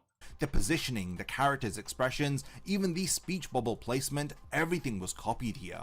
Incarnate's main character Mott was essentially Hellsing's Alucard with minor cosmetic changes. Mott had the same long coat, wide brimmed hat, the maniacal grin, and a vampire-like appearance. There were other characters, like one who had an unmistakable resemblance to Bleach's Kinpachi Zaraki, complete with his distinctive eye patch and spiky hair. And then you have the Orihime lookalike with a characteristic crying pose and facial structure copied into the comic book series too. Now the plagiarism extended beyond major manga series, as fans discovered that Nick had lifted artwork from DeviantArt users, copying creature designs and character poses from amateur artists who received no credit or compensation for this plagiarism. What was even more troubling than this was that some of the original backgrounds and environmental details were traced from fan-made artworks that were posted online. The investigation revealed that Nick hadn't just copied individual elements, he had created entire scenes by combining stolen pieces from different sources. A fight sequence might use character poses. Yeah. I don't see. This is why I don't really promote the idea of tracing, because I think it leads down to a slippery slope, and a behavior that cannot be like excused. That's why when people say tracing helped them, I'm like, fine, but like, I just wouldn't advocate it, because it just leads to a very dark path of like, because once you start saying you traced or you're tracing, people tend to look at you sideways a little bit and be like, okay, you say you trace, but doesn't mean you trace anything of anyone's work. But when you say that's how you learn, I'm like, that's why I like using my mind's eye and just watch and look and try to make out what my eyes can figure out based on what I'm looking at, instead of tracing it. It kind of defeats all the purpose. But hey, some people say it works for them. That's fine, I guess. But then again, I wouldn't push it. poses from Bleach, background elements from Hellsink, and creature designs from amateur art ripped from DeviantArt. All of this was assembled into new panels and presented as Nick's original work. The most telltale sign was that the art quality was inconsistent throughout Incarnate, as the art style was shifting between different styles depending on which source material was being copied. This inconsistency made more sense once fans realized it reflected the varied artistic styles of the original creators whose work was essentially being stolen. Once the evidence became undeniable, the internet's response was swift and very merciless. News sites like Anime News Network and manga communities on Reddit and even dedicated fan sites had all started sharing the evidence and expressing their anger towards Nick Simmons. Even his DeviantArt account was flooded with angry comments. The backlash wasn't just from English-speaking fans, as there were many international fans all joining in on the outcry. What made the response very powerful was how organized it had become. Fans created comprehensive databases cataloging every instance of plagiarism that they could find. They even reached out directly to Viz Media and Japanese publishers, providing detailed evidence and demanding that they take action against Incarnate. Many fans had perceived this to be not just a simple theft, but actual cultural appropriation.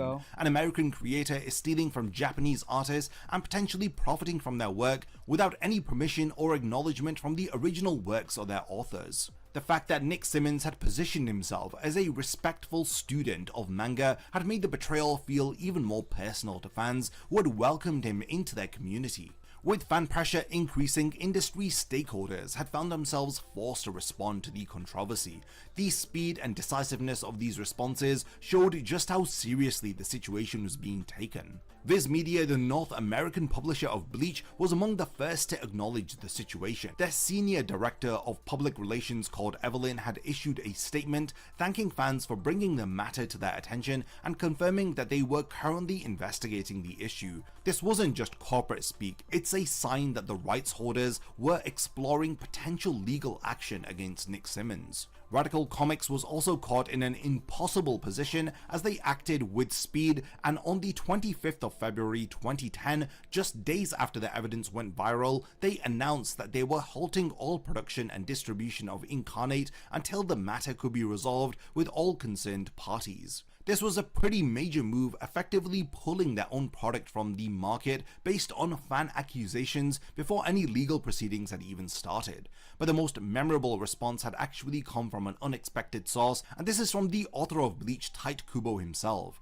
Rather than expressing anger or threatening legal action, Kubo's Twitter response to this entire controversy was surprisingly very lighthearted. He noted that he had received many messages from overseas fans about the American comic which is copying Bleach, but he was more interested by the fact that Gene Simmons' son is a manga creator than whether if he is really copying Bleach or not. Kubo had a perfect reaction to the entire scandal. It at the same time acknowledged the situation while demonstrating the kind of confidence that comes from being secure in his own creativity. He didn't need to rage against the plagiarism because Bleach's success had spoken for itself. If anything, his downplayed response made Nick's actions look even more pathetic by comparison. Yep. On the 1st of March 2010, Nick Simmons had finally broken his silence with a carefully crafted statement that managed to make the situation even worse. Rather than actually taking responsibility for his actions, his statement was a masterclass in how not to apologize for plagiarism. He states, "Like most artists, I am inspired by work I admire. There are certain similarities between some of my work and the work of others. This was simply meant as a homage to artists that he respects." And he states that he definitely wants to apologize to any manga fans or to fellow manga artists who feel that he went too far. Every word of this statement was calculated to avoid admitting any actual wrongdoing. He called traced artwork similarities, he described wholesale theft as homage, and he apologized only to those who feel he went too far, as if the plagiarism were a matter of opinion rather than a documented fact. His most insulting remarks was his claim that certain fundamental imagery is common to all manga. This is the nature of the medium. This wasn't just deflection, it was a fundamental misunderstanding of the difference between genre conventions and individual artistic expression. Yes, manga does share certain visual language, but that doesn't excuse copying specific panels, character designs, and dialogue from identifiable works. The statement felt like it had been written by lawyers more concerned with avoiding legal liability than addressing the genuine hurt that was caused to both authors and fans. Oh no, this was before. This story was way before AI. This was back in like 2012, 2013. 2013, I think it was like between 2011 or 2013. That's how old this is. Yeah, I don't think AI came into fruition until like what? Like the 2020s, like 2020? Or like late 2019 or 2020? The apology was even more negative than the original plagiarism discovery, as his statement transformed Nick from someone who might have made a mistake into someone who was actively trying to cover it up and minimize his actions. The consequences for Nick Simmons and Incarnate were swift and total. Within weeks of the scandal breaking, the comic had effectively I don't think so, ceased. because if they already made hold of his comic, that means he's not making no money. If he's not making no money, word spreads fast, and then anything that he's associated with, people are just gonna think he traced. And then the idea AI came into fruition, they probably might, just assume that he used AI too. So to exist as a commercial product. Radical Comics cancelled all future issues, the planned trade paperback collection never materialized, and existing copies became curiosities rather than ongoing entertainment for fans to enjoy. For Nick personally, the scandal was career-ending for him in the comic book industry. Yeah, there we go. No publisher would risk association with someone whose name had become synonymous with plagiarism. The door to the medium that he claimed to love was permanently closed for him, not by industry gatekeepers, but by his own actions. The financial impact was major, but hard to quantify. Incarnate had sold poorly, as issue number 1 managed to only sell through 3,622 copies, and subsequent issues sold so few copies that they didn't even chart. But the real cost was in his reputation. Future opportunities and the resources Radical had invested in marketing and production were no longer there for Nick. By the time 2011 rolled around, in a New York Times post, we learned that Radical Publishing had actually been forced to stop production of Incarnate. And within the span of a few months, it was already ancient history in the fast-moving comics industry. For publishers, this scandal highlighted the need for better editorial oversight and fact-checking. How had Radical Comics failed to notice that their flagship American manga was largely traced from existing Japanese works? The incident because it's American, and it still looks like, if you look at it, it doesn't look like high quality per se done like art style. So, and it is what it is. I think that's what it was, because it didn't directly look like Bleach too much at the time, or it just looks like amateur type webtoons work. They didn't think much of it till people started making real comparisons. So led to more careful scrutiny of submitted artwork and increased awareness of potential plagiarism red flags. Despite how big this scandal was 15 years ago, it has largely faded from public memory. Several factors contributed to this collective amnesia, revealing just how quickly even a major controversy like this can be forgotten in the fast-moving world of the internet. A major factor was Nick actually retreating from the comic book industry. Unlike other controversial creators who continued working and generating new scandals, Nick simply disappeared from the medium entirely. Without any ongoing presence, there was no reason for the comics community to keep discussing him. So yeah, from this entire scandal, the main lessons that need to be learned is that artistic integrity matters, fans have power, and that taking the easy path in creative works often leads to the hardest consequences of all. So yeah, we have reached the point of the video where I want to hand over the discussion to all of you. Were you guys aware of this major plagiarism controversy surrounding Bleach?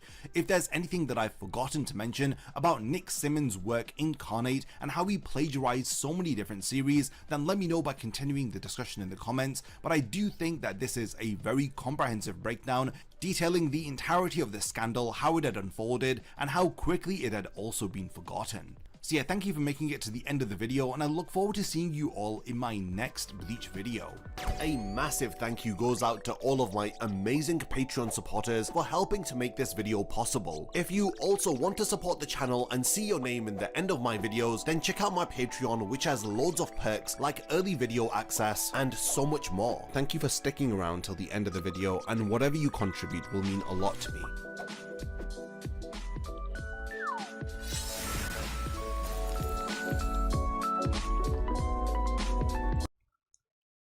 Not totally sure, but the mechanical pencils definitely click.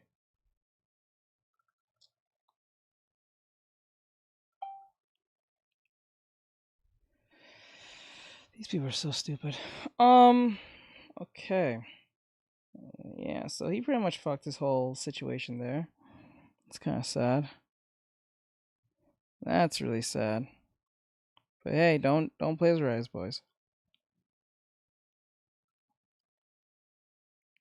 Let's see here. I can't put that one.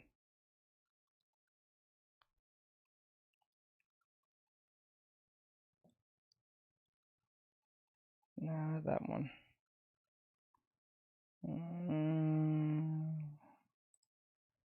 Crunchyroll's Alright, this one says from Pirate Diaries. It's called The Deserved Downfall of Crunchyroll. Every controversy and crime explained. multi-billion-dollar anime streaming empire is at risk of collapsing after they spent the last decade engulfed in non-stop controversies and crimes. That severities range from dumb, avoidable decisions to them allegedly breaking several federal laws that made victims out of their own fans and employees. After months of research, this is the story of the dark rise of Crunchyroll. Every one of their crimes and controversies explained. Crunchyroll started off in 2006 as a passion project by a few university students who wanted to create a site where anime fans could watch anime for free and— Oh, you mean a legal site? The irony. They started as a legal site and became the very thing that they became the hate. Like, that's crazy. in a timely manner. The anime on this site was taken right from Japanese TV, and the subtitles were 100% fan-made. As of today, Crunchyroll is the world's largest legal streaming platform, but back at its origin, it was a straight-up piracy site. This is a fact that Crunchyroll tries to bury. They didn't have any license or permission, but there was one thing they did have. The irony. Massive cojones. If Naruto or Bleach aired in Japan on a Wednesday, you could watch it on Crunchyroll sitting anywhere in the world on Thursday morning. That's how fast the service was. Sure, the anime uploaded on the site back then were low quality and illegal, but fans still loved it. You see, what made Crunchyroll different from the other anime piracy sites at the time were two things in particular. One, they were a lot more brazen than their competitors. They didn't just stop at hosting illegal anime episodes, but also Korean and live action dramas, as well as video game content and music videos. If I'm being honest, their concept was ahead of its time, as the site was basically a fusion of YouTube, Newgrounds, and Netflix. I mean, Netflix just relatively recently started investing tons of money into licensing Asian dramas, but Crunchyroll's founders foresaw Western interest in all things Asian media related 2 decades earlier. The second reason anime fans like the original Crunchyroll site so much is because besides being a haven for the growing number of otakus in the West, it was also extremely community focused with lots of community community building features. There were comment sections and forums built right into the site where fans could gather and discuss anime related topics like their thoughts on recent episodes, theories, and or just hang out and chat with their fellow weebs who visited the site daily. Remember, anime was nowhere near as popular back then. It was a niche hobby. So for lots of anime fans, online spaces like Crunchyroll were the only way they had to meet other anime fans. The reason it was so important to explain how and why Crunchyroll's original site blew up in the first place is because the longer this video goes on, the more ironic and sad the current way the company is being run becomes. Over the next couple years, Crunchyroll's site starts to attract more and more daily visitors, largely off the back of their fans who did the subtitles for free on all their videos. Now, I couldn't find exactly how many eyeballs Crunchyroll had amassed at the time, but it must have been a lot because out of nowhere, something happened that would shock the global anime community. The venture capitalist firm Venrock, the same investors that's behind companies like Apple, gave $4 million to Crunchyroll in 2008. I'm assuming based on Crunchyroll showing them proof of their site's high traffic and based on their next move, their plan to go legit, that's the only way I can see a legit company like Venrock giving that much money to what a lot of companies will perceive as criminals. Regardless of what happened, all of a sudden this underdog piracy site fighting to feed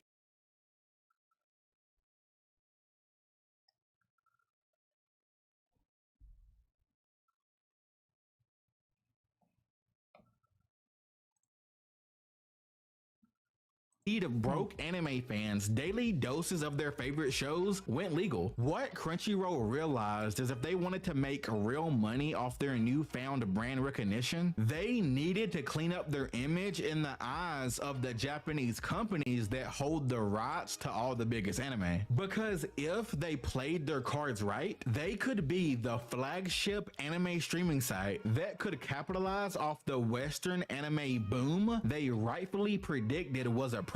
The very first thing Crunchyroll did after cashing their $4 million check was the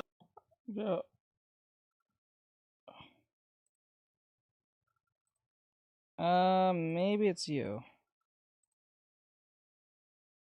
I think it's you, maybe. Right, if you're here, can you go check on the Twitch if it's lagging? If you're here.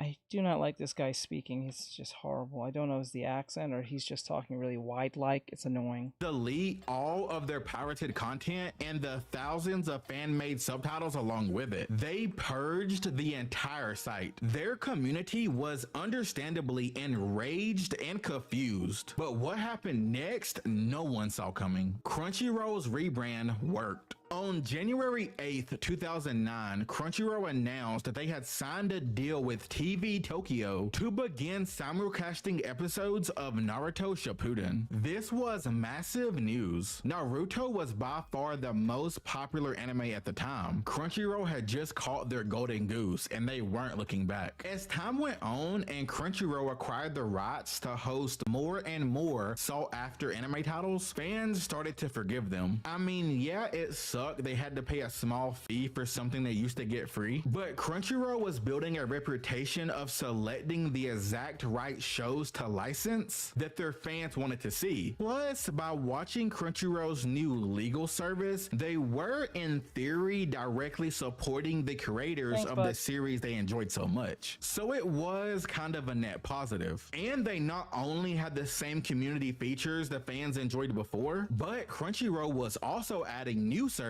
like Crunchyroll manga and a digital storefront. And so that's how in just 2 mildly controversial years, Crunchyroll became the best and most popular legal streaming site for anime and was able to rebuild a bridge of goodwill with their community of pirates after betraying them by going legit. With that being said, the rest of this video is going to be how Crunchyroll would spend every year since then seemingly purposefully setting fire to that goodwill Yeah, with then endless it's you over controversies there. and Crap, we crimes, gotta causing restart. Alright, let's see backlash the so you. severe their entire anime empire is at risk of crumbling. Sony buys Crunchyroll. After a few years of exponential growth in both subscribers and influence, the first major red flag I remember hearing regarding Crunchyroll's decision making was rumors Thanks, Bri. I that appreciate it, Sony bud. Pictures Television was petitioning to acquire them. Most people assumed this was just false gossip because Sony already owned the only other major anime streaming service that could Netflix. actually be considered real Aniplex, I think. competition to Crunchyroll. A company called Oh, Funimation. Funimation, I mean, Funimation had been acquired by Sony years before, and though Funimation shared a similar demographic as Crunchyroll, they focused on catering to the anime fans who preferred the characters they watched to be speaking a language they could understand, aka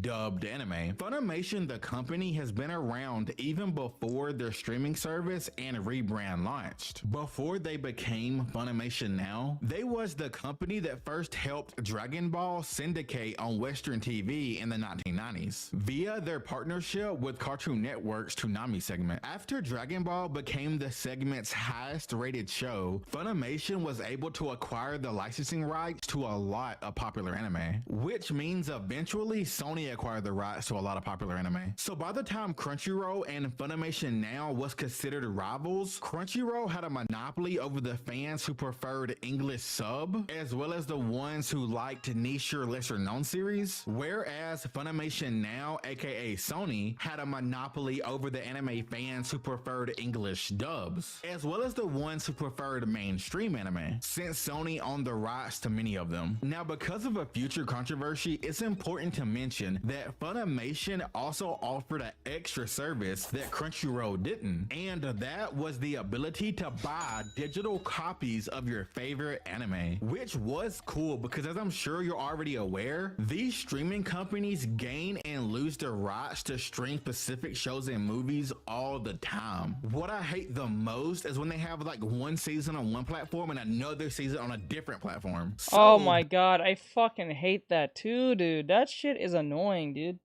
Like, they do that all the time. You can go on Netflix and be like, oh my god, they had that problem with One Piece at one point. Because Netflix had, like, what, season 1 through, like, 5?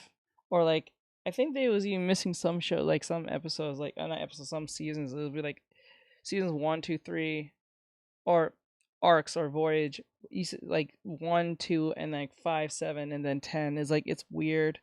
It was so fucking weird. And then you can find the same thing on, like, on Peacock, and they'll have the ones that they have.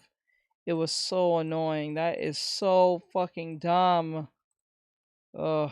Being able to buy your favorites so you can have them forever was pretty cool. Keep this in mind for later. Every single anime fan who heard the rumors of the merger and was aware of why real monopolies are terrible for consumers knew immediately how bad it would be for the community, which is why controversy erupted online when on August 12th, 2020, the tech publisher The Information reported that Sony was indeed in final talks to acquire Crunchyroll for over $1 billion. That's a billion with a B. Sony gaining a complete monopoly over the entire wide range of anime fans in the West was such a obvious bad idea that not only was anime fans pissed, but the United States Justice Department extended their review of the attempted merger as they were understandably worried it violated antitrust laws and gave Sony too much power in the anime streaming space. These are the same laws that prevent things like Coca-Cola being allowed to buy Pepsi. If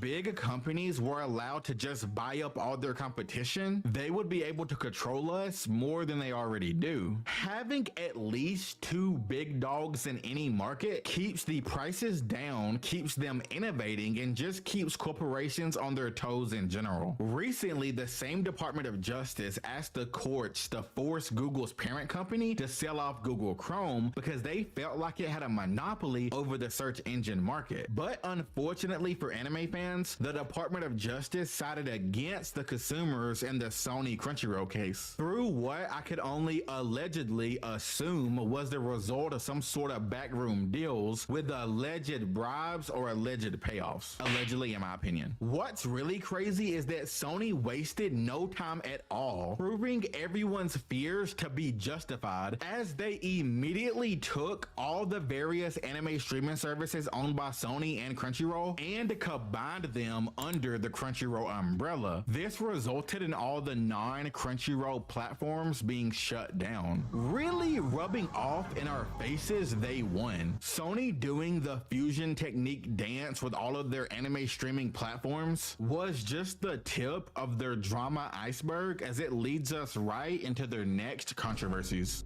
Price hikes. Immediately after the merger, Crunchyroll announced its first ever price hike in 5 years. According to Crunchyroll, the price increase would affect over 36 countries. They announced that the mega fan tier will be increasing from $9.99 a month to $11.99 a month, and the ultimate fan tier will be increasing from $14.99 a month to $15.99 a month, with the yearly subscription doubling from $54.95 to $100.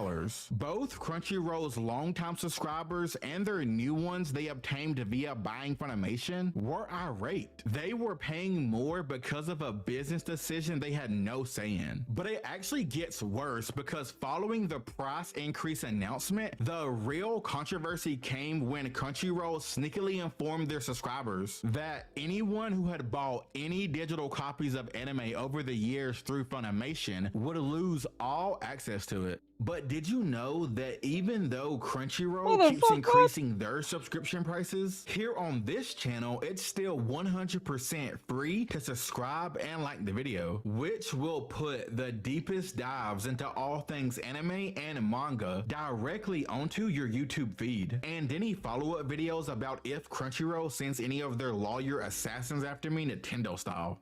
Removal of purchased content. In short, thousands of ex-Funimation subscribers' anime and film purchases disappeared into thin air after Crunchyroll sent out a message that basically said, so you know how some of you have been buying digital copies of your favorite anime for years now, helping both support the platform and your favorite anime's creators? Well, we definitely won't be honoring that purchase, and oh yeah, by the way, you get no refunds. So just to conceptualize what was happening, at the same time Crunchyroll was increasing its pricing, they were also deleting some of their customers' purchased copies of media, just treating their customers like dirty little pay pigs who really had nowhere else to go if they wanted to support anime legally. Crunchyroll had started taking its fans for granted, only paying attention to how they could drive in more and more wealth at their expense, even if that meant screwing their subscribers over or stealing from them.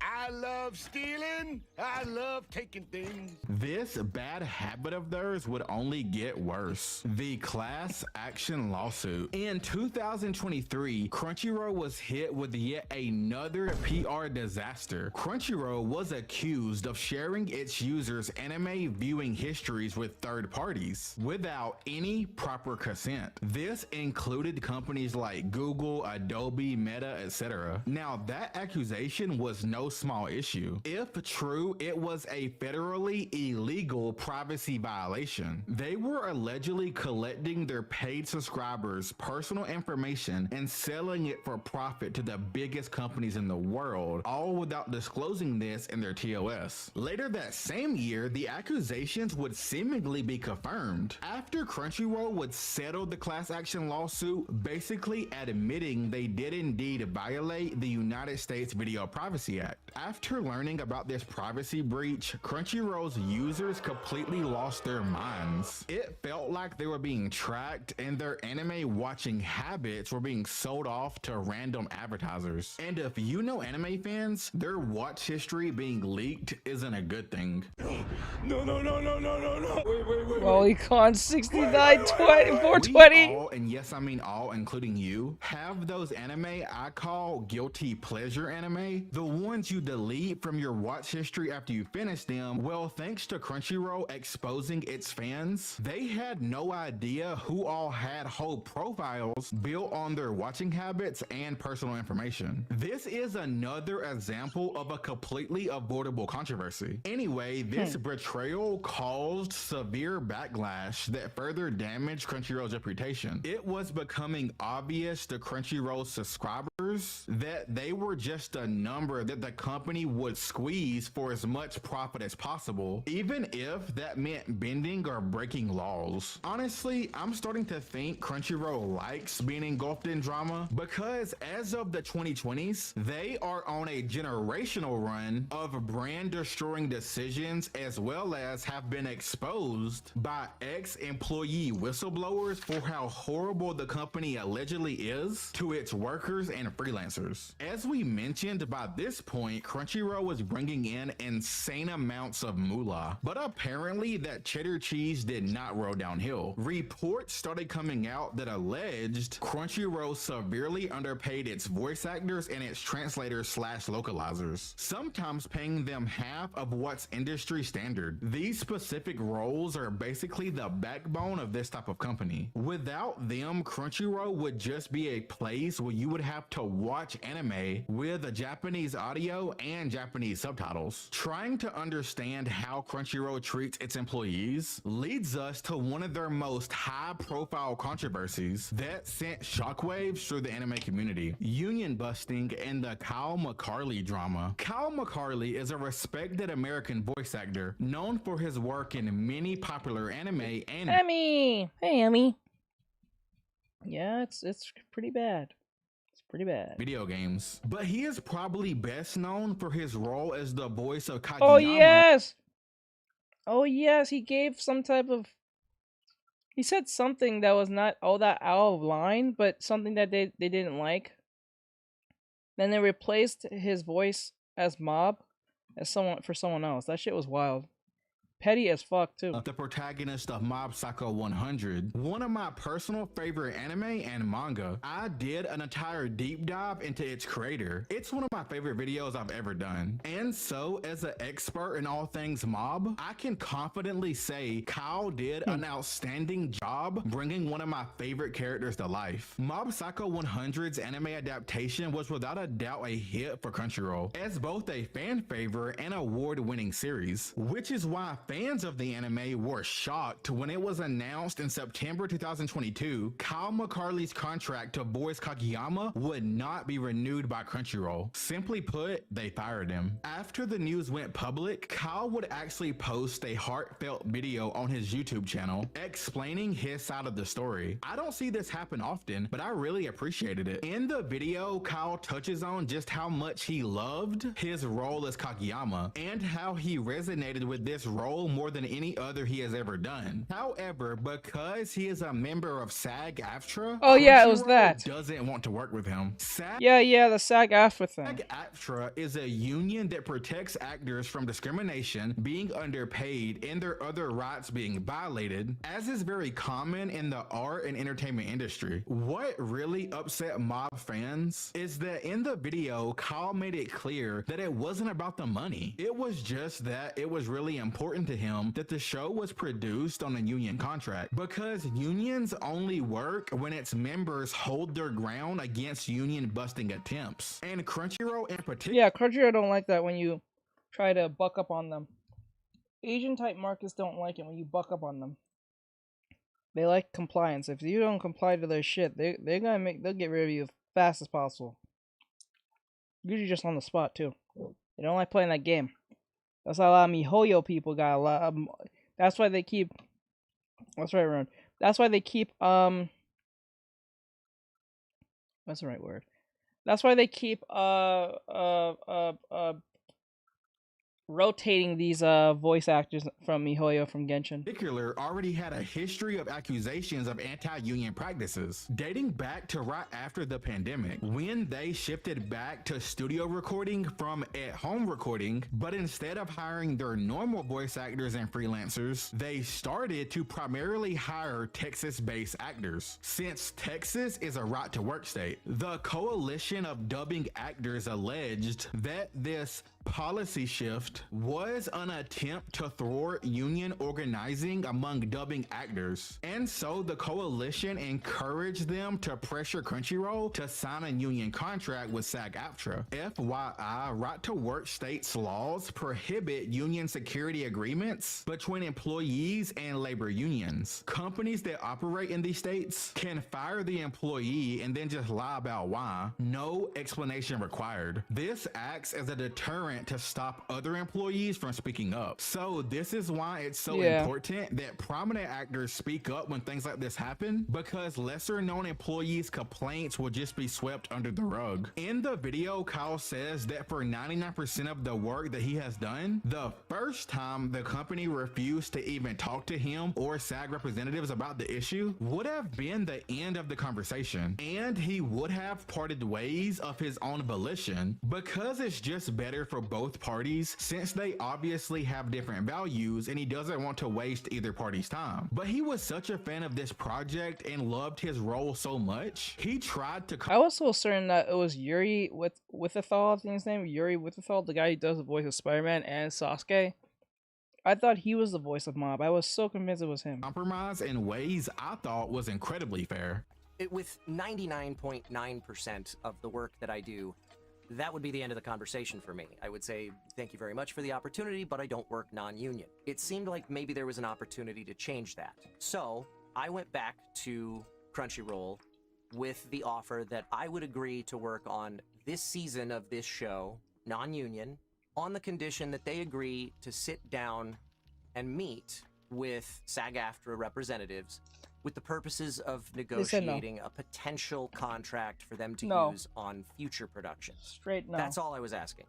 Not a commitment to definitely guaranteed make such an agreement happen, not a commitment to definitely guarantee using such an agreement if it came into existence, just an agreement to good faith negotiations, an agreement to sit down and have a conversation on their own terms. The blowback Crunchyroll I'm not gonna lie, he sounds like an off-brand version of Yuri. got from this controversy was pretty intense, because it exposed Crunchyroll's overall lack of empathy and willingness to do the bare minimum when it came to their employees. If they was cutthroat enough to fire one of their most high-profile and beloved workers over not wanting to have a conversation, it makes you wonder how they treat their lesser-known workers and talent. It just sucks that instead of even trying to resolve the issue, they would opt to leave a stain on one of their most beloved anime. Some fans even protested by not watching Mob's third season altogether. This whole situation showed that not only did current Crunchyroll seem to not care about their fans, but their workers either. But what's really concerning is that this next wild controversy shows that maybe they haven't cared in a long time. The flabbergasting David Wald controversy. This conflict encompasses 5 years of Crunchyroll wrongdoings, and in my opinion involves them breaking the federal law again. David is another respected voice actor that worked for Crunchyroll. He has voiced in many popular anime like Fairy Tail, Attack on Titan, Vinland Saga, My Hero Academia, and probably 100 more series and games. His name holds a lot of weight in the VA community, which is why it was massive news when in October 2024, Wald accused Crunchyroll via Twitter of opening and stealing his private mail, throwing away his letters from his fans, and distributing any and all the included items and gifts to Crunchyroll staff. To make matters worse, he alleged this had been going on for the past 5 years. In another one of his expose tweets, Wald attached a picture of a bunch of handmade gifts from a group of his fans that he never received. The only reason he found out about this particular care package is because one of the fans who helped put it together reached out, sending him the pics and the tracking number. The fan also quote retweeted the post expressing how much effort went into making it and how heartbreaking it is that he never received it. I just want to say that potential broken mail laws aside, this was such a weird thing to do. Like, at the bare minimum, Crunchyroll could have just told David and their other workers that was getting mail sent there to come pick up the first package they received, but inform them to not get any more mail sent to their office in the future. Or they could have just sent out a mass email to all of their employees saying they shouldn't get mail sent there, if that's something that management didn't like. Yeah, why did they even allow that? Just let them have a P.O. box.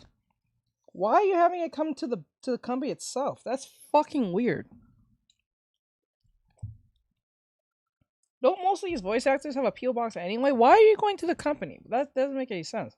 Look, I'm not sure what the best solution could have been, but I'm positive the worst choice was to steal their employees' mail and redistribute it to their friends and the trash can. This drama went mega viral. It was trending on Twitter. There were dozens of articles and YouTube videos made about it. And as a result of the drama, David eventually left his role as Gajeel Red Fox and the Crunchyroll company completely, which does make sense considering during his tweeting spree, David also alleged that Crunchyroll's work environment was abusive and hostile before he even found out they were stealing from him. So the mail theft was just the straw that broke the camel's back. Even though David didn't provide any proof about the general toxicity of the Crunchyroll workplace, I believe him because there has been other ex-Crunchyroll workers that have spoken out saying similar things, including one who alleged he was offered a severance check in exchange for his silence. The former Crunchyroll software engineer claimed in a LinkedIn post that after his mother was diagnosed with terminal cancer, making it, quote, the worst year of his life, he was eventually diagnosed with major depression disorder, and so he shared his diagnosis with Crunchyroll, his employer who he claims he gave his all to, working most nights and weekends driven by the passion the fans have for the platform. After Crunchyroll received the news about Sean's mental health struggles, instead of support, he alleges he received hostility, was met with organized ostracization, verbal abuse, and eventually termination. If true, this is straight up evil. Saw that coming. I saw that coming a mile away. Once he said that, I was like, oh, they're gonna fire him. They're going to fire him. I saw that coming. Translator controversies. For years, there were reports that Crunchyroll paid its translators a mere $80 an episode. Even if that number has increased some as of today, it's still a pathetic number for how much work goes into translation and localization. Translators don't just translate. They have to research whatever topic the anime is about in both cultures and make sure the phrases, jargon, and jokes land and mean the same thing. Just imagine how hard and different of a task it is to do localization from everything between shows about science like Dr. Stone and a cooking show like Food Wars. Bad localization can even ruin a good anime. I know I reference 4Kids a lot in my videos, but they have such good examples for these topics, like the infamous Pokemon Onigiri Jelly Donut incident. These donuts are great. Jelly-filled are my favorite. Nothing beats a jelly-filled donut. After years of backlash for underpaying their translators, Crunchyroll would finally make some changes to their translator program, but unfortunately, it would be by diving headfirst into one of the most polarizing topics in any artistic field: AI. Crunchyroll's AI-generated subtitles. With the rise of artificial intelligence, Crunchyroll decided to try their luck with it in an attempt to pay even less for translations. First off, AI in general is a controversial topic when it comes to do with anything art or media related. So in 2024, when Crunchyroll's CEO literally put out a statement admitting that AI generated subtitles are, quote, definitely an area we're focused on, it was of course another PR crap storm for them. But honestly, no one was really surprised. Many anime fans had already begun pointing taking out the soulless and lazy translations Crunchyroll have been putting out recently. If you look up Crunchyroll AI translations, there are a lot of fans out there that have caught a plethora of examples in anime they love. Alright, get ready to pay attention because this next controversy might be the one that pissed off Crunchyroll fans the most and is the one that is the most telling in terms of how out of touch with its users Crunchyroll has become. Crunchyroll's continuous removal of key features. The two most triggering removals was definitely when they discontinued the Crunchyroll manga service and when they decided to remove all the comment sections from their entire platform. First off, the Crunchyroll manga reading service was one of the main things that somewhat justified Crunchyroll's rising prices, because at least you got an extra major service that the other cheaper streaming sites didn't offer. I'm sure this decision did save Crunchyroll money because of course they kept their prices the same, but now they didn't have to pay for any manga licensing rights. However, it's not like they passed on that savings onto the consumer. Crunchyroll was dragged for this decision, but it was when they removed their comment sections that so much user outrage hit the internet that I still don't know if they'll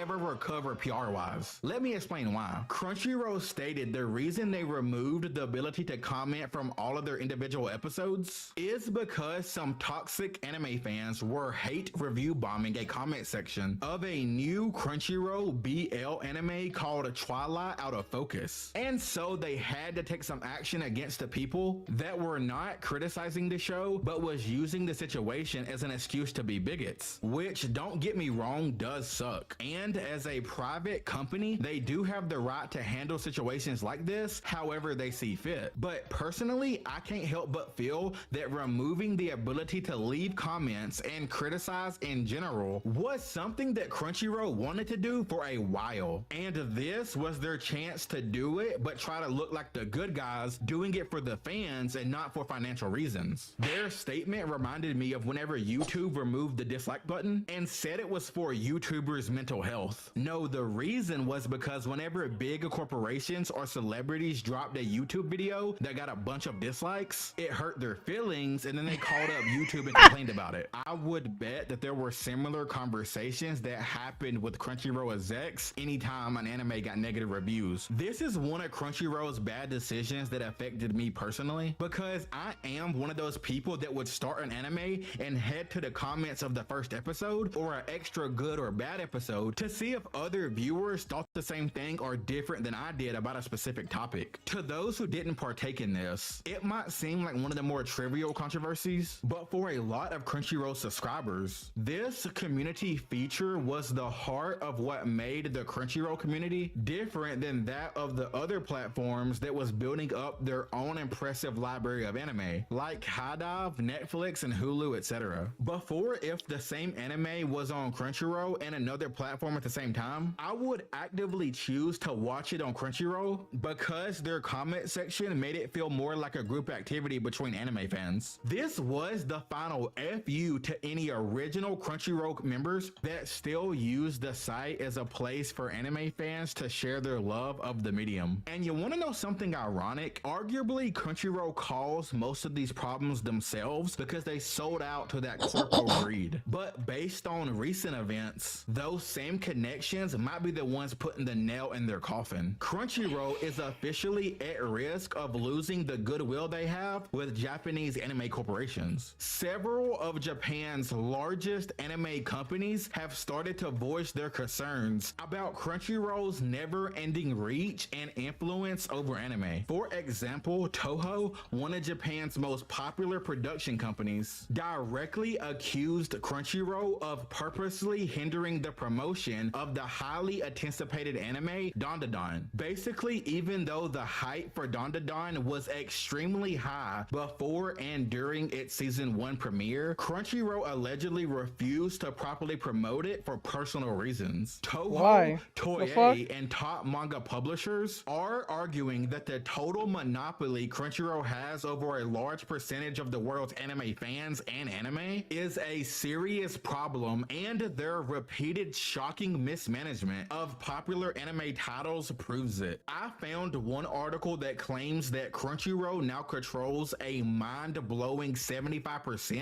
of all anime. Crunchyroll is so addicted to controversy that even in the process of me making this video, another controversy broke regarding the most recent Crunchyroll awards when veteran anime YouTuber Glass Reflection seemingly confirmed what a lot of anime fans already felt, that the anime awards Oh wait, is this about the whole?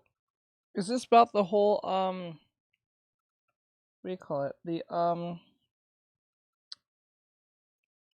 mean, was it soul leveling problem?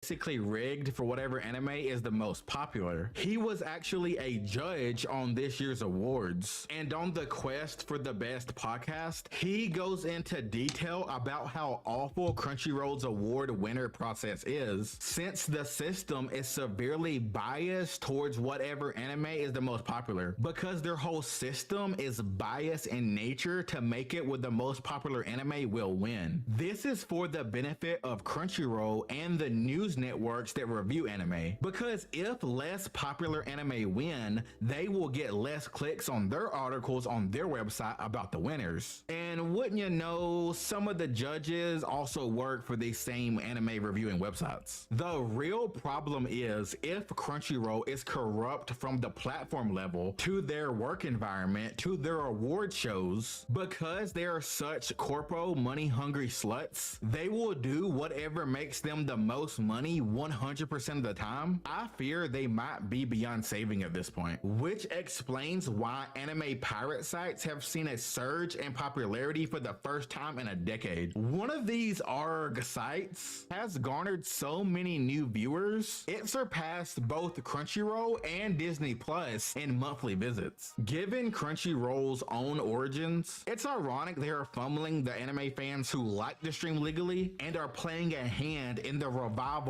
of a golden age of pirates. But you know what they say, you either die a hero or you live long enough to see yourself become the villain. And recently Crunchyroll proved that they was the real anime villains all along, because instead of fixing their own shortcomings to combat the rise in popularity of You were supposed to destroy the Sith, not join them.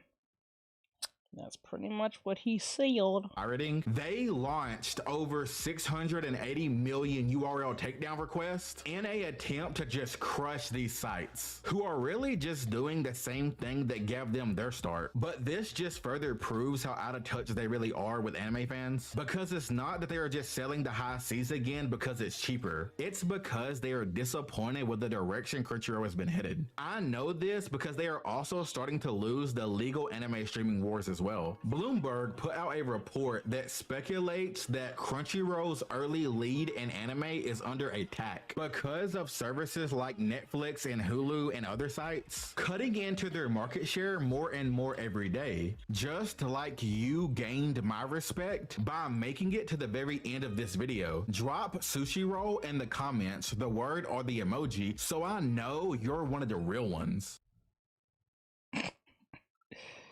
Oh, fuck. Alright. Alright, I'm going to,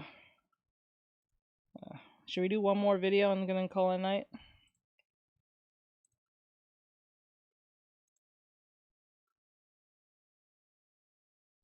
I guess we'll do one more video, right?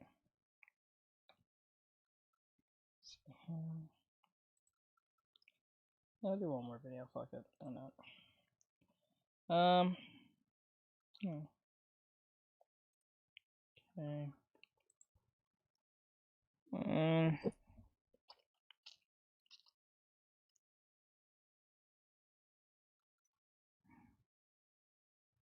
Okay. Manga, artists are dying. 17 minutes. Most degenerate. 7 cents. Let me see, that's 4 hours. No. 2, 6.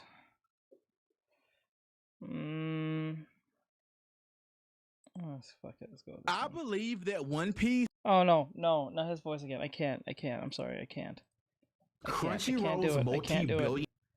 I only tolerated his voice because I want to know what the whole my wanting in QRC was more higher than me hating his that voice. Now. Speculates that Crunchyroll's early lead in anime is under attack because there more and more every. You can get to the very end of this video. Drop sushi roll in the comments, the word or the emoji, so I know you're one of the real ones. I think it's the way he's talking, not his accent. It's just the way he's talking that over the top soundingness is just like no. Not that one.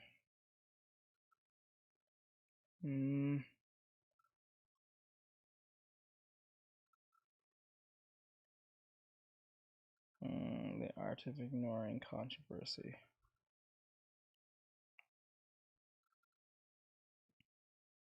Oh, that's an hour long. No, I'm not watching it.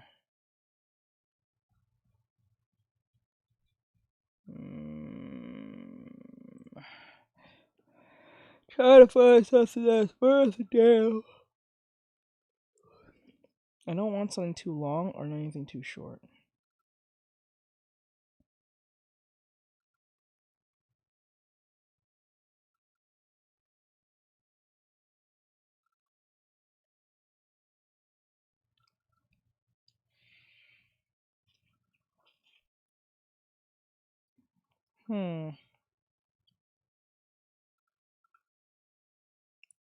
Lazarus, worst anime ever made. Okay, that sounds like. God, we should walk away from this. If I were to do this, if I even could do it, I'd need a guarantee. How do I know you can deliver? You don't. But I can. There was a time when Shinichiro Watanabe was one of my favorite people in the anime industry. I even have a whole video talking about why. So why is Lazarus so bad? I'm seriously asking. I watched the whole show twice and I can't even figure it out. At this point, I'm just sad, bro. This feels like the Hideaki Anno incident all over again. My 90s to 2000 goats are washed and all I can do is the same thing I always do. Be a butthurt anime fan. I'd wager the majority of you don't even know what Lazarus is though, so let me break it down for you. About a decade ago, there was this show called Space Dandy, and it changed the fundamentals Then this of is human worth existence. watching. If Bryce quit halfway, then this is worth listening to, because my boy Bry is a veteran. If he leaves halfway on an anime, not even a manga, but like the anime, you know this is not good. It's not good. I tell you, I trust Bry's judgment on anime, so like, Jesus Christ. Except it didn't. Then Watanabe pulled up the Cartoon Network like, hey, can I make another show like that? And Adult Swim was like, no. Then they asked him to, and I quote, make a story that is more serious and dark. Now, that is just obviously hilarious. The perfect preamble to the meat and potatoes of this video, because what else could set the stage better? Cartoon Network is over here whipping out some old-style comedy, telling this man to his face the world doesn't need two space dandies. And let's not forget how low these guys' standards are. We're talking about Toonami right now. The only people more washed than Watanabe himself. Fuck. What the fuck is this piece of shit? And they don't even want to put that trash on. Like, how do you even respond to something like that? If it was me, I'd make the sorriest anime of all time just to bring down their ratings even lower than they already are. Wait a minute. So here's the premise. This guy invented the Perk 90 Deluxe Game of the Year edition that secretly kills anyone who takes it after a set period of time. Then he gets on TV and Go Rogerses everyone like, you want the antidote? You can have it. I left everything I gathered together in one place. So I already have multiple questions. Least of all, why does it look like my monkey ass put these MP4s on these screens? They're blended into the background so badly, like it's so obvious this isn't all one layer. I can see exactly where they tried to curve it right here. Whatever, so obviously people start to panic, but Amanda Waller shows up and puts together the Sinister Squad to figure out where Gold Rogers is. And the rest of the show is mainly just a globetrotting adventure. And I'm glad to see the indigenous CGI crowd-shot zombie people haven't been run out of Istanbul by the year 2052. That's comforting to know. But throughout all of this, let me just go ahead and give you the heads up that you should not compare this show to Cowboy Bebop. Are we clear on that? Like, it sounds like I'm trying to do a bit right now, but no. Shinichiro Watanabe is very adamant on this. I mean, I agree with him. Anyone who does say these shows are the same as being stupid. They have very little in common, and I get the feeling not a whole lot of people even tried to compare them in the first place, which just makes it that much more fascinating why he keeps asking people to stop doing it. It's kind of hilarious how much it bothers him, so I'm gonna go do it right now to piss him off even more. Like, why is this the poster, bro? That was your first mistake. You knew what you were doing, you little asshole. But no, like...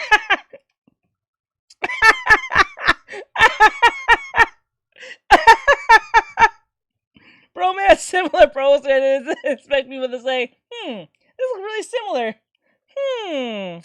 Like I already said in my last video, I'm not here to draw comparisons. This is not Cowboy Bebop. You can tell because Cowboy Bebop is better in literally every way, and the fact that the same dude made both of these shows has convinced me he's been replaced with a clone. Speaking of Bebop though, in terms of what this show could be, I think something a lot of people wouldn't normally point out is the fact that a good Watanabe anime needs to be sexy in some kind of way. No one knows what it means, but it's provocative. It gets the people going. It's the kind of thing that used to be synonymous with Watanabe himself.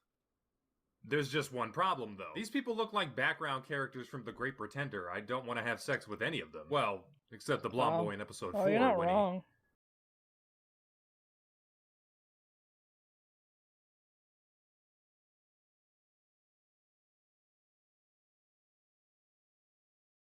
Anything, make it Suicide Squad. You got Amanda Waller, you got the things that kill them if they don't cooperate, and them trying so desperately to mold an ensemble cast type show out of the worst possible material just left my mouth agape when I was watching this shit. Like that Suicide Squad ripoff scene from Transformers did a better job of iterating on the formula than this. Then you got the literal Suicide Squad anime that I completely forgot about already. You know how mad Watanabe must have been when he saw they were making that? He was like, no, they're doing Lazarus before Lazarus can be Lazarus. But it's fine, because that just means he upped the ante when it came to this absolute peak cast of characters over here. You got Jacket number 1. The entire first episode is him running to introduce the fact that he can run. Oh no, he's one of those parkour free running guys. We'll never catch him. I gotta hand it to bro. He was literally trying to escape being a part of this show, only for him to get caught in the stupidest way imaginable. Now, see, she used her powers of seduction, obviously. I'm gonna let it slide though, because I can't even remember her name or anything else she does in the show, so that's unironically her peak. Then there's Jacket number 2, aka the blonde boy. He is one of the only people in the entire show that actually acknowledges the world coming to an end in any reasonable way. The first thing we see him doing is getting the fuck up out of school after hearing Gold Roger. He's like, y'all can keep doing stupid shit like learning and clocking in for the next month. I'm out of here. There's also an episode later on where they reveal he's actually rich and has a mansion and shit, but the only reason they do it is so they can get the world record for the most contrived introduction of a character ever written into a script. And believe me when I say there's some steep competition on that list, primarily from every other character in this show. Then there's this Professor Paradox looking ass motherfucker. This is the first scene of the entire anime. Hey, put some music on for me. What kind of music would you like? How about something with the vibe of a man who sold his soul to the devil? Oh my god, that sounds fucking stupid. That sounds cringe. That sounds cringe. Saying that out loud, that probably would have worked in like the late 90s, early 2000s, but saying that out loud in fucking 2023 or 2024 or 2025, that sounds dumb as hell. That sounds stupid. If that's supposed to make you sound edgy or something, it makes you sound like you're 5. You sound 14. You sound 13, actually. 12, probably.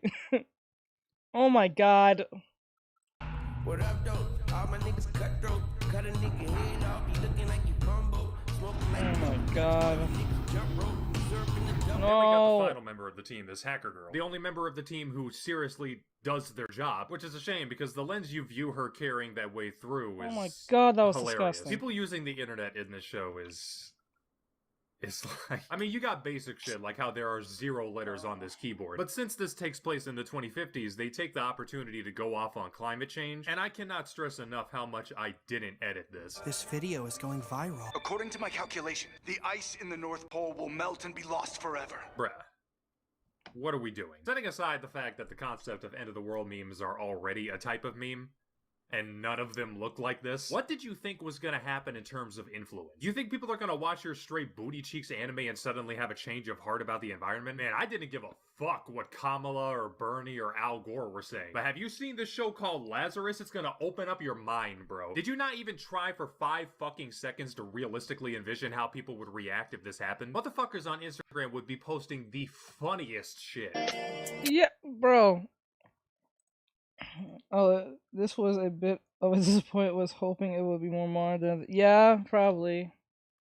Yeah, I'm glad I didn't watch it because I remember they was pushing this shit on. I think it was on Toonami. Yeah, they was pushing it on Toonami, weren't they? On their HBO thing, because I know Toonami was on HBO now. Because Cartoon Network's gone.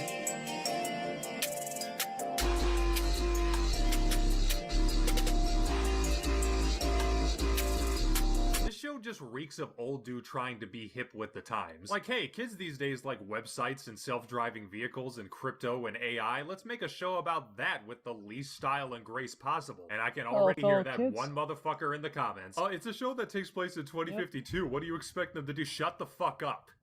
That is not what I said. I said style and grace. This is not. Oh, you watched it too, Mike? Oh, okay.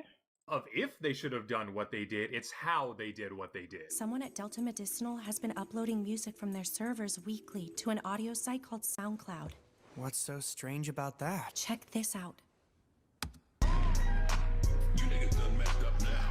We getting money, cars, clothes, and we might just bag your hoes. Real trap season. What the fuck?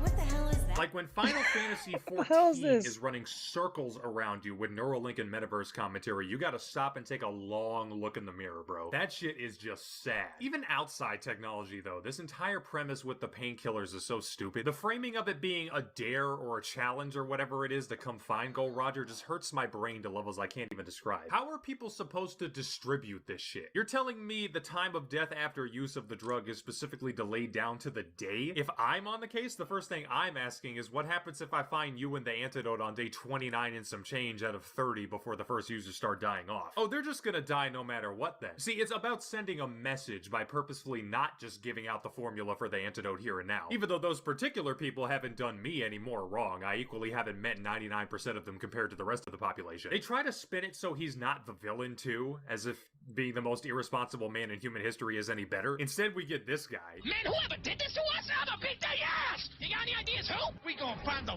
fuck out! Alright, backwoodstracker.com. What? You're telling me it was this nigga? We gotta find out who this nigga's working for. Hey, nigga, you can't steal all the backwoods in the world. You just can't. Oh, I'm sorry. But I already fucking did. What? What could you possibly want with all those backwoods? I'm gonna unroll them. I'm gonna take out the tobacco. And then I'm gonna put weed in there. And then I'm gonna pack them all tightly so that not a single gram will be spared. And then I'm gonna do the most devilish act of all. Ow. I'm gonna light them all up at once and get the whole world high. What do you call such a devilish device? And if that wasn't enough, don't worry, we also got... What the fuck? What the fuck? What in God's name? What in God's name? What? Okay. This guy. I'm not even gonna touch him, though, because the show... See, that's the shit I refer to as brain rot. At least. In that music one. I feel like it was a Boondocks episode. That's what it feels like to me. It felt like a Boondocks skit. Literally gives me no reason to. Probably You know was, what? for all I'm I know. already going to be editing this video for the next calendar year. I might as well be thorough. So this guy is an assassin that lived in a crazy experiment place. He then gets paid $30 million to kill Jacket 1 because he lived in a completely different experiment place that had nothing to do with the first one I just mentioned. And honestly, Assassin Guy should have just been the main character. He's infinitely more impressive. It feels like he's from an entirely different show, and by that I mean some Bakihama versus Kengan Ashura type shit. And the reason I try to stop myself from going after every single character like this is because when I point these things out, I would hope it goes without saying. These are basic writing mistakes that you would know to avoid if you just watched literally any YouTube video ever made. Also, when it comes to this guy being the meter for how high the animation budget is, it doesn't matter how good the fight scenes are in this show. And no, I don't care if you got the John Wick guy. I don't care if you get a million John Wick guys. Because the rest of the show is ass. And also because, spoiler alert, the path to Skinner is a completely passive one that requires zero fighting. Even the show admits that before most of the fights with some dialogue along the lines of, wow, the world is about to end, but I guess we're somehow doing this. That is stupid. Even if you point it out. In some cases, even more so if you point it out. Like, imagine a more mature version of this show, something like Death Note. It's normal for a 17-year-old. But it seems contrived. It's too obvious. The only reason he didn't want anyone in his room was because he had his magazine. That's what he wants us to think. L and Light never fight once because they don't need to. That show accomplishes the goals of being a legitimately suspenseful thriller without choreography. So no. You're not wrong. That's one of the most impressive things that Death Note has ever pulled off. I think that's its highest strength and one of its biggest allures when it comes to Death Note. They make you feel you're on the edge of your seat without anything actually happening. It makes you feel somewhat like you're lost in the sauce when it comes to the conversation. That takes, I think, high intellect to get people to be interested in your show when nothing actually happened. Nothing actually happens to like the far end of the episode per se, depending on what episode you're on. But like it, mainly nothing truly happens. Mainly from a far distance of what the main character and current characters are, because most of the deaths happen on news to prove a point or get a point across in some shape or form. So that is actually genius to write on how well written Death Note truly is. And I don't think it gets as enough love as it should, but like that is impressive. Same thing with Dr. Stone. Dr. Stone does the same thing similarly. Probably not exactly the same, but something close. It actually gets you excited about science and wanting to, like, I don't know, get a fucking degree for the first time in your entire life. Because it feels like it works in every situation. So all those things you learn in school, you don't really use in life. I think like 80% of the stuff you learn in school from like pre-K all the way to like high school is like forgotten.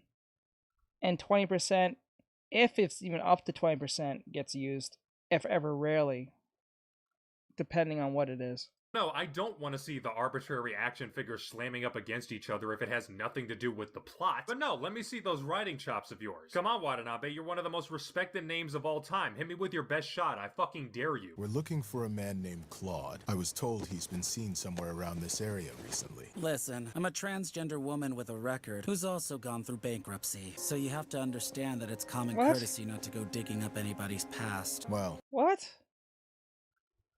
What? What? Back when I was an academic researcher, a guy said to me, there will never be a Black Einstein, and that it was impossible for people like us to win a Nobel Prize, no matter how hard we tried.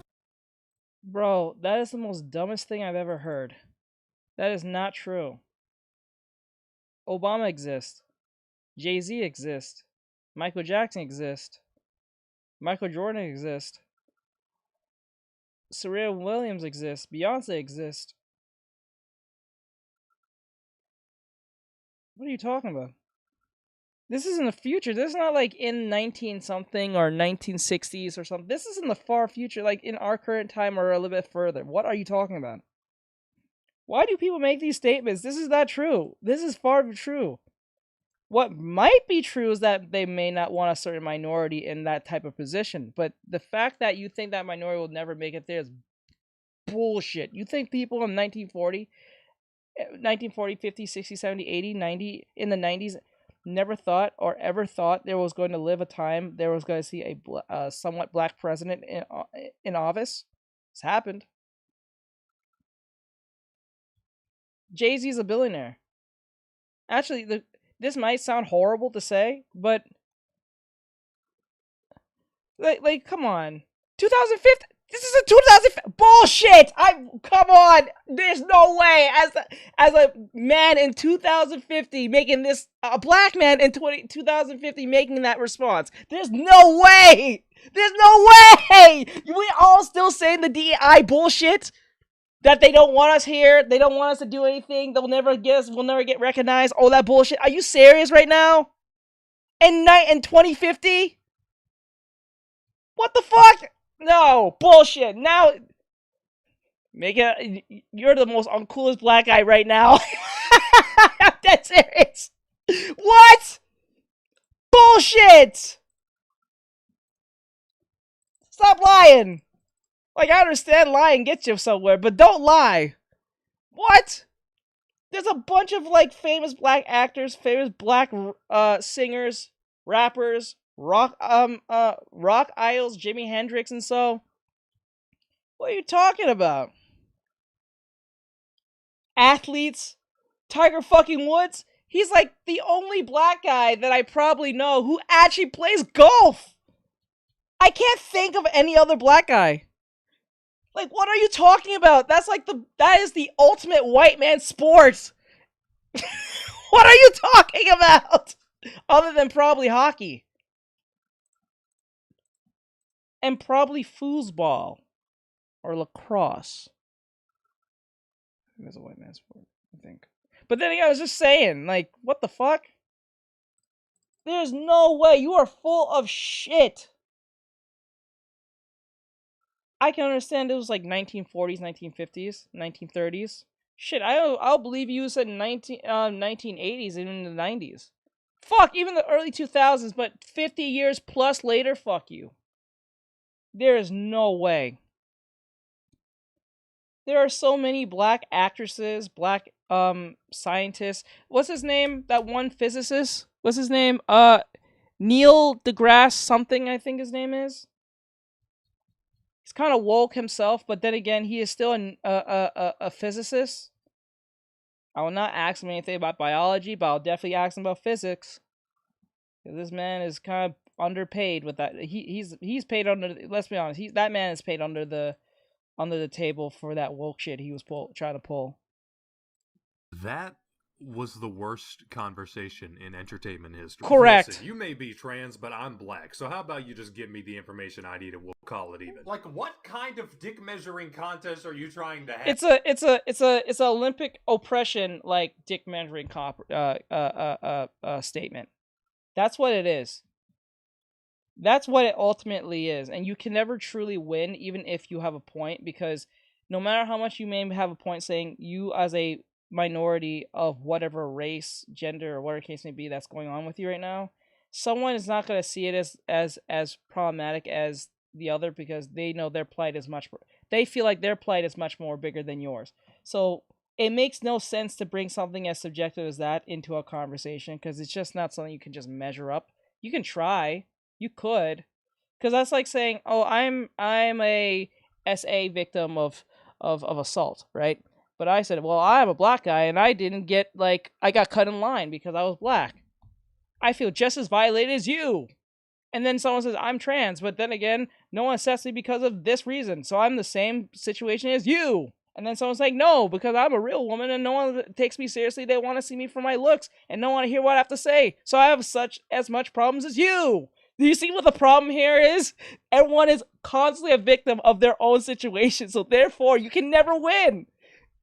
You can never win because everyone's small problems or even big problems seem comparable to each other, and you can somewhat compare them and say, okay, yours is not that bad, but most people are going to be selfish and won't be honest. Most people are not honest like that. Let's call it what it is. So that conversation was horrible. Like, what the hell? Have here, bro. Because I mean, there's two you could have, but listen. It just feels like both of these people immediately took the nuclear option when it came to their choice of words here. Yes. Do you know a man? Wait. Hold on. No, that couldn't be the guy they're looking for. Is that the guy they're looking for? That would be such a stupid plot twist. There's no way, right? Like, there's still 10 episodes left. Like, they know if they did that, this would be the definitive worst anime ever made. Like, nothing could ever hope to be stupider than that. No, it's impossible. I don't even know why I'm talking about this. Now, outside the previously mentioned John Wick shit, which is admittedly slick, the animation is just bad. Like, if I have to explain why, there's something wrong with you. I can give you a million examples, but instead I got 3 Hall of Famers right here. Exhibit 1, 21 minutes into episode 11, Jacket 1 is perfectly fine, and then 2 seconds later he has a harpoon in his chest. Exhibit 2, the worst background of all time. Feel free to pause the video here and really take this one in. I mean, this is just incredible. Where do you even start? I love how this anime definitely has good backgrounds for scenes that are completely pointless later on. And assuming someone wasn't paid to do quality assurance, there's this thing called a director. Watanabe, you can go ahead and save this part of the video for future use, but you just take some of the budget out of this shot and funnel it into here. I know, this is a whole new concept for you. Gentle reminder that he's been doing this for around 30 years now. Oh, Landon, you're so pretentious. You think just because you shit on one background, you're better than him? Oh, I don't think I'm better than him. I know I'm better than him. You know how I know that shit? Watch this scene. I genuinely want to see if you can spot the issue. Hey, what happened? I need an update now. They were wiped out. Impossible. The flag is backwards. These shots are 10 seconds apart. And no one noticed. If you notice that, and you don't even fucking work for MAPPA, you're doing a better job than they did. Really think about that. Not just Shinichiro Watanabe, all of them. What was that commentary about the human... Careful, white guy. You said all of them. You put a bunch of Asians. That could be taken the wrong way. Wait, hold on. Hold on. Being doomed again? Because they definitely succeeded. Actually, what even was the message of this show? I've been talking about it so long without actually answering my own question. Something about children? When Hopna went on sale 3 years ago, minors were strictly prohibited from using it. Yeah, you heard that right. At the beginning of episode 4, they just casually dropped the fact that not everyone's gonna die. If you're a kid who didn't take the Perk 360 Red Ring of Death, you're fine. The world population is just gonna be a bunch of kids and broke motherfuckers. You gotta love it when people write themselves into a corner so fast they just ignore it and move on. It's great for me, because I got no shortage of videos to make. I can just never stop making episodes of worst anime ever made if I don't. I'm not gonna lie to you. Other than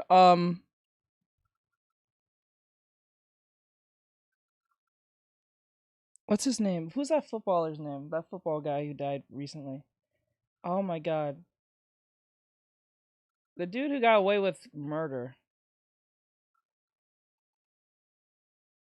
Oh my god, with the gloves. I think he took out his ex-wife or his current wife. I think he suspected her of cheating or something. Oh, what is his name? God damn.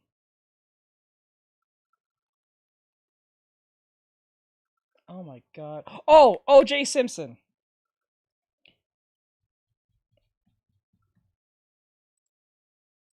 O.J. Simpson.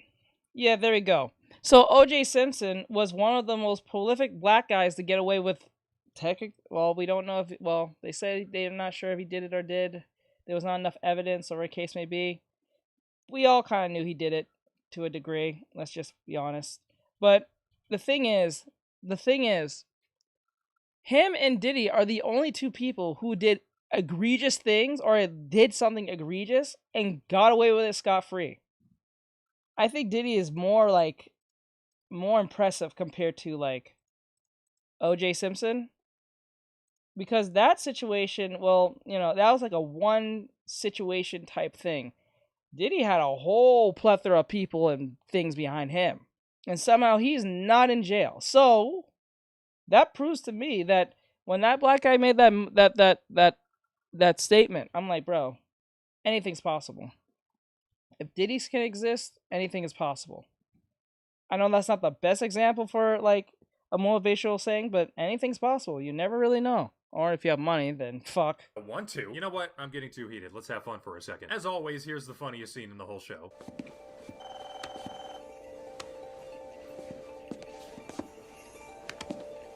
What the hell's going on? What the hell? What? What the hell? What?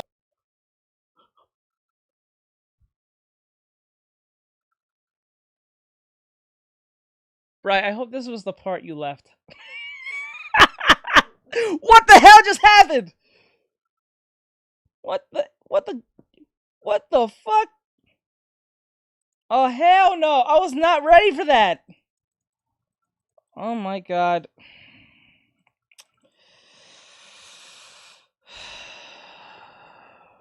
Jesus Christ. What? Are y'all fighting or having a Riz competition? What the fuck is going on? Why did I even pull that up? I'm more mad now. Let's just get this shit over with, bro. You're telling me it was this nigga? I'm so... Let me see. He said, I was gonna make a joke, but that became real. I'm numb to this shit, I can't even sum up the words. But yeah, if you couldn't tell by my subtle foreshadowing earlier, that homeless guy who was the only person in the show that looked like Skinner was Skinner. The ending, if you could even call it that, is where they finally figured that out. And, doing the math, that is a 9-episode deficit. Out of 13 episodes, 9 of them would have never happened if they had just asked this guy, hey, are you Skinner? But it gets worse.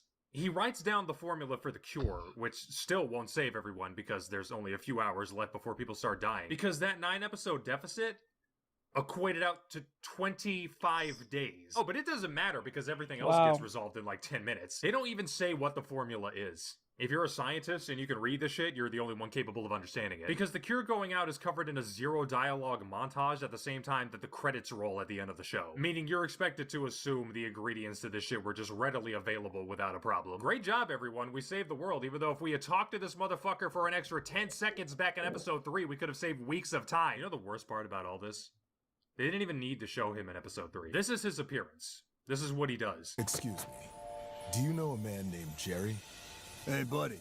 The guy you're talking to can't... What made it worse is that he had, like... It's not like he shaved his beard or anything to look different. He's just wearing glasses. Like... Are you kidding me? See anything. Notice how he didn't say anything? You could have just taken that shot entirely out of the script. Everyone who worked on this anime knows they could have done it. But they put it there. Functioning human brains found nothing wrong with that.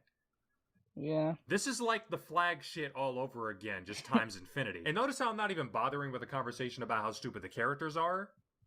Because characters are only as smart as the people who write them. Also, there's a continuity error here because he comes out in episode 9 and mentions some shit that happened 1 episode ago, so none of this was pre-recorded or anything. It's been 20 days since I made my initial statement, and I'm afraid that I have yet to have anyone come and visit me. Anyone come and visit me? But in the video, he's in this nice-ass room, he's not going blind, he's shaved more than he is whenever he's in the camp. Like, do I need to keep going?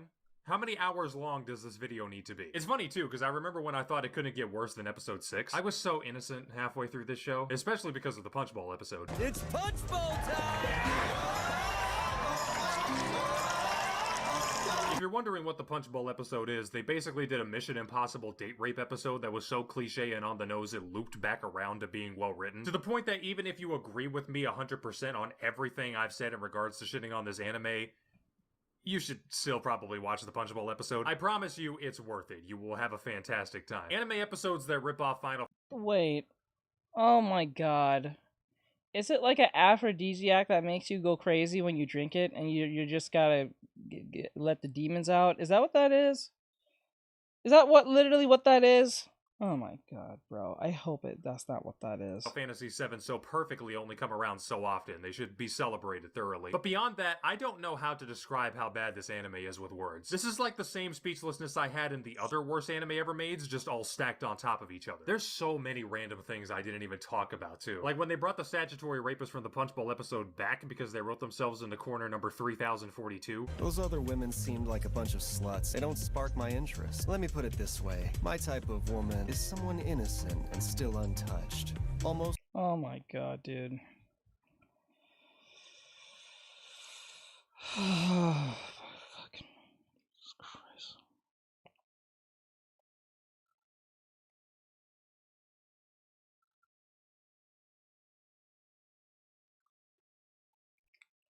F is in the chat, guys. F in the chat. Translucent? These are all girls! Sir, I highly doubt that. Go get more! Mr. Freud, I really don't— What's a nigga gotta do to get some eel? See, the hacker girl was off doing a side mission, so they needed another hacker Right, to bomb an Mike? exposition Like, for like what? 3 episodes straight. Listen, we'd be stupid to have a mind like his sitting around awaiting trial anyway, so bringing him on this top secret investigation is the least we should be doing. What were we supposed to do? Fly in a regular hacker who doesn't go to freak-offs? We're only the American government. How the fuck do you expect us to do that? Listen, you can keep finding holes in our logic as much as you want. I don't care. We got 2 episodes left. That takes priority over silly stuff like thinking. That's what the show is, actually. The enemy of thought. Negative 40 million out of 10. Shinichiro Watanabe deserves to flip burgers for the rest of his life to pay back the money Adult Swim gave him. Subscribe to see me get angry at even more elderly Japanese people. Elderly. Alright, let's end it from here. I'm gonna let you guys go. Thank you guys for coming in. I'm gonna finish the rest of this tonight. The only thing I have to do is do the coloring process. I was just putting all the base stuff in, but I'm pretty much done at this point. So, I'll let you guys go. I will not be home tomorrow, sadly, so I'll see you guys on Monday. I thought I would get this done in time, but... Alright, have a great night, guys. Laters. Dodo. Appreciate you guys.